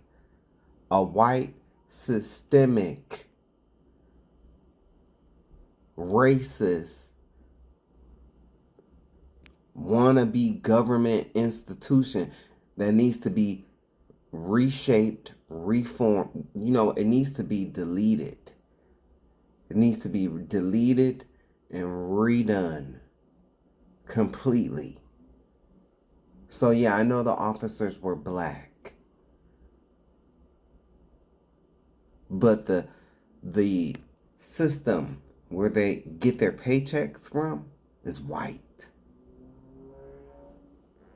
And we have words, we have names for those 5 black officers. Coons. That's what we call them. 2023. 490, July 2. Jawan Dallas 36. Mobile, Alabama police encountered Dallas while responding to reports of a burglary. Officers tased Dallas, who fell unconscious and died at a hospital. An attorney for Dallas's family claimed he was 200 yards away when the burglary occurred and that eyewitnesses saw 2 white women and a light-skinned man fleeing the scene. 491, July 3. Jarrell Garris 37. New Rochelle, New York. Police were called to a supermarket after the report of a man stealing fruit. Police scuffled with Garris, and Detective Stephen Kahn shot Garris after he allegedly reached for the officer's weapon. 492, July 3. Ahmad Abdullah 25. Huntington, West Virginia. An officer responded to a report of a man sitting near a gas meter with a lighter and claiming he had a gun. The officer encountered Abdullah and shot him after he charged at the officer. 493, July 28. Freddie Walker 60. Louisville, Georgia. Sheriff deputies from the Burke County Sheriff's Office responded to a report of a combative mental subject. When they arrived, they first talked to Walker about being taken to a hospital for a mental evaluation. Allegedly, Walker then tried to strike a paramedic but stopped and was calmed down by the deputies. While the deputies were trying to get Walker inside on a vehicle, a second quarrel occurred. Walker was tased and restrained. Walker was later pronounced dead at a hospital. No charges were filed in relation to Walker's death. Damn. 494, August 5. Brandon Cole 36. Denver, Colorado. Police responded to a domestic disturbance. During the call, Cole lunged at an officer holding a black marker, which police mistook for a knife. An officer fired, killing Cole. 495, August 10. Johnny Holman 62. Atlanta, Georgia. Holman called police following a car accident. After police responded, they determined Holman was at fault and attempted to arrest him, tasing him. Holman became unresponsive and died. 496, August 18. Toman Wilson 20. Martinez, California. Police responded to an alarm at a cannabis dispensary, though there was no indication from police or the dispensary that a burglary occurred. After police arrived, Toman Wilson and his brother Tommy Wilson attempted to drive away. 4 officers fired into the vehicle, killing Toman and wounding Tommy. 497, August 18. Jaquan Fletcher 32. Pontiac, Michigan. Police responded to a report of a vehicle blocking a driveway and found Fletcher sleeping inside. After removing a gun from the car and placing it on the roof, police attempted to arrest Fletcher. A deputy shot and killed Fletcher after he put the vehicle into drive with the deputy hanging out. 498, August 23. Kyrie Myers 28. Washington Park, Illinois. During a traffic stop, a Washington Park officer approaches Myers and fought with him. Myers broke free and stole a police car, driving it into a nearby pole before an officer shot him. Myers drove to another county, where he exited the vehicle and died when a police car struck him. 499, August 24. Takia Young and unborn baby 21. Blendon Township, Ohio. Young was sitting in her car outside a Kroger when two police officers approached the car and demanded multiple times that Young exit the vehicle. One officer stood beside the driver's door and another stood in front of the vehicle. Young remained behind the wheel and told the officers that she did not steal anything. After about 1 minute, Young turned the steering wheel and the officer in front of the car drew his pistol. As the car lurched forward, the officer fired one shot through the windshield, killing Young and her unborn baby. The officer was acquitted of all charges, including murder. Just like with ICE. Well, you know how I feel about that officer. Hopefully his kids will die. Their kids will die. May they all go to hell. And I ain't making no threats. I ain't gonna do nothing to nobody. But may it come to them. And I ain't gonna be sad about it if it does. Because surely these people had no problems taking the lives of my people. And most of the time, they're not getting charged. And if they are getting charged, the charges are getting dropped. They're getting acquitted, just like they have in the past. So yeah, I do want to make it clear. I'm not making threats against anybody. But you know what they say. What goes around comes around. After George Zimmerman did what he did, yeah, he got acquitted, but his life was hell afterwards. And may the same be to these people that are doing these acts against black folks and they're getting off. May they have the same bad luck. May the same thing that they did happen to them and their family.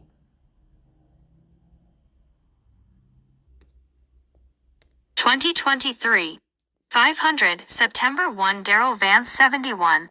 Detroit, Michigan. An officer responded to a disorderly conduct call at a bowling alley and encountered Vance, the subject of the call. The two got into an argument, and the officer punched Vance, causing him to fall and hit his head on the pavement. Vance died of his injuries several weeks later. The officer was fired and charged with manslaughter, though the charges were dismissed. 501, October 12. Emmanuel Millard 20. Roswell, Georgia. Woodstock police pursued Millard after he fled a traffic stop. After police performed a pit maneuver on the car, an officer shot Millard as he exited the car. The officer was indicted for involuntary manslaughter in April 2024. 502, October 16. Leonard Cure 53. Camden County, Georgia. Police attempted to arrest Cure during a traffic stop. After being tased, Cure fought the lone deputy, grabbing him by the face and throat. The deputy attempted to use his taser and baton to stop the attack before shooting Cure. 503, October 24. Darcel Edwards 35. Indianapolis, Indiana. Police pursued Edwards after he fled a traffic stop. After an officer discovered his vehicle crashed in an intersection, police searched for Edwards and found him up in a nearby tree.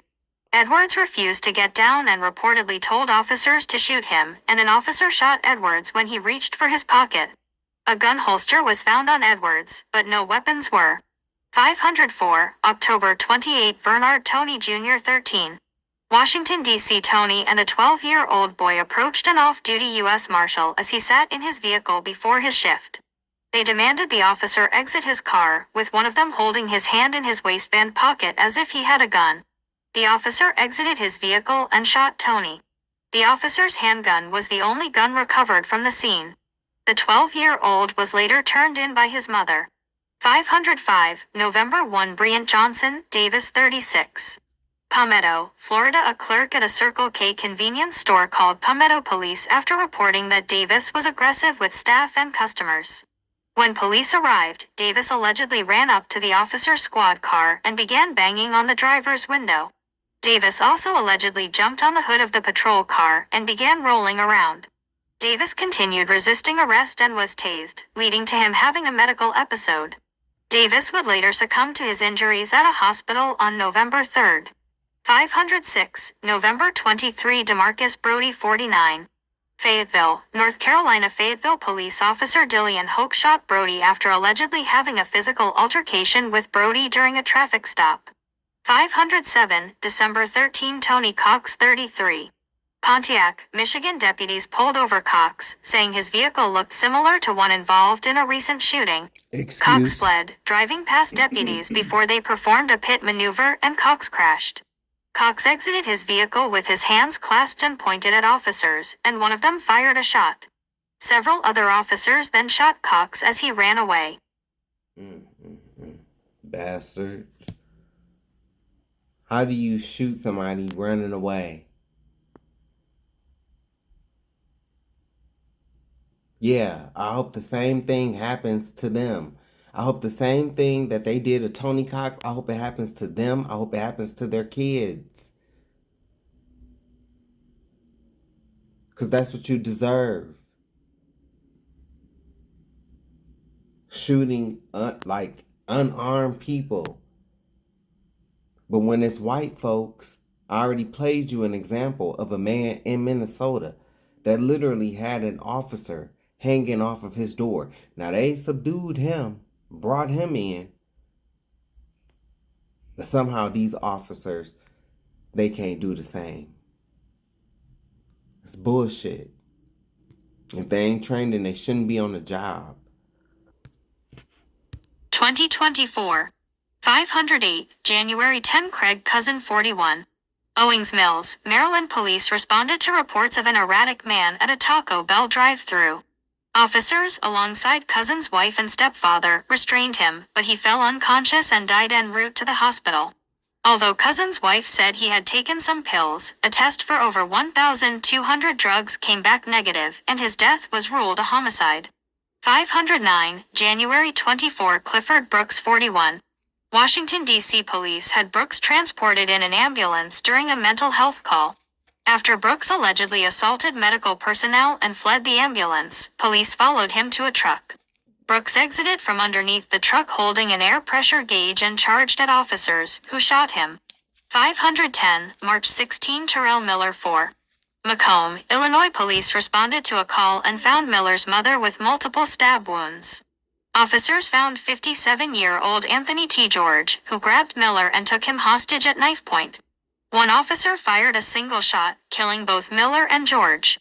511, March 21. Kadarius Smith 17. Leland, Mississippi. Police were called to a home after asking Smith to leave following a dispute. When officers arrived, Smith fled on foot. An officer in a police cruiser ran over Smith, who died at a hospital. The city attorney for Leland claimed it was an accident.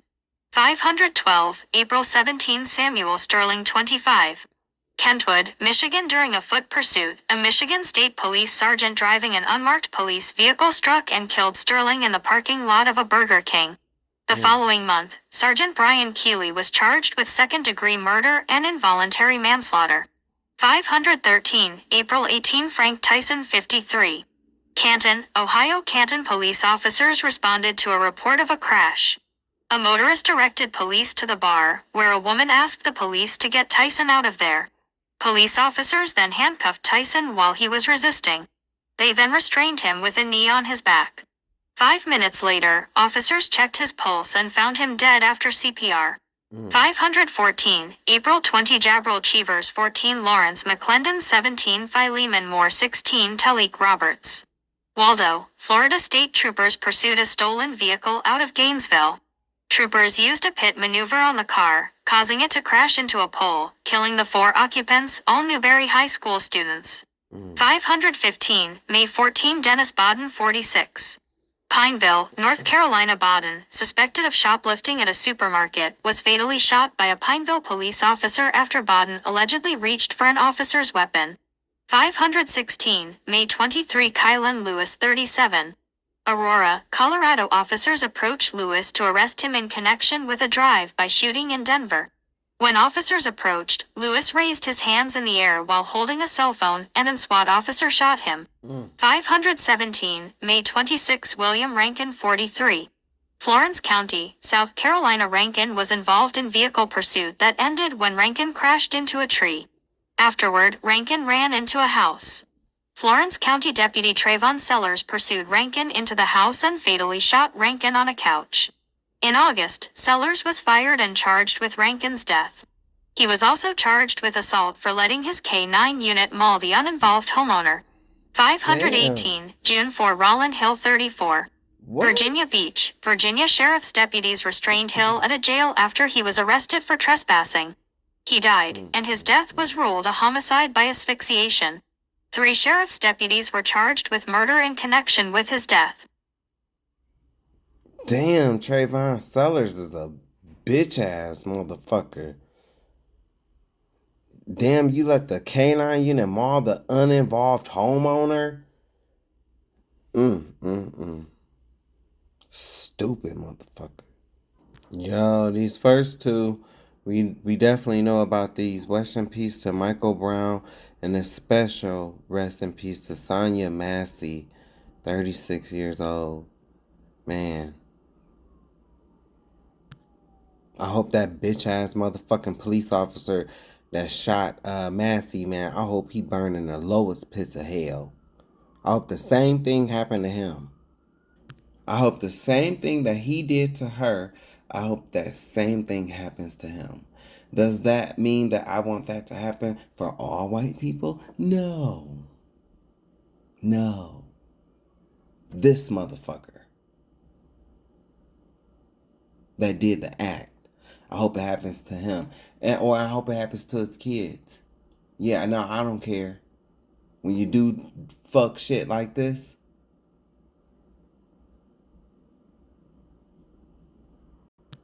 because these people that Massey have a family. These people have a family. Brown have a family. And I know that a lot of them will get on here and in front of the TV and, oh no. Nah. Fuck that shit.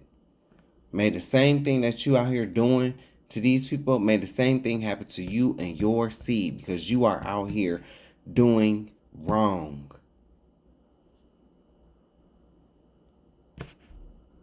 (2024) 519, June 5. Michael Brown, 52. Milford, Connecticut. 3 officers restrained Brown, a suspected shoplifter, outside a supermarket. While being arrested, Brown spat up blood and was taken to the hospital. He died, and his death was ruled a homicide, though the state inspector general determined there was no criminality in the officer's actions. Bullshit. 520, July 6. Sonya Massey, 36. Woodside Township, Illinois. Massey called police to report a possible prowler in her home. Deputies Sean Grayson and Dawson Farley responded. After searching the area, Massey and the deputies entered her home, and the deputies asked for her ID. Grayson noticed a pot on the stove and requested its removal. Massey then removed the pot of hot water from her stove and said twice, "I rebuke you in the name of Jesus." Massey, who was unarmed, was shot by Grayson after he threatened to shoot her in her face. Grayson was indicted on 3 counts of first-degree murder. Grayson was convicted of second-degree murder and sentenced to the maximum of 20 years in prison. I hope they rape his ass every day.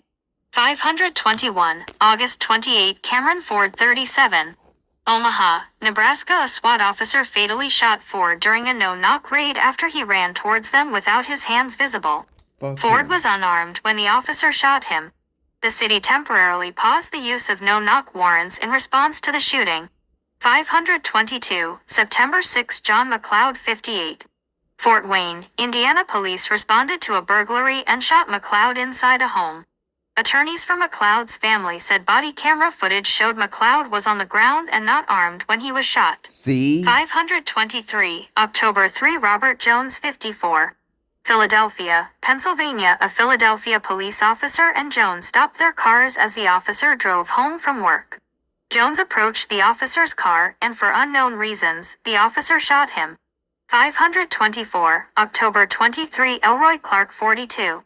Punta Gorda, Florida. Deputies responded to reports of a dispute between Clark and another man. After discovering he had a warrant, deputies attempted to take Clark into custody. When he resisted, they used tasers, pepper sprays, batons, and beanbag rounds, ultimately shooting him when he allegedly charged at an officer. 525, December 10. Robert Brooks, 43. Marcy, New York. Correctional officers beat Brooks to death while he was handcuffed and compliant at Marcy Correctional Facility, where he was an inmate. New York Governor Kathy Hochul recommended 14 employees involved in his death be fired. Yeah, so we in 2025. Thank you, AI. Thank you. 2025. 526, March 1. Messiah Nantwi, 22. Marcy, New York. Correctional officers at the Mid-State Correctional Facility beat Nantwi to death. Nantwi's death occurred about a week after 10 employees at Marcy Correctional Facility, also in Marcy, were charged in connection with the death of Robert Brooks in December 2024. 15 employees at Mid-State were placed on leave in connection to Nantwi's death. 10 prison guards would later be charged in connection with Nantwi's death, with 2 of these guards being charged with murder. Damn. 527, March 6. William Bowen, 21. Hartford, Connecticut. Police responded to reports of Bowen displaying a gun on Instagram Live. When officers arrived, Bowen fled, disposing of 2 guns he had on him. Officers shot Bowen after he emerged from an alleyway. 528, March 24. Christian Black, 25. Dayton, Ohio. Black, a prisoner at the Montgomery County Jail, began banging his head against a cell door. Correctional officers pepper sprayed Black, shocked him with a stun gun, and placed him in a restraint chair. Black fell unconscious and died. His death was ruled a homicide. 529, May 5. Tasha Grant, 39. Cleveland, Ohio. Grant, an inmate at the Cuyahoga County Jail, was taken to the Metro Health Medical Center for chest pains on May 2nd. 3 days later, medical staff called for assistance after Grant, who had both legs amputated years prior, threw herself on the ground and refused to cooperate. 3 Metro Health police officers and a sheriff's deputy restrained Grant on her stomach before handcuffing her to her bed. She was found unresponsive, and her death was declared a homicide. 530, May 12. Rashad Johnson, 32. Aurora, Colorado. An officer responded to a report of a man in an airport shuttle parking lot. After the officer arrived, he and Johnson got into a physical altercation, with Johnson grabbing the officer's vest and a magazine. The struggle ended when the officer shot Johnson as he approached the officer, who was standing against a fence. 531, May 27. Marco Dorsey, 43. Jeffersontown, Kentucky. Residents of a neighborhood called an off-duty officer after Dorsey, another resident, began acting erratically. After Dorsey approached the officer's home, the officer shot him when he allegedly charged towards the officer. 532, May 27. Markello Woodard, 43. Erie, Pennsylvania. A parole officer shot and killed Woodard as he sat in a vehicle. The officer was charged with criminal homicide in December 2025. 533, June 27. Damon Lamar Johnson, 52. Portland, Oregon. Police were called to Johnson's home for a welfare check, with reports saying Johnson had flooded his apartment and was hanging knives out the window. Police handcuffed Johnson and restrained him face-down. Johnson fell unresponsive and died, and his death was ruled due to prone restraint. 2025. 534, July 5. Charles Adair, 50. Kansas City, Kansas. Adair was in jail on failure to appear for traffic violations. As he was returning to his cell from the infirmary, he began yelling and resisting, so sheriff's deputies were called in to restrain him. Deputies restrained him in his cell. Shortly after, medical staff found him unconscious. Adair died, and his death was ruled a homicide due to mechanical asphyxia. One of the deputies involved was later charged with second-degree murder. 535, December 7. Shakopee Kenny, 32. Boston, Massachusetts. Kenny was a detainee at the South Bay House of Correction. Officers attempted to restrain him after he exhibited erratic behavior. Another detainee said that officers beat and handcuffed Kenny, then left him for around 30 minutes to an hour without performing CPR. I believe He was it. taken to a hospital, where he pronounced dead. 536, Khalif Browder, May 25, 1993, June 6, 2015.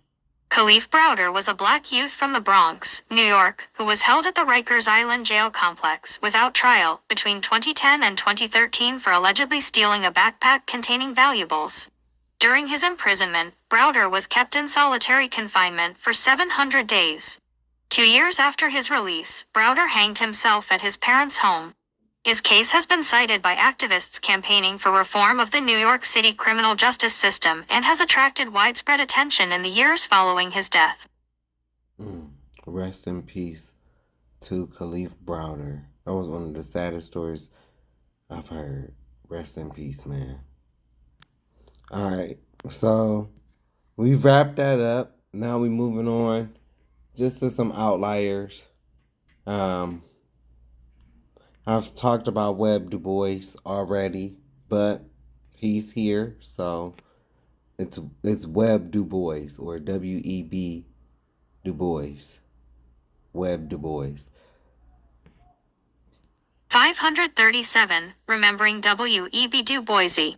W.E.B. Du Bois died in Ghana in 1963 as an exile from the United States, his passport seized, his reputation attacked, and his name linked to communism after decades spent fighting for American civil rights. By the early 1900s, Du Bois was already one of the most influential black intellectuals in the country. He co-founded the NAACP in 1909, edited its magazine The Crisis for nearly 25 years, and became the first black American to earn a PhD from Harvard. His writing and organizing helped shape the early civil rights movement. Then, his politics began to shift.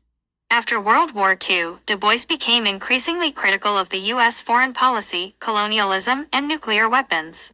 In 1951, at age 83, he was indicted by the U.S. government as an unregistered foreign agent because of his involvement with the Peace Information Center, which promoted a global ban on nuclear arms.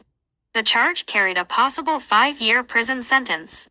Although a federal judge dismissed the case later that year due to lack of evidence, the damage was immediate. His passport was revoked. Universities withdrew invitations. Publishers backed away. The Cold War climate turned one of America's most prominent civil rights voices into a political liability. The isolation deepened. For nearly 8 years, Du Bois was unable to travel abroad, cutting him off from the international conferences and Pan-African networks that had defined his later work.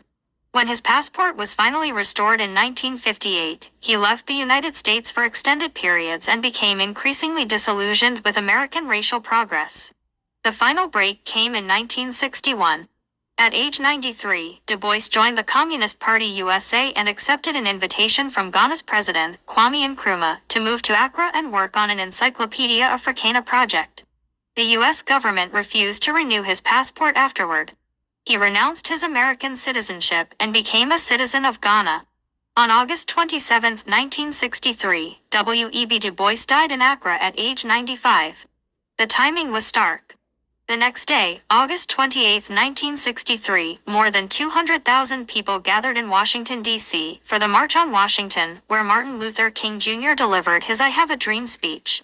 Many participants did not realize that one of the earliest architects of the modern civil rights struggle had died in exile just hours earlier.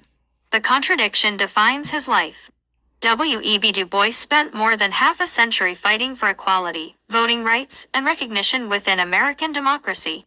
Yet in his final years, the country he helped challenge and shape treated him as a political suspect rather than a national figure. He did not leave the United States because his influence failed.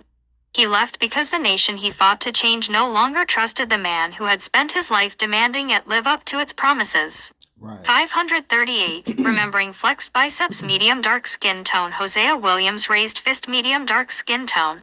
Hosea Williams is known as a key civil rights leader, Martin Luther King Jr.'s chief field lieutenant, and organizer of major protests, especially the violent 1965 Selma to Montgomery marches, where he helped lead the Bloody Sunday March, and for founding the Hosea Feed the Hungry and Homeless organization, continuing his legacy of fighting poverty and injustice.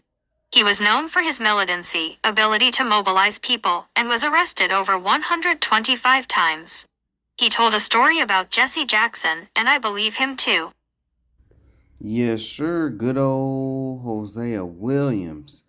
That was a man right there. That was a black man. That was a real black man. I played, so in my earlier videos, I've played an interview that he did.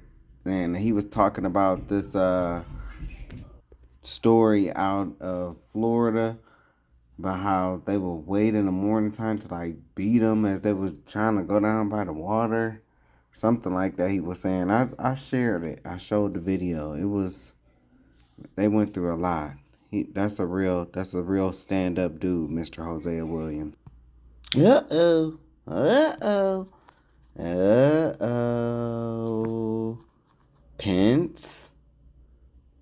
Pence's prostitute playtime.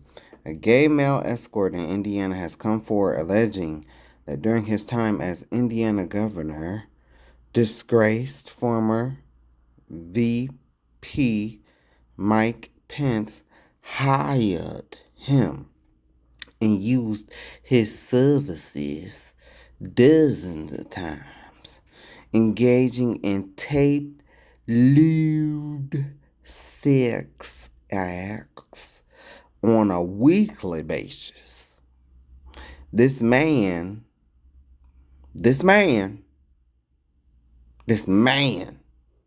says that he was prepared to come forward to out Pence for years, but was threatened and intimidated by his political allies into not doing so.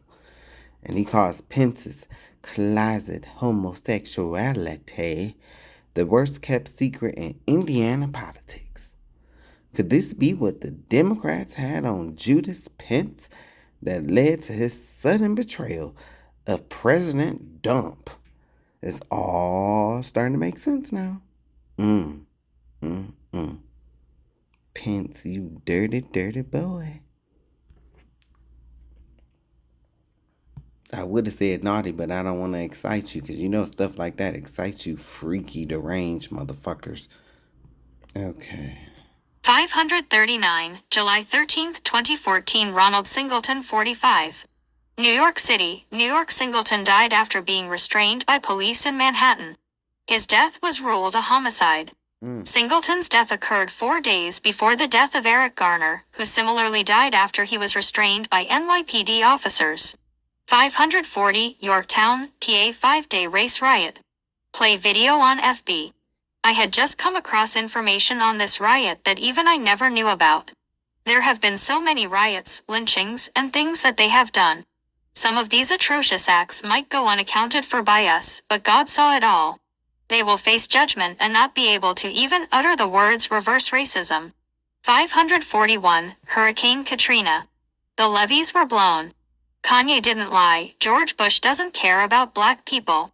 You'll all see today how this government is going to great lengths to hide these Epstein files. What makes you think they wouldn't go through great lengths to hide the fact that events like Hurricane Katrina and 9/11s were government sacrifices?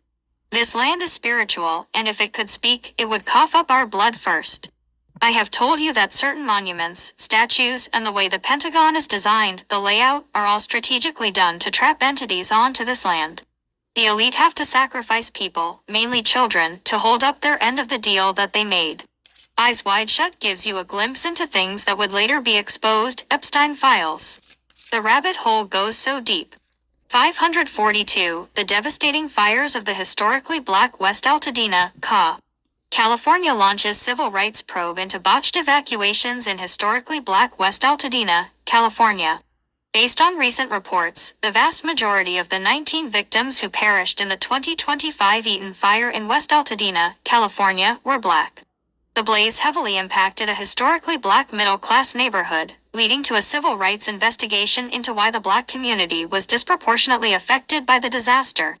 I heard that Altadena, the part of the city where the white people stay, were told within an hour to evacuate. West Altadena, the historically black part of the city, didn't receive notice until 9 hours later. Some residents say they never received notice. Some say they only knew to leave because they saw the flames. My opinion is, this was a land grab just like with the Hawaii fires. 543, Operation Northwoods. 1962, military leaders planned on staging fake attacks on American targets and then blaming Cuba. This was all to get the public amped up for war against Cuba. The same shit happened with 9/11s. This country has been doing this. 544 9/11s and Building 7. I have spoken so much about this SMH. 9/11s was nothing but a money grab for Larry, George, false Israel, and the Saudis. Did you know that for 5 straight days in July 1969, white police officers and civilians hunted black people through the streets of York, Pennsylvania, like it was open season? This wasn't the South. This was the North. And it proved that Willie Lynch's blueprint for division worked everywhere in America. They killed civil rights activist Lily Bell Allen.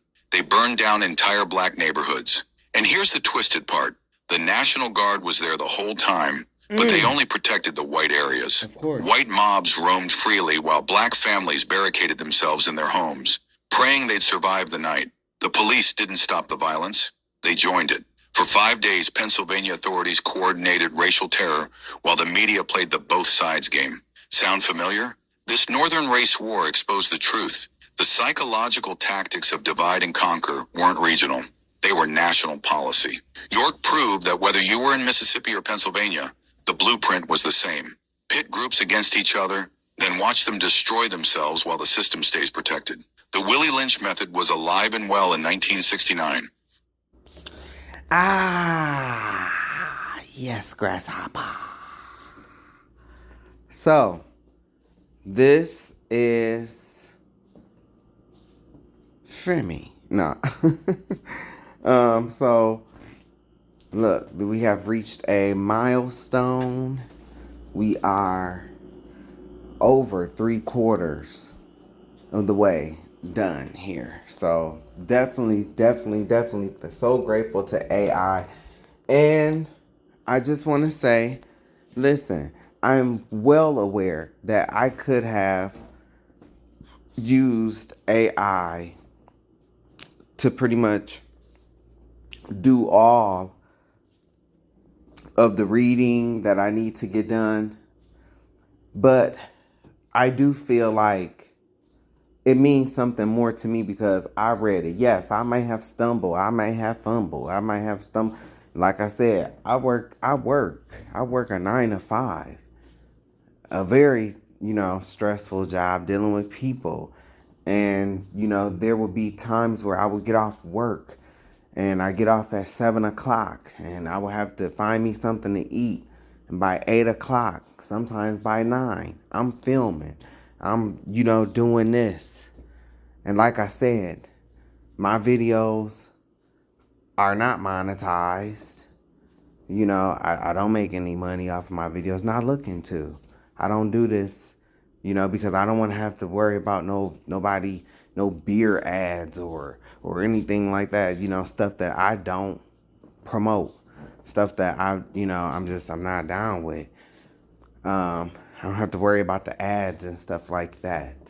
If you do see ads, it's out of my control because I don't get any monetization on my channel. So it is what it is. I chose to do this project because, and I chose to read majority of this project. First of all, when I was doing the riots, wasn't no way I had to read that. I had to, read that, the riots and stuff. And so, I guess I should go back and I should show the list. Okay, well, I guess I'll do that after I get done reading this. But yeah, I knew that I could have done this with AI. and having them read everything, so, yes, I am fully aware of that. And if that's what you wanted, hey, I apologize, but I did this my way. And like I said, I'm not looking to do harm against anybody. I don't, I'm not here to take anybody out or anything like that. Yes, I might, say, I hope these people who commit atrocities against my people, I hope they get the same thing that they dished out. That's fair. Doesn't mean that I'm about to go out here and, and do anything. But if it happens to them, then no, I'm not going to feel sad, and I'm not going to offer any prayers either. It may come swiftly to them. We live in a delusional world, and we dealing with a delusional people. I already told you, these white people, these white people like Donald Dump, Vance, and these people, it's like they want to play tag, you're it. But then when it's time to tag them back, oh, no, you can't tag me. See, because this reason and this reason and this reason. You can't tag me. See, this contract right here. That's how these people are. I'm telling you, some bitch ass people. Donald Dump is a bitch. Vance is a bitch. These are the only people that will strike a country, then reach out through a whole nother country to see what's going on. Like, what? You just blew up my school and now you're sending me a ceasefire? Like, oh, so you want to be able to blow me up, but I can't blow you up, right? Just dumb. Like, what world do you think you live in? That's how I know these people are Obadiah. The book of Obadiah. Esau, the pride of thine heart have deceived thee. The pride of thine heart. Like, you are so foolish. You can't just go and bomb people and do all kind of fucked up shit to people and just think that nothing is gonna, but that's what these people want. That's what these crazy ass white people want. They want to be able to slap you. They want to be able to, take your money. They want to be able to rape you, rape your children, do whatever to you, and you say nothing about it, and you have a smile on your face while they're doing it to you. These people have not changed.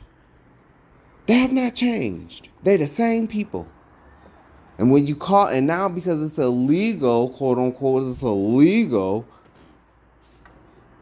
for them to do the fuck shit that they've done. Now, anytime we call them out for when they're being slick and being sly, now it's, oh, you're disparaging me. Like, I know I'm stopping you from disparaging me. Oh, but I guess that's wrong because you're used to being able to disparage me without me saying anything. So because I'm speaking out, I'm wrong. Right? That's what this is, right? That's how these people are. They can do whatever they want to do to you, but you can't do anything. You can't say anything.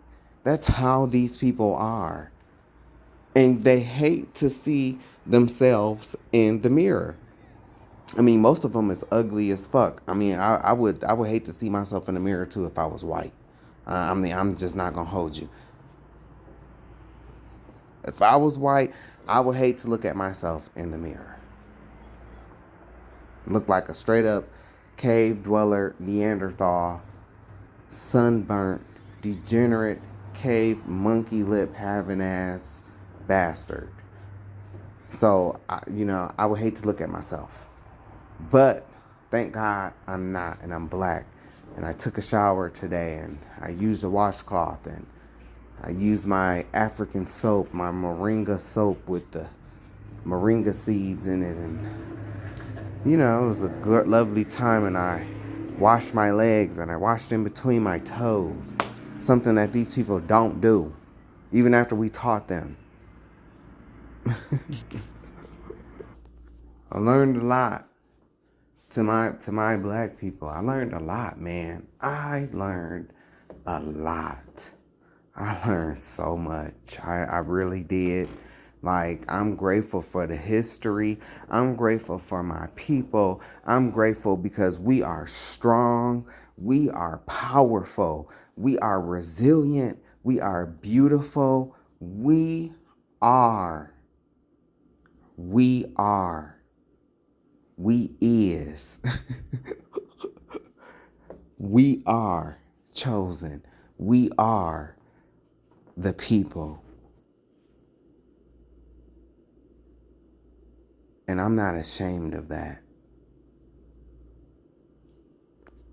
Like I said, I'm an Israelite first. I'm an Israelite first. But I'm not like a lot of these other Israelites out here. I'm not. You're not going to see me on the corners cursing out white folks and stuff like that. Like, no. I ain't trying to make no white people kiss my boots. Nope. Not down with none of that. I don't believe all white people is going to hell. I've said that multiple times according to Amos 9, verse 12, Isaiah 14, 1 and 2. It's going to be a remnant. I always say, 95% of y'all is going to hell. But it's going to be a remnant of y'all that's going to make it through. Very small remnant. And they'll be servants. And when people hear servants, they think they're not going to have chains around them. There ain't no chains. The servants that, they will be live better than these white folks. And they're going to have their own respective lands. They're going to, they will have to come. The nations that are left, they will have to come to the new kingdom that's established by Christ that hasn't happened yet. They will have to come and take the leaves. That's in Revelation each year to renew. So I've shared my core beliefs. I recognize the foundational Black Americans. I do. I don't think they're just another hate group. I keep saying that they're not a hate group. Like, they have valid points. Do I agree with some of their tactics and ways? No, I don't. Because you cannot deny the slave ships. You can't deny that. Just like me as an Israelite, I can never deny that our people was already here. We was already here. King Solomon had a naval fleet. This is going back into the BC years. Like, this is like around 910 BC or something like that. They knew about this land over here. The OMAC heads, all of that proves we was here. But where I disagree with the FBAs is when they get to trying to deny the slave ships. That's where we disagree. And whether they consider me a tether or not, I really don't care, because guess what? On my mama's side, my people come from here. My grandmother picked cotton. My grandmother picked cotton on my mom's side, and my grandfather on my mom's side. And I could show you pictures of my aunties, and you'll see it's definitely FBA. And on my dad's side, my grandfather was born on a reservation. He was born there. Stayed there till he was 7 years old, until it was burnt down and they had to leave. So I'm as American as you can get. Okay? And like I said, when they first came out, I didn't see. Well, okay, and I'm not trying to be hateful or I'm not trying to be, funny or anything like that. But I didn't hear about FBAs until recently. I mean, until like within maybe towards the tail end of last year up until this year, I want to say. Not saying that they didn't exist or anything like that, but I'm saying when I first heard of Tariq Nasheed, I could have sworn I saw him talking about like African, like African, like Pan African stuff. Pan African stuff is definitely not like foundational black. I would think. I mean, maybe I don't know. It could be, but from what my understanding is, those are two different things. And then the whole hidden colors and stuff like that. I saw that, and I thought it was great work. I thought it was great work. I don't have no smoke with nobody until they get to talking about the Hebrew Israelites. And even then, I still, because it's like some of the bros in the Israelite movement is not good. I do recognize that, but Christ's gonna sort that out. Christ's gonna sort that out. All I can do is keep doing the work. Keep doing the work. And I'm not here to be nobody's leader. Nah. That's not what I'm here for. I ain't here to be nobody's leader. And I ain't asking for no money either. So keep that in mind too. Because I be seeing other people who be talking about what other people's financial situations are and talking about they making money off the people and stuff like that. But then you will see they have their Cash App on their page. They be accepting donations. They be wanting people to pay them. They have memberships on their profiles. So it's like, why can't this man make some money? When I talk about, because if you see my videos, I talk about the church and I talk about tithes, right? Well, I feel like if I'm doing all of this talking, how can I sit up and ask you, oh, well, y'all, I need y'all to donate because I got to raise $600. Nah. No. Pay y'all bills. Pay y'all bill. Pay y'all bill. Pay your bill. That's my message when it comes to money and tithes. Pay your bills. Don't be out here buying Pookie and Ray Ray Jordans. Because he only trying to be nice to you so you can buy him some Jordans. Don't be out here doing that. Pay your bills. Go to the grocery store and buy you and your kids some food. Don't buy Pookie and Ray Ray Jordans. Okay? Don't buy little man Jordans. He don't need them. He a kid. He a kid. He don't need them. He gonna grow out of them. Because I'm going to tell you like this. If you on a payment plan for your light bill, your gas bill, you're on a payment plan for your Comcast bill, you don't need to be out here going out to dinner, buying Jordans and PlayStations and stuff like that. No, you need to pay your bills. That's what you need to do. Pay your bills. You definitely shouldn't be going and giving no 10% to no church. Because that's not even, no. They've taken the scripture and twisted it. Tithes is food. It's not money. It's never been money. Tithes is food. There's no way that you can keep the tithes today. No way. There's no way you can.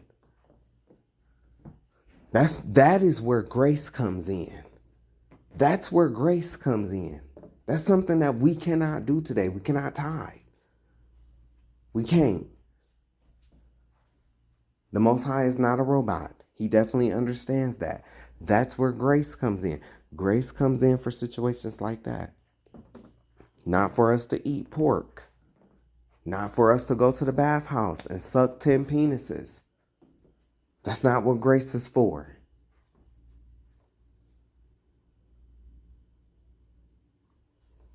Grace is not for you to go over to Tyrone's house and let Tyrone and his friends run a train on you. That's not what grace is for. Grace is not to celebrate paganism. That's not what grace is for. There's many a times where people have these views about LGBTQIA, but then they'll be sitting up here doing paganism, and then, oh, we under grace. But yet you have all these views about this other thing. You're sinning.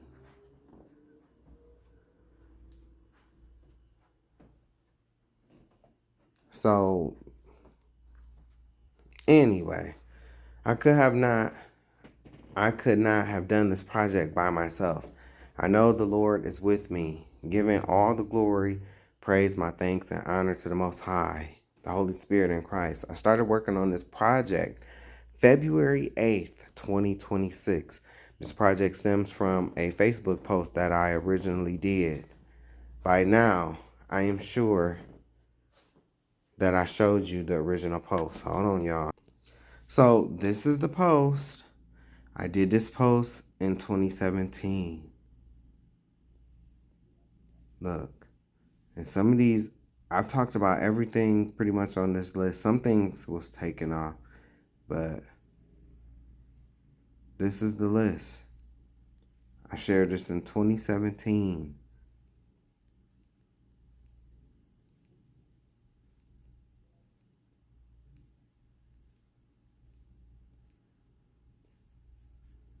This is the post. See, you see the date? September 16th, 2017. This is the post. Well,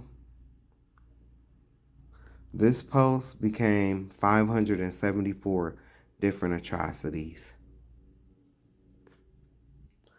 The first 544 things alone are atrocious acts. So I just completed reading that to you, well, with the help of AI. Thank you, AI.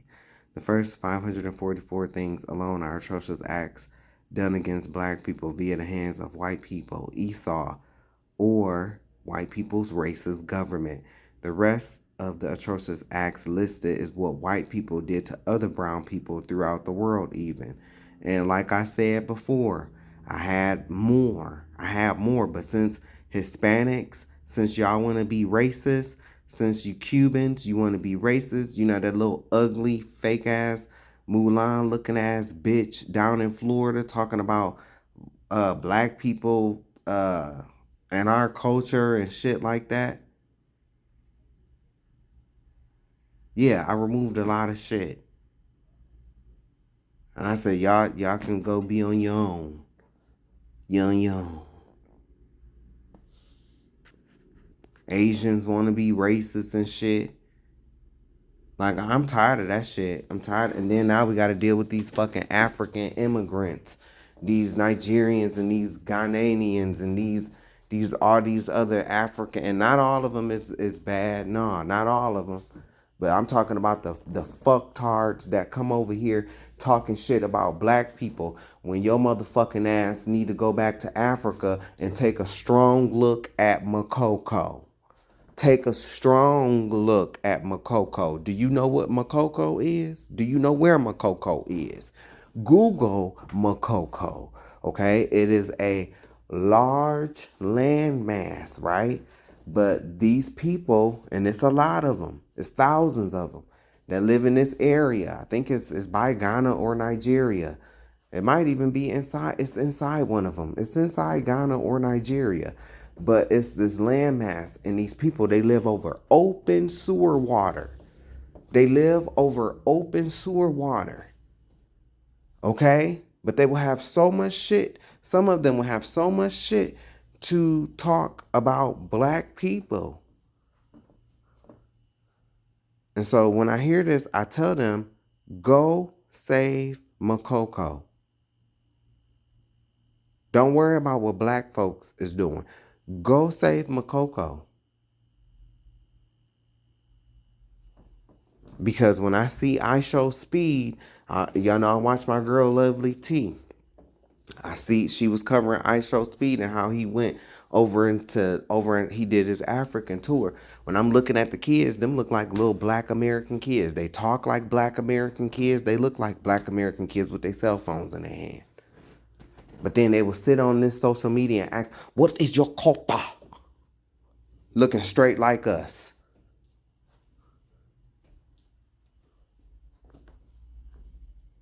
So yeah, we got to deal with y'all too. Because you didn't build America. You didn't. Black people built America. Now that's where I'm with my FBAs on that. Black people built America, not African slaves. Black people. The real children of Israel. To be exact. Judah. Foundational Black American. Whatever you want to call it. Hebrew Israelite. We the people. Hoorah. We here. We been here. We were the ones that was in your armies. We made your army great. Black people. You know, hey, remember Operation Send In the Darky? Remember that? Yeah. Because we are the blessing. We carry the blessing of the Most High. Even though he is mad at us, we are still a blessed people. And we've been a blessing. We've been a blessing to you, and they know it. That's why they hate us for it. That's why they hate us. You have to understand it. They hate us because even in all of our infirmities and all of our wrongs and all of our ugliness, we are still 10 times better than them. And they know it. They know it. That's why they don't want to give us reparations. See, you don't know. You don't know. And the lower end of the spectrum of their people don't know. But they're higher, the elite, they know. They know that black people will rule with Christ whenever he comes back to establish his 1,000-year reign. They know this. Think about it. Would you want to give reparations to somebody who you know these people. You know these people when Christ come back. You know they're going to rule. They're going to rule. They look just like Christ. You know this. They don't know it. Those people don't know it. They don't know it. And they do have people that try to tell them, but they're so dumb that they deem all those people that try to tell them as crazy. That's how dumb they are. But, just pray for them. Would you want to give those people reparations 9 times out of 10? No. Because it's like when Christ come back, y'all are set. That's why we get to rule right now. We get to live in the now. Because when Christ comes back, it's nothing for us. Nothing. They know this. Your black ass don't know this. Because you don't know who you are. And you've allowed these pulpit pimps to bewilder you, to bewitch you, to brainwash you, to have you standing in the $1,000 plus $1,000 line going against Matthew 6, 1 through 4. You've allowed them to do that to you. You allow them to embarrass you while you standing up in front of the pulpit and the female pastor is making up some ludicrous story because she in her feelings about something and she want to take it out on you, embarrass you in front of the whole congregation. Yeah, I'm talking about that hussy ass heifer that did that to that girl. See, these people, they want to be God. They want to be God so bad. And they don't know, and they're going to find out on Judgment Day, they never knew God. They never knew God. It is what it is. But anyway, most of the information shown I've been speaking about for 10 plus years now. I have learned a few things as well. Now that I got the good out the way. Yeah.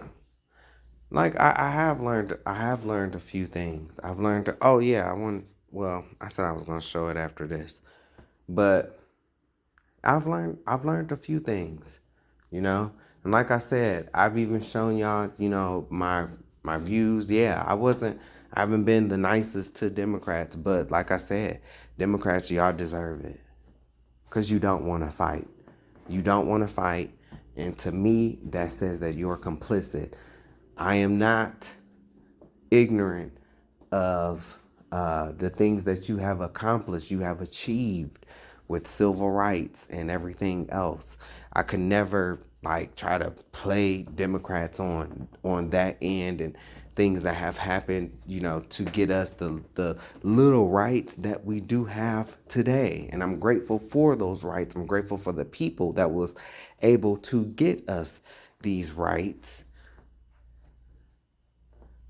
But at the end of the day, I know that these people, this government is going to go down in flames. Obadiah. It's going to go down in flames because it's going to have to be broken to free black people. And while, I guess, they'll say I'm on the Democratic plantation or whatever.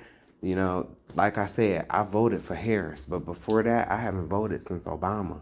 I voted for Harris for a reason. It was actually for you. I don't have no kids. But if they have to enact a draft, it's going to be a lot of you. It's going to be a lot of you that, who talk this Democratic plantation stuff. You're going to wish that you did vote. You're going to wish when your kids is being enacted in the draft, that's when it's going to get real for you. And I don't know if it's going to happen this time around. Because in the scriptures it said there should be wars and rumors of wars, But we are seeing, I've been talking about Iran for a long time. Everybody, China, China and Russia. It's Russia. It's going to be Russia. No, it's going to be Iran. And I've been saying this. But, because of who I am, I don't know what I'm talking about. But when you go through my page, you'll see my receipts and you'll see everything that I've been saying is happening. So, I voted for Harris because we needed more time. People always love to talk about this. Oh, well, you must agree with the transgender stuff. No, I don't. I don't agree that kids should be allowed to become trans. I don't agree with that. I think that it should be laws in place. You should have to wait until you're 18. That's what I think. And I always tell people, this time around, I had to look at it like, okay, well, if I was a parent and I had kids, right? How I have to think about this is, okay, well, if I don't vote, that's an automatic vote for dump. If I vote independent, that's an automatic vote for dump. Get that shit out of here. It's two candidates. It's either red or blue. And so if I vote for dump, then hey, I'll be saving my kids from becoming a transgender, I guess. As if I don't have a choice in the say, they're going to be showing up with tanks. Hey, you got kids? Let me get your kid and make them a transgender. That's not going to happen. You still have the choice to reject that. But guess what? Dodo Bird. If he gets in office and he decides to enact the draft and wants to start a war because he wants another term, You can't say no to the draft.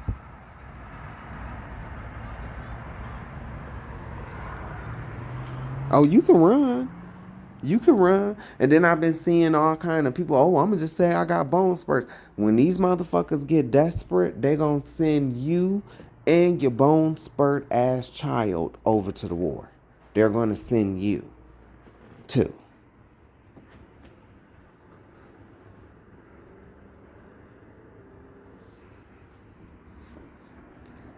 So, and I hope they send you 21% of black people. I hope they send your kids first.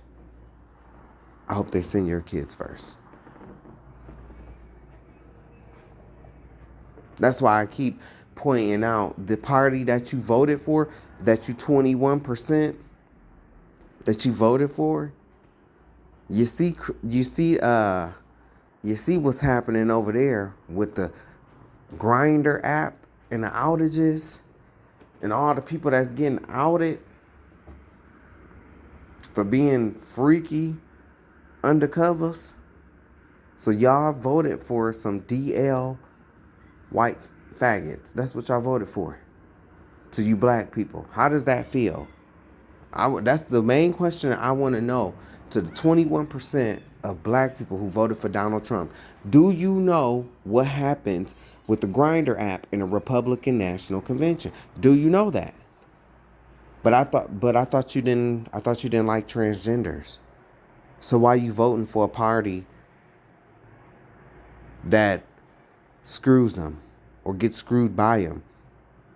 I mean, ask the femme fatale bot. Ask the femme bot. Christy Nobody. What is her husband doing? That's what you voted for. That's who you voted for. How does that feel? That's what I want to know. How does it feel? How does it feel?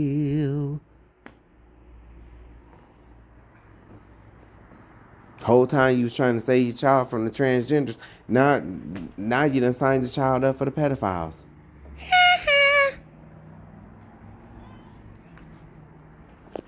To whom it may concern. Hey, how you doing? Praise God. This project is my work that I gave you for free. There is a lot of my time, energy, and research put into my work. If you don't like my style or the way I do the work, where's your work? Where's your list like this? If I missed your family member in regards to them being deleted. If I missed your family member in regards to them being deleted by the popo, it's not out of disrespect. There are so many deaths via the hands of the popo, and I'm just one person. We as black folk should be contributing what we know about these atrocious acts of the white devil. White devil made you go to the furthest level of hell. Hopefully, this will inspire my people to do the same work. My work is not monetized. My work is too raw to be clout-based. Just remember, I ain't asked you for a dime, but I do thank you for your time. If you feel like I shouldn't be speaking on this, then when are you going to? You know all LeBron stats, but where your list about your peoples at? You could tell me all the Dallas Cowboy stats, but where your list about your peoples at? You could tell me about the bundles, but where your list about your peoples at? You could tell me all about baddies, but where your list about your peoples at?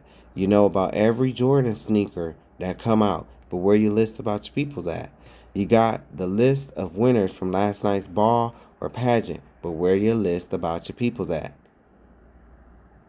Here's mine as well. 5 black kings and 5 black queens.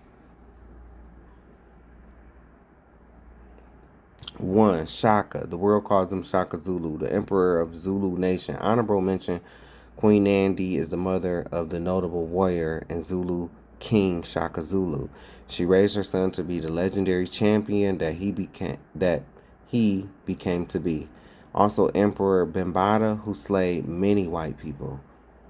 Number 2, Charles Stuart, aka Black Boy, King of England, grandson of King James Stuart.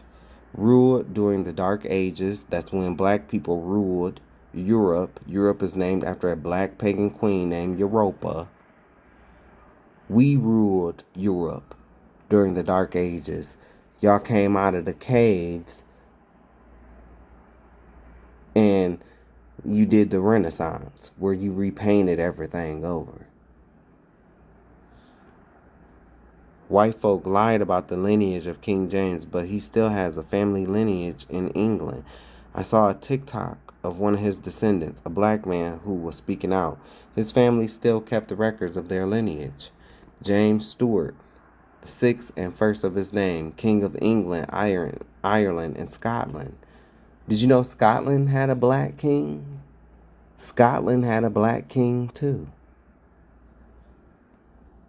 White folk lied about King James because of how he was against the Roman Catholic Church and what he did to them. And that's why the Roman Catholics let the slander of King James go on, because King James was against them.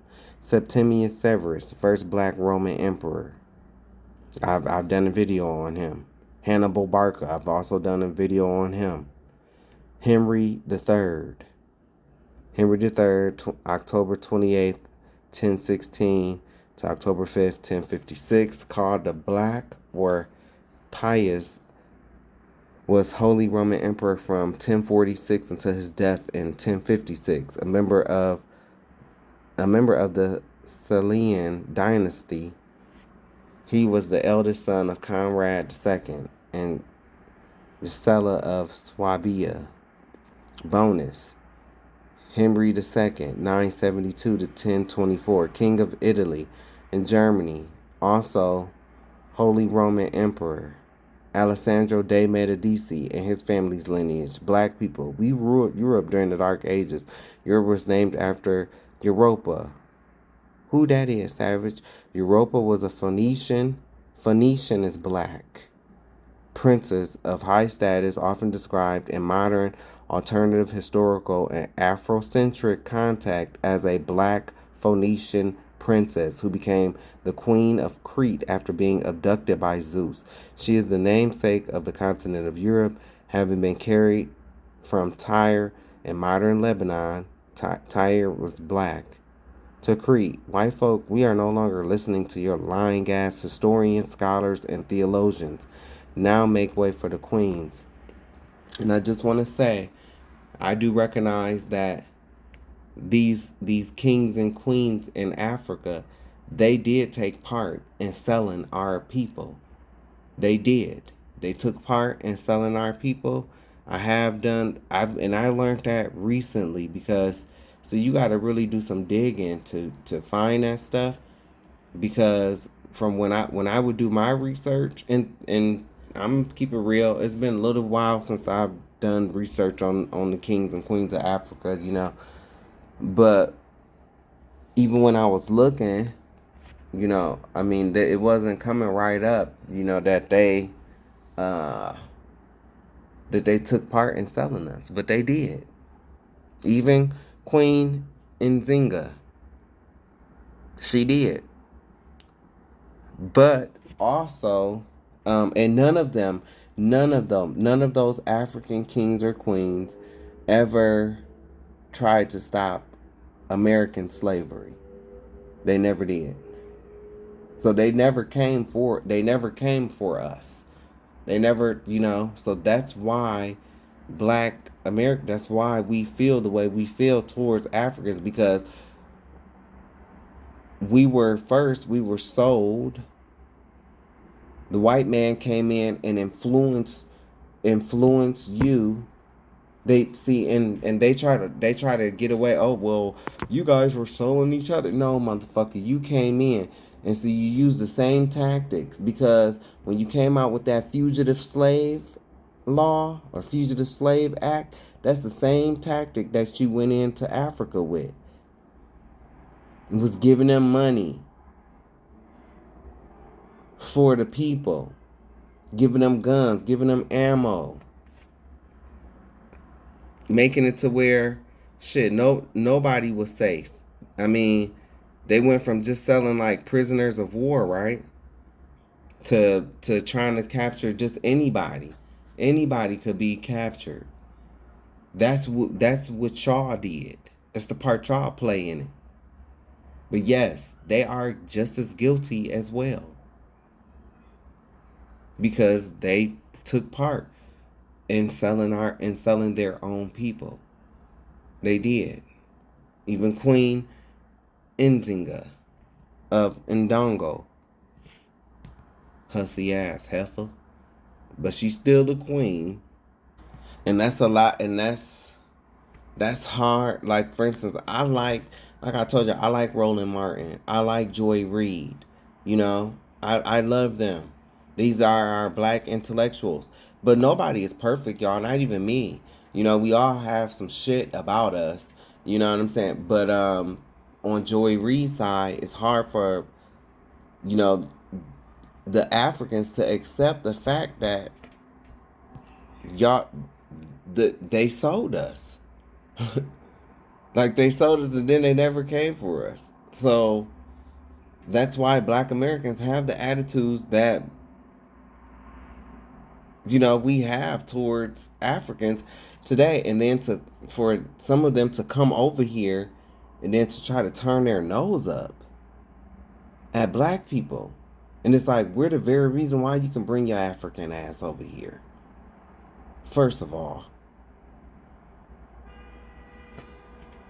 Now we're trying to make it seem like, oh, Africa is the motherland, and it's not. Israel is our motherland. Africa is an extension.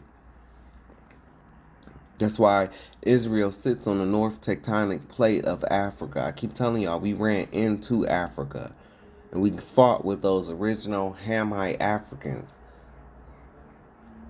And, you know, we ran further and we established places like the Ivory Gold Coast, Ghana, Nigeria. We established those places. And then, you know, that was in 70 AD. And so, and then around the 1500s, that's when the Portuguese and, you know, came and started trading in West Africa. And then in the 1500s, 1565, that's when the slaves started being brought to America. But our people was already over here. Our people was here in the BC time. But when it comes to our people, and when it comes to black people and African people, we will have to forgive each other. We will. We are going to have to forgive each other. And it's more so not on the black American side. It's more so you Africans. We was the ones that was sold. We had to get it on our own. And we did. We did. Even so much that it allowed you to come over here. And it's a lot of ungratefulness. A lot of ungratefulness. And I think it's centered in jealousy, because when I look at places like Makoko,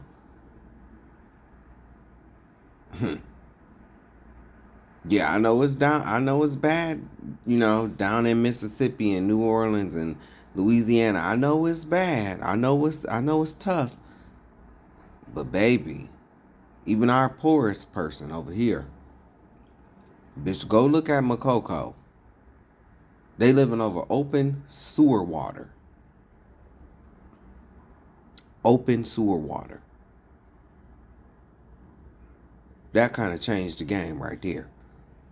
Like, okay, yeah, we can be in poverty, but bitch, we ain't got no sidewalk. Shit, nigga, how you gonna be homeless? How you gonna be homeless? What bench you gonna sleep on? Nigga, they live over open sewer water. Are you not listening to me? Go look up Makoko. They live over open sewer water. Where you gonna sleep at? Where you gonna pitch a tent? Where, bitch? Over what piece of water? There's no... They have no sidewalk.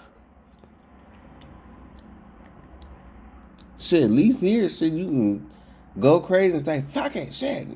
Just crash out and die. and throw yourself on the ground, you know. But shit, you do that there, shit, you might go under a few feet. You might drown. Okay? I'm serious. So, number 1, Queen Nzinga of Ndongo and Matamba. Today, Nzinga is remembered as a queen who stood up to European, well, as actually Portuguese colonizers, and did her best to protect her people from the evils of the Atlantic slave trade. The trading of enslaved people ended in Angola in 1836. So she dealt with primarily the Portuguese. You know, she didn't. Nobody came for Black Americans. I need to make that very clear. Nobody came for Black Americans. None of them. Yes, she opened her kingdom up as a refugee for, you know, slaves, for runaway slaves. But that was, you know, they was trying to escape the Portuguese. And so that was happening over in West Africa. That had nothing to do with the Americas. And she died in the 1600s or something like that, you know. Number 2, Queen Charlotte. Princess Sophie Charlotte. She was a Black queen of England, wife of English King George III, 1738 through 1820, was directly descended from Margarita de Castro y Sousa, a Black branch of the Portuguese royal house. Number 3, Anne of Bohemia, Queen of England. Israelites ruled divided Europe, Daniel 2, 41 through 43. Strong's G 35 and 26. Nigger. Nigger. See, they've been calling us. It's not Niger. It's not Niger. It's nigger. Instead of nigger, they pronounce it nager. Nager.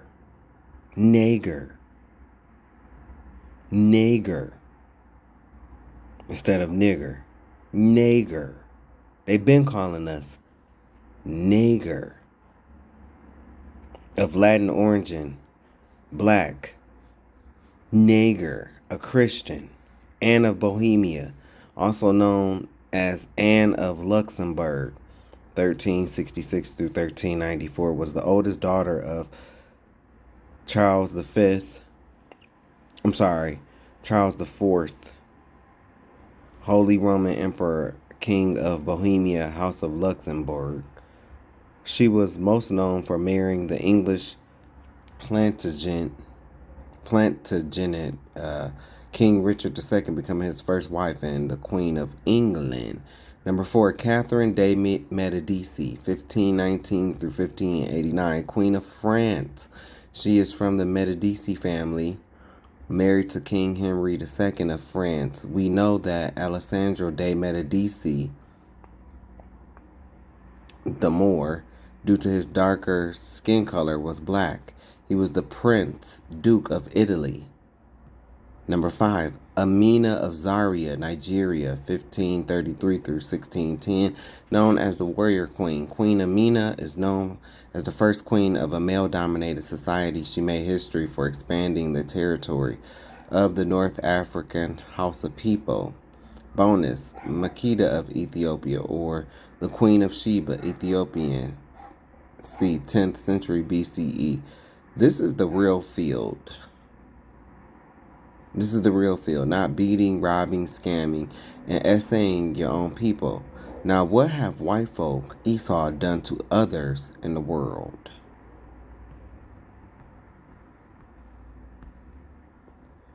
So, I'm just going to show you here the rest of... I'm going to show you. And I mean, I've read this. You see...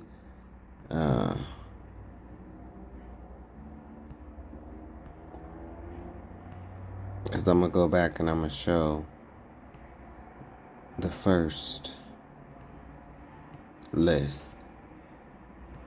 So I'll be coming back to read this. But I'm just showing because I've completed, for my black people. I've completed for us. Look, this Rex 84 is happening today, 2026. So I've completed this for black people.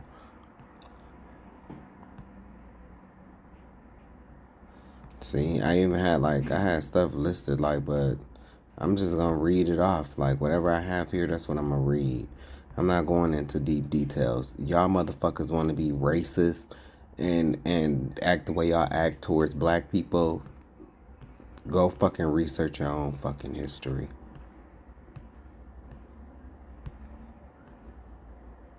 Number 565. How Irish and Italians became white. Yeah. Irish and Italian immigrants in the U.S. were not originally considered fully white due to being non-Protestant, non-Anglo-Saxon. That's the thing. The original Anglo-Saxons are black and facing severe discrimination. Through the late 19th and 20th centuries, they became white by gaining economic, political, and social power, adopting American racist attitudes towards black people, and assimilating into the dominant culture. AD 827, the Arab Aghlabid dynasty of North Africa invaded Sicily, making the start of their conquest of the island. They ruled Sicily for 2 centuries, and their cultural influence was profound and long-lasting. The myth of reverse racism. 566. The myth of reverse racism is perpetuated by conflating individual acts of prejudice or discomfort experienced by white people with systemic institutionalized racism, often used to undermine efforts aimed at achieving racial equity and to maintain existing power structures. It inaccurately suggests that marginalized groups possess the societal power to oppress the dominant group. Experts argue that racism requires systemic, structural power to oppress. That's why black people can never be racist. We're not racist. You might not like what we say and you might deem us prejudiced, but racist, no. While individuals from marginalized groups can hold prejudice, they lack the structural power to enact systemic racism against white people. That means black people can't be racist, dumbass. Claims of reverse racism are frequently used to portray white people as victims in a shifting in a social landscape aimed at resisting policies like affirmative action that are designed to dismantle historic systemic inequality. The narrative is often employed by conservative, far-right movements to mobilize, foster white fragility, and challenge the existence of systemic racism. There is no evidence of widespread systemic reverse discrimination against white people in institutional settings such as employment or school.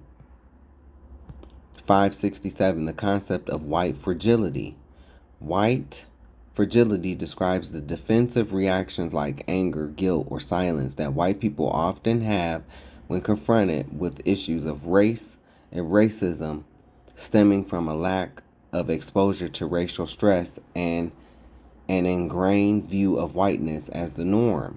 Coined by sociologist Robin DiAngelo, the concept explains how these responses disrupt important conversations about racial inequality, maintain racial equilibrium, and prevent deeper engagement with racial issues, ultimately protecting white comfort and racial hierarchies. Challenges to white objectivity, people of color discussing their racial experiences, or other white people disagreeing on racial matters, anger, fear, guilt, argumentation, silence, or withdrawing from conversations about race to reinstate racial equilibrium and maintain white racial comfort, stopping meaningful cross-racial dialogue, a socialization that insulates white people from racial discomfort, leading to low racial stamina and an inability to handle racial stress. Examples: a white person crying or getting angry when told their actions are racist. Accusing someone of playing the race card, quote unquote, when race is brought up. A white person feeling too traumatized to discuss racism with young children as described in D'Angelo's work. Why does it matter? It shifts focus from the experiences of people of color to the feelings of white people. It discourages people of color from sharing their experiences for fear of triggering a white person's fragility. It reinforces, but I say fuck they fragility and fuck them. It reinforces systemic racism by preventing necessary dialogue and action according to D'Angelo's framework. 568.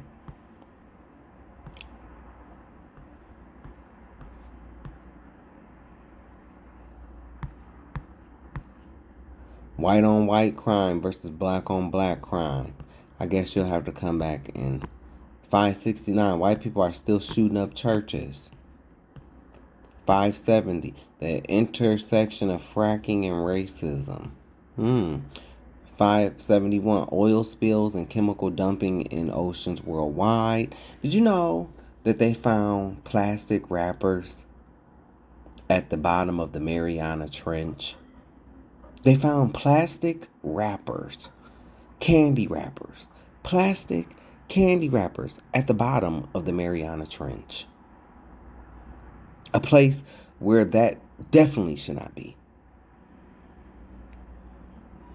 GMO foods worldwide and Monsanto Project 2025. See? Does it really even matter at this point? We are already here. And you see what they are doing. Out of all of this, what shocked me the most was the Hispanics voting for Dump and the karma that came to them. It may continue. Also, the jaw-dropping moment watching white Americans realize a lot of truths, and there are many more to come that will lead to chaos. One big truth is being realized by white people.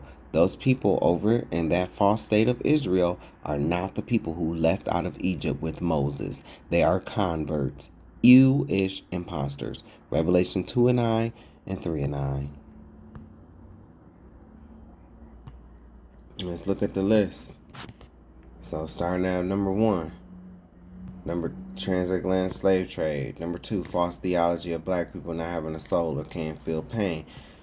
Number 3, black people in chains stuffed in the bottom of cargo slave ships. You see, I took it and related it to the Bible. Number 4, gator bait. 5, slave patrols and the racist origins of the police. So remember earlier when I was talking about the white systemic organization that those 5 black officers work for? Yeah, right here. Number 6, Willie Lynch. Number 7, the involvement of the KK Cracker Roman Catholic Church in the transatlantic slave trade, no reparations.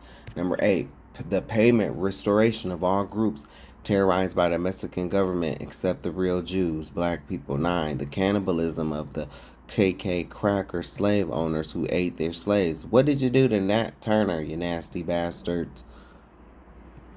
10, using black people's hair as stuffing furniture and our skin for purses. Number 11, creation of a new form of slavery that the Irish, who were indentured servants, did not go through, called chattel slavery.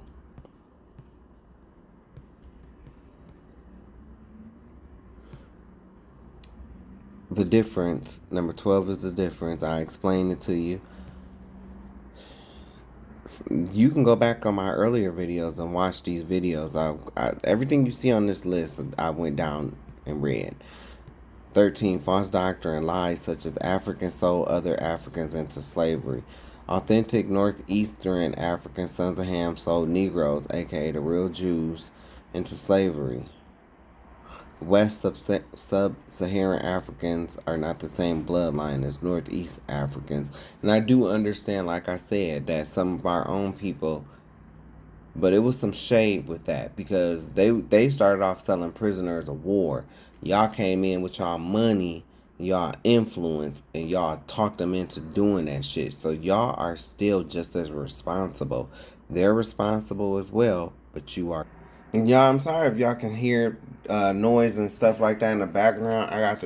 Got my patio door open because it was nice today. Today is Sunday. Today is the 12th. Um, Today was nice. It was 81 degrees today. So um, yeah, that's why you could probably hear it outside. Number 14, cutting children out of pregnant black mothers, stealing babies, keeping them in the cages in the hot sun before they were used for gator bait. Brutal method of using horses to tear a person apart, known as quartering or being drawn and quartered. It involved tying each of the four limbs to a different horse, forcing them to pull in separate directions. They did this to black and native women. As they would watch their babies fall out of them, they would crush the baby by stepping on it. Rest in peace, Mary Turner, in the lynching rampage of 1918. The innumerable hangings of our people. Number 18, the rape. 19, the rape of enslaved black men, bug breaking, and black women. 20, the history of lynching black people, the real Jews. And I give you some context on it. I read all of this. I read this. 21, Albert Pike and Ku Klux Klan. 22, church bombings, fires, burning of the cross, Deep South, i.e. the 16th Street Baptist Church bombing occurred on September 15, 1963 in Birmingham, Alabama. I gave the names. 23 black codes.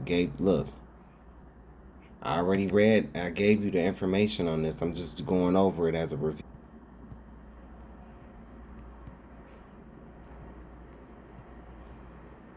Giving you the history on black codes. Oh, I went there. I went in. And then I hate that. This is why I don't do live videos, because I really hate that. And people be thinking that shit is a flex, and it's not. You are annoying, you and your vehicle. And I hope you get into an accident. Now, yeah, there, fuck it, I said it, bitch. I hate it. That loud ass muffler shit. That's why I don't do live videos. Cause the area where I live at, it's a fire department, like the police, them sirens is always going. It's not gonna be a good time. It's not but don't get it twisted though. I wouldn't give up where I stay bitch. I love where I stay. Even I can deal with all of that. I just don't like it when I'm filming, but I love it. I love where I stay. Like, the view is amazing. It's amazing. It's amazing. So, but yeah, I don't like it when it comes to stuff like this, because it make me lose my train of thought. Oh, I was saying, so yeah, see, I had my thing that I was reading, right? But then I will also use other videos, like from, what was his name? Marcus, something, and Constance. And then the other one, the Icuna or whatever their names are. I'm sorry I'm butchering y'all names, but if you go through the videos, you'll see what I'm talking about. I use their videos and I will share with what they know and what I know and what I was reading here. These are Jim Crow laws, and they don't want us talking about this stuff. That's why they don't like when we bring this stuff up, but it's like, this is what you did. This is how this is what you did to black people. Happy White History Month. This is you. This is how you are. This is what you will be known for. You will not be known for freeing any slave. At the end of the day, you couldn't even do that right, because the slaves wasn't free, quote unquote free, until 2013.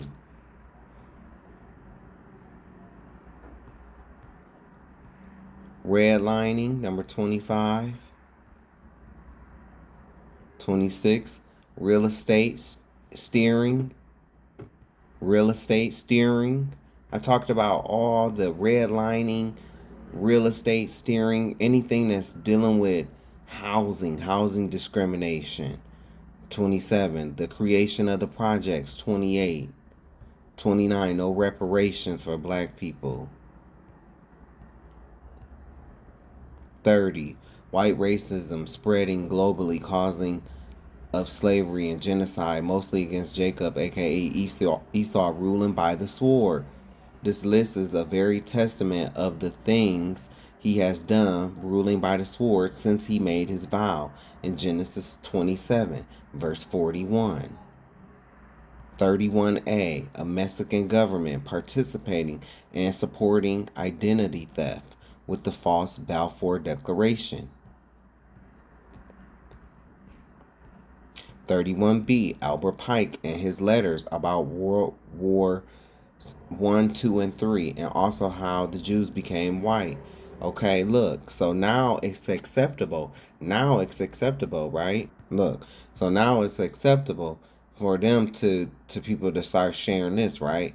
Now it's acceptable. The United States has been at war for 230 years out of its 250 years, enjoying only 20 years of peace since 1776. Where do you think they got this from? Where do you think this got this from? Thanks, Chinese Defense Minister. Look, I want to show you. Look, you see there? Fitzgerald Savage II, 9 years ago. YT Amessica, approaching 250 years. You see that at the top left-hand corner? So thanks, Chinese Defense Minister, but I've already been talking about this 9 years ago. Yeah, I shared this 9 years ago. Yeah, 9 years ago. Yeah, I kind of did that. Yeah, little old me, been talking about this stuff for a while now. But thanks. Then, I would reshare it, because this was 7 years ago. So,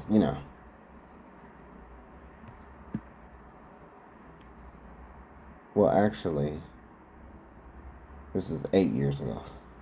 Yeah.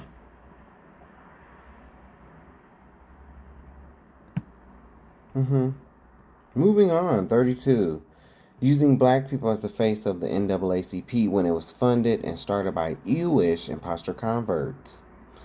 Number 33, King Leopold of Belgium. You know what he did. Number 34, the Middle Passage, specifically of the transatlantic slave trade. 35, presidents who owned slaves and didn't free them. Bitch ass Andrew Jackson, who I heard liked to wear women's clothing as well. But, I can't prove that. I'm just saying that's what I heard. I heard he liked to wear women's clothing as well. Andrew Jackson, degenerate John Sunburnt Tyler, degenerate James K. Polk Cave monkey lip having looking ass, pale face demon Andrew Johnson, who used to probably fuck his own mama that looked like a goddamn goat. Number 40, Zachary Taylor with his bitch ass. Pale-faced mutant. 41, the many white politicians, senators, Supreme Court justices, House of Representatives, governors, federal, state judges, statewide and local officials who were and are still KKK, Freemasons, and other white supremacist small PP clubs. 42, George Washington is a phony-ass piece of shit. 43, sundown towns. 44, this is starting the riots. Look at all the riots. I talked about every last single one of these riots. Every last single one of them.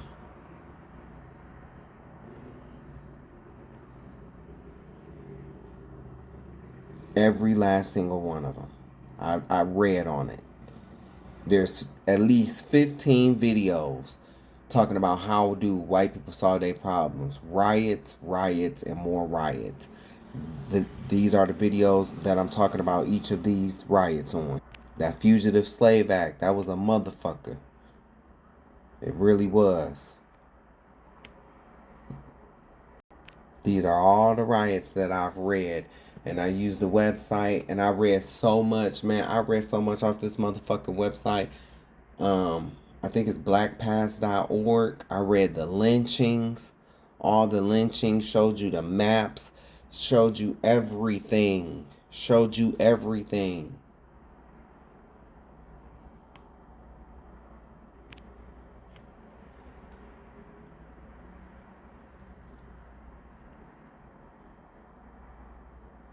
These are all the riots that I've read and talked about.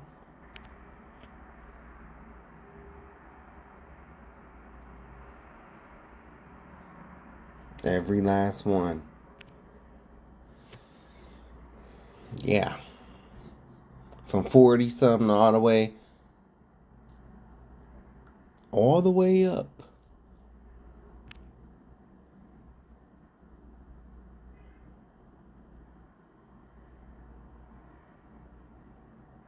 Even showed you videos from some of them. Like I showed a little bit of the video of a Rodney King riot. What happened to Rodney King? Showed you. Why? Because they trying to take our history from the schools. These was all the riots that I read. I started this February 8th. Today is April 12th. Remember, I ain't asked you for a dime, but I do thank you for your time. This was something that happened in Minneapolis.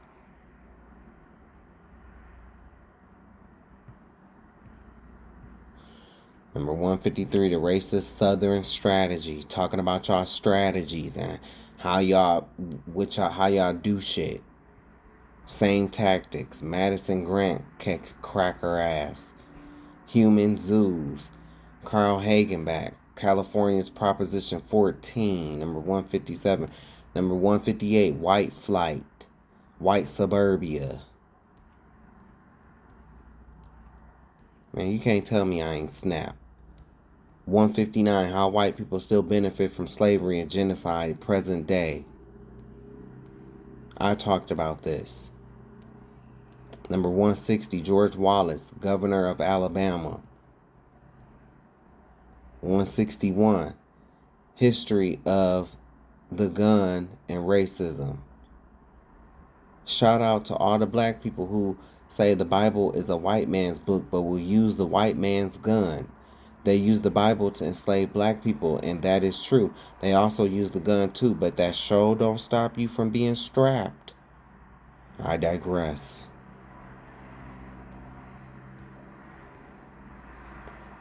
Then reinforcing it, talking about black codes, talking about Jim Crow laws, the Mulford Act. I read all of this. The racial history of American prisons. Number 162.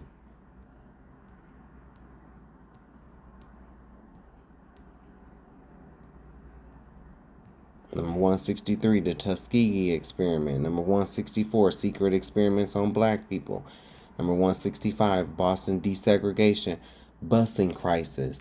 See, we only hear about the Montgomery one. Did you know it was one in Boston? And I'm not, listen, y'all. Everybody don't know everything. Okay? There's not one person who knows everything.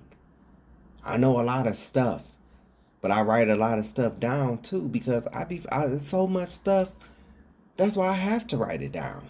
I have to. And I have to talk about it to say that I've talked about this. Hell, I might not even remember I talked about it, but I did. I talked about it. We are students and we learn daily. 166, medical experimentation on black people, including surgical and gynecological experimentation. 167, forced sterilization on black people.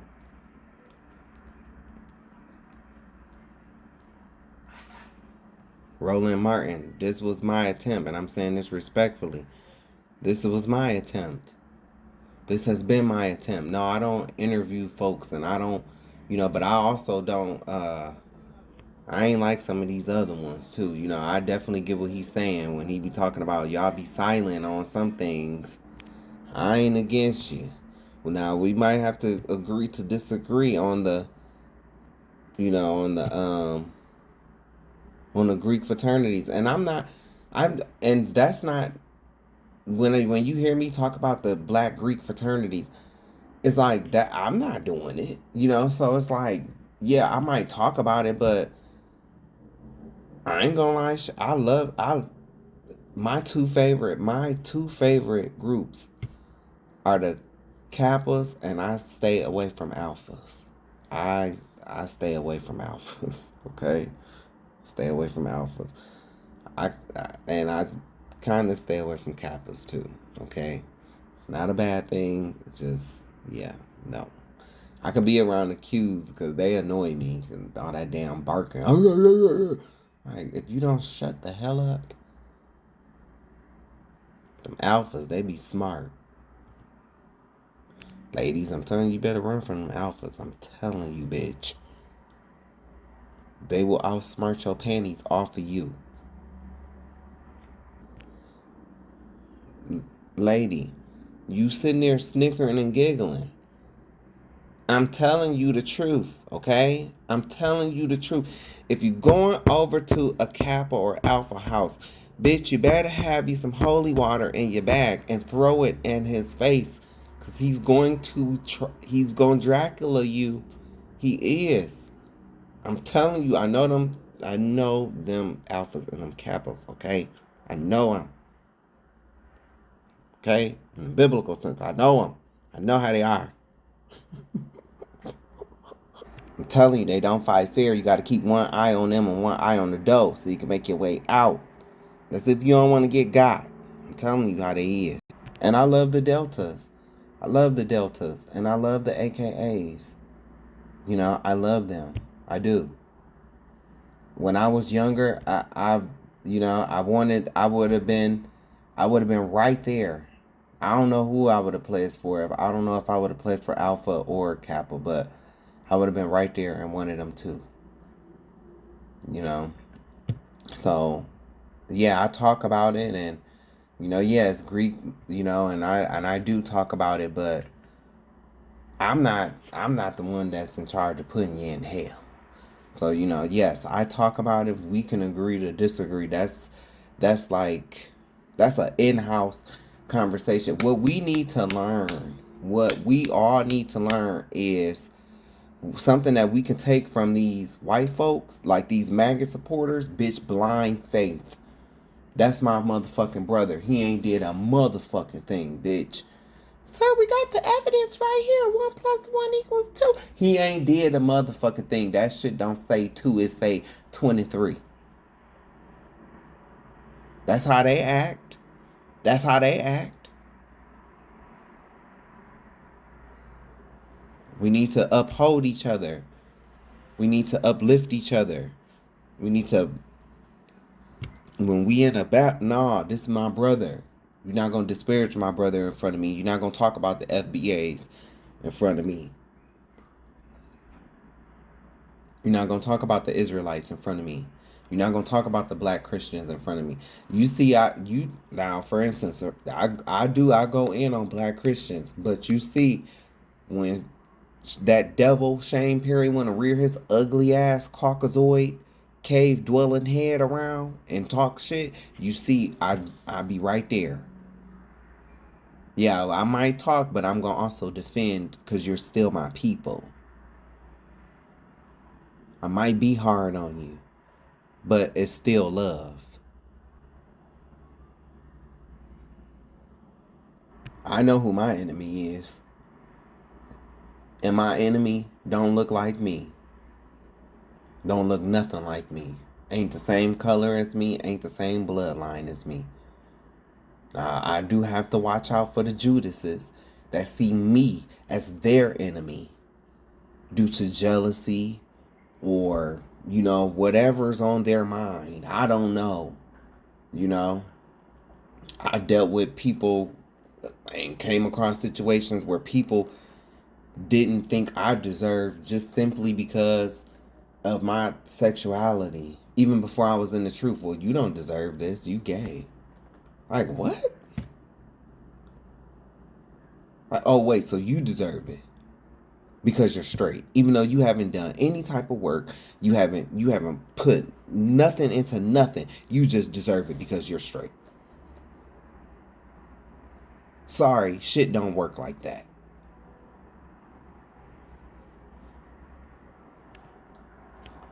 So, number 168, eugenics and the history of sterilization of people of color and the history of fetal abortions worldwide. Number 169, white people, history of sex trafficking, black people, men, women, and children. I went in on this. Went in. Look. Went in.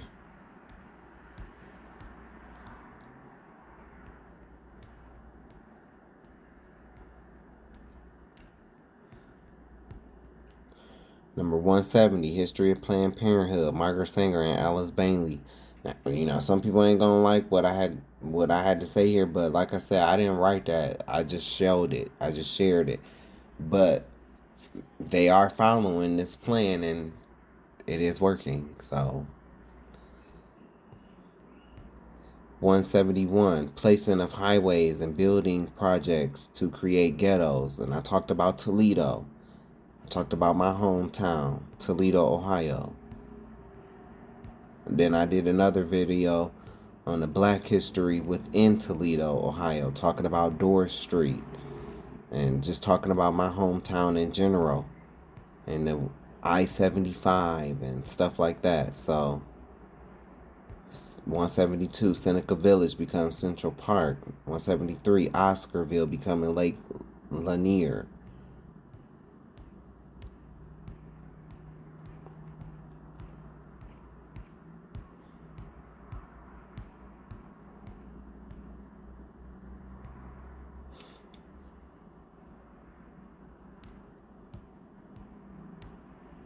You can pause this. You can pause this if you really want to read it, but I've already spoken about this. Number 174, erasure, eradication of achievements of ancient Africa and Kemet. 175, whitewashing of biblical history and cultural practices of black people. 176, turning black people against the Bible.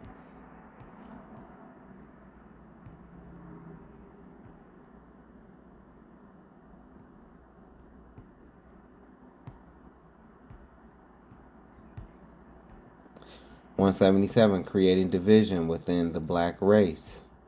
178, racism within LGBTQIA+ from gay white men.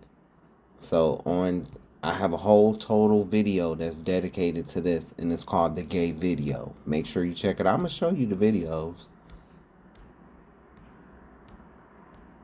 And like I said, I know this probably will have a lag on it, but guess what? It's about the message. It's not so much about, it's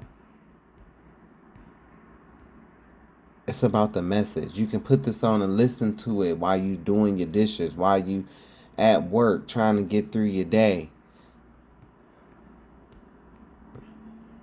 I come back and I listen to my own videos sometimes as I prepare dinner, as I'm doing my thing in my house, as I'm cleaning.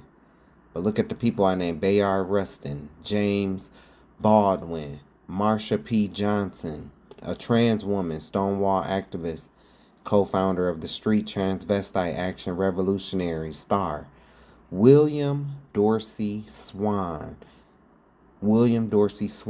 Francis Thompson.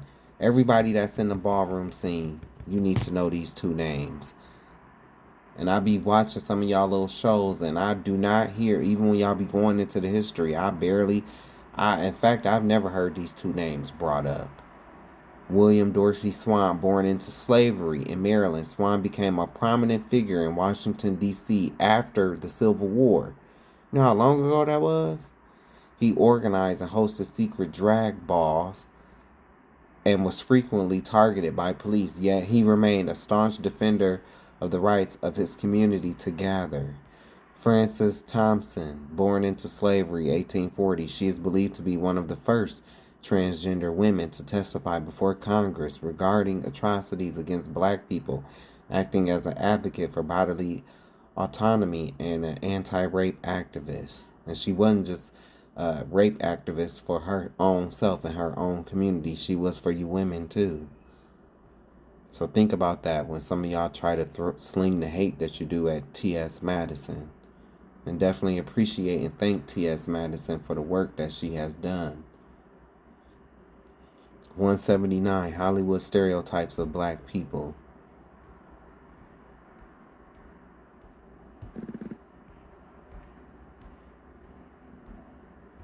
I read this.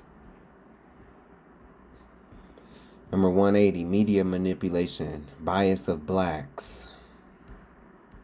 Number 181, COINTELPRO against black people and leaders and activists. And so, yeah, I could have had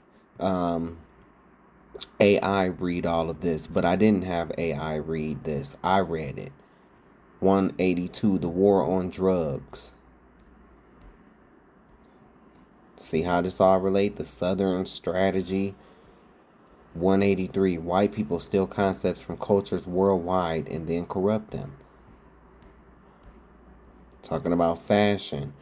184, stolen inventions and blueprints from African people and other indigenous people worldwide. Case of Henrietta Lacks. Onesimus. Talking about Onesimus.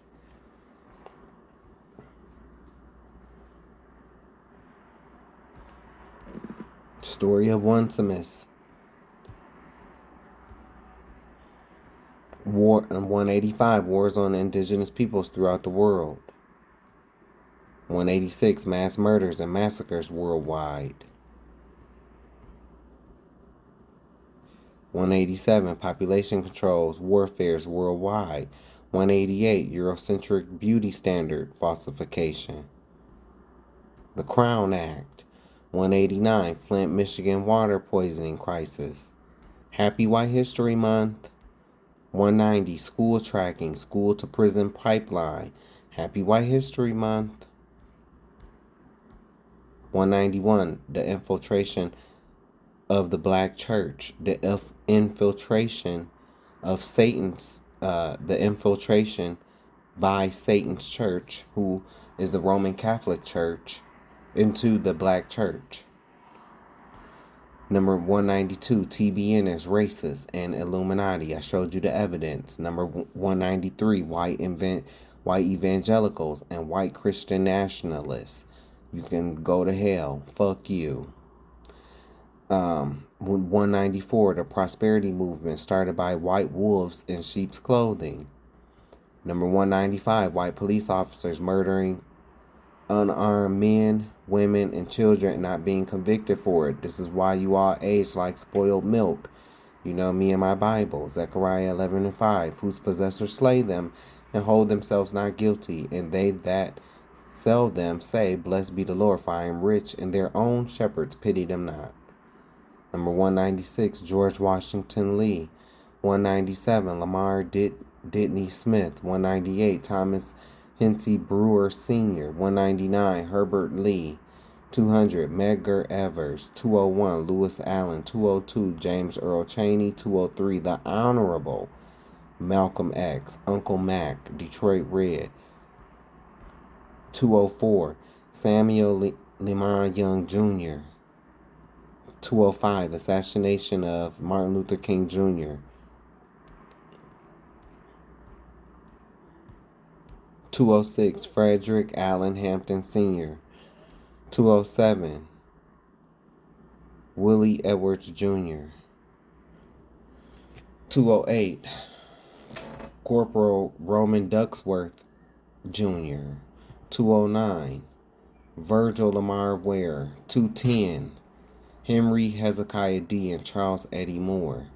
211, Lieutenant Colonel Lemuel Penn. 212, Jimmy Lee Jackson. 213, O'Neal Moore. 214, Manchester White. 215, Warless Jackson, 216. Benjamin Brown, 217. Samuel Ephesians Hammond Jr.,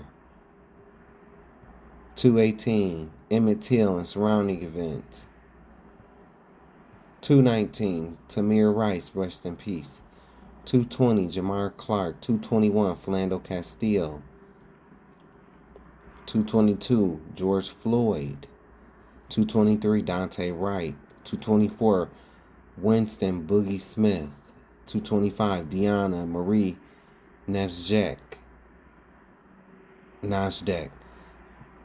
226. Laniel Frazier. 227. Amir Locke. 228. Ricky Cobb II. That was the first list, y'all. Here I go.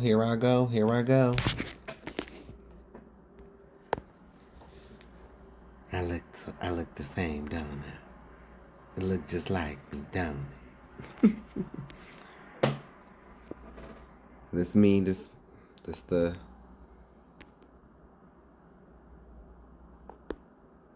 my channel, this is my page. Here you go. Oh, look. No Cash App, no Venmo, no anything trying to get your money. I'm not. Let's go to the videos. These are the videos. So these are the videos. They're all private until I get done with this. And I will release it.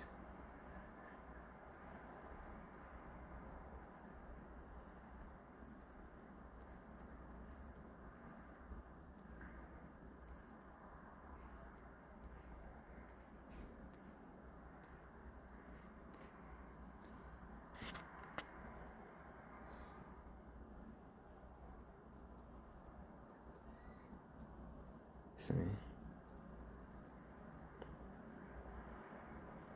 I've been talking about, because some of these videos is going to be on here too, but I've been talking.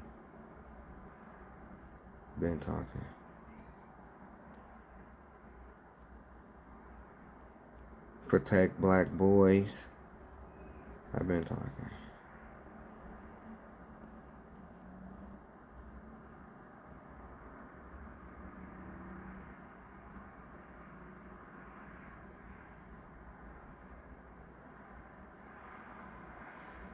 Those are the videos. So, y'all, I definitely appreciate you. Thank you for riding with me this long, but it's been 7 hours and 15 minutes. And so, I'm going to let you go. I love you. Have a blessed day.